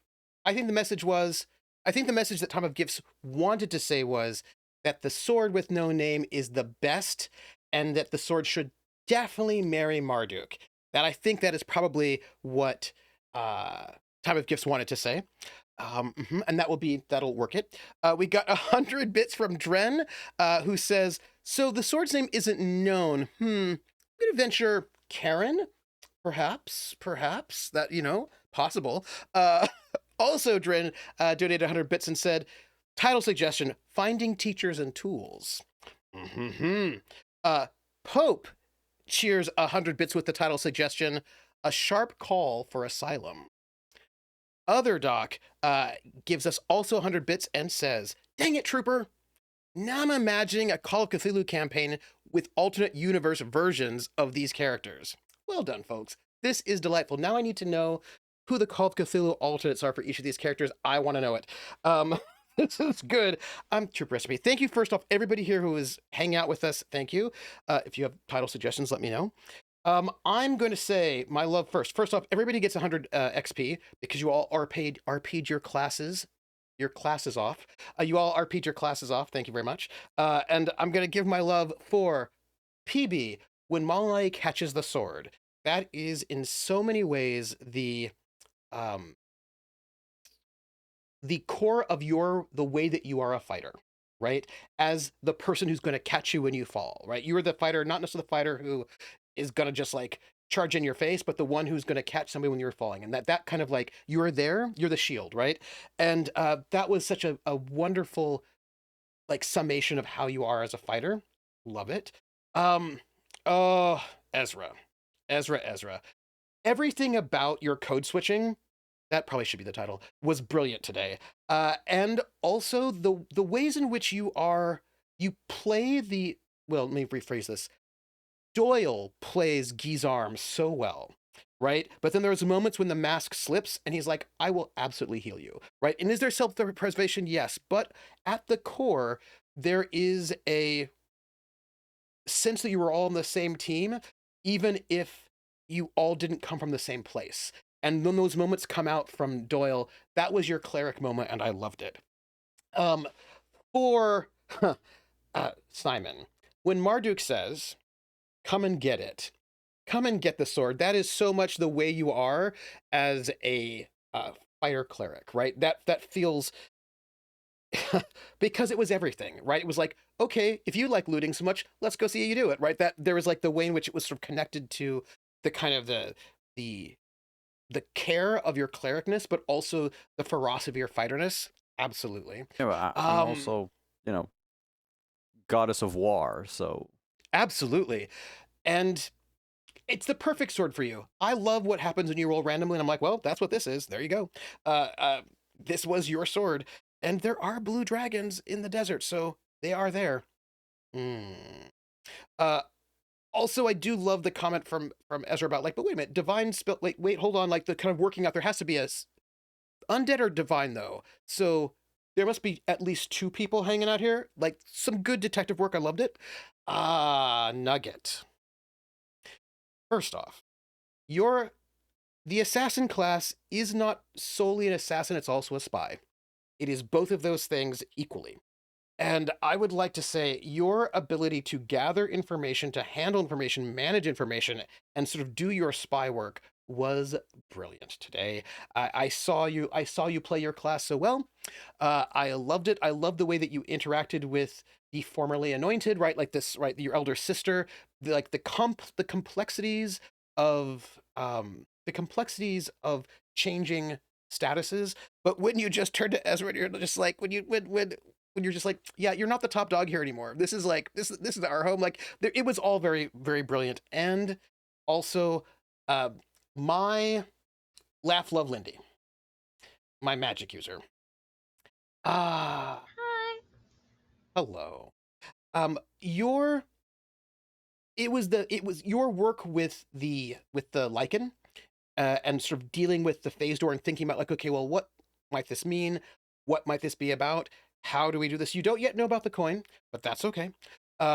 You will at some point. And the ways in which you made the kind of connection with the other wizard, the other elven wizard, the ways in which you were both, that you sort of so embodied the magic user full of knowledge, but also the way you're like, I know laws because I'm a thief, and here's how we could subvert them. How about this? What? No. What? I don't know laws because I'm a noble. That's right. why I know laws. Yeah. That's why you and Doyle hang out so much. Yep. What? Mm-hmm. No. It's your connection is through nobility. Yes. Right. Yeah. Who's Doyle? I only know What, sorry? Lord Corbin Yeah. Gizam. Yep. And it was lovely. So all of you were so wonderful. Take 100 points for being in class, of course. And that's my love for all of you. You are all so lovely. It is an honor to GM with you all. And you're going to go and do some hex crawl next week. That's it. That's all. And you can find me Sunday at 8 p.m. over on Otherdocs channel, 8 p.m. Eastern, on Otherdocs channel for the epilogue of Season 2 of Lords of Gossamer and Shadow, sort of the diceless RPG inspired by Amber Diceless. And then you can find me on Tuesday at 8 p.m. over at Praxagorthos Mephorius channel for our Fate of Taormina, which is medieval Sicily, that game. And then RPG-wise, you can find me back here again on Friday, same bat time, same bat channel, where I'm getting them into the desert. And I'm getting them into hex crawling, whether they like it or not. And they'll like it. Except they may not like Lord Bexton Waynes, because he is a young frat dude with a lot of entitlement. And he's going to be super fun for you all. He's going to be so fun to hang out with, because he's very respectful. You know? Yeah. Very respectful. I'm Look, just that glad that role is everyone here already can taken on the team. Yeah. I'm just glad not everyone can speak our language so that they don't have to be as insulted continually. Yeah. Oh, but don't worry. If he understands that they don't understand Avonian, he'll just speak louder and more slowly, and they'll get it. Just in their face, you know? It's cool that the That's how sword that can tell me works. if he's evil. It can. Only if he has evil intent. Like, first shock, you can pick it up. Your sword does not like cinnamon. But it may not be because of evil. It might just be because of jealousy. That said, that would be... What?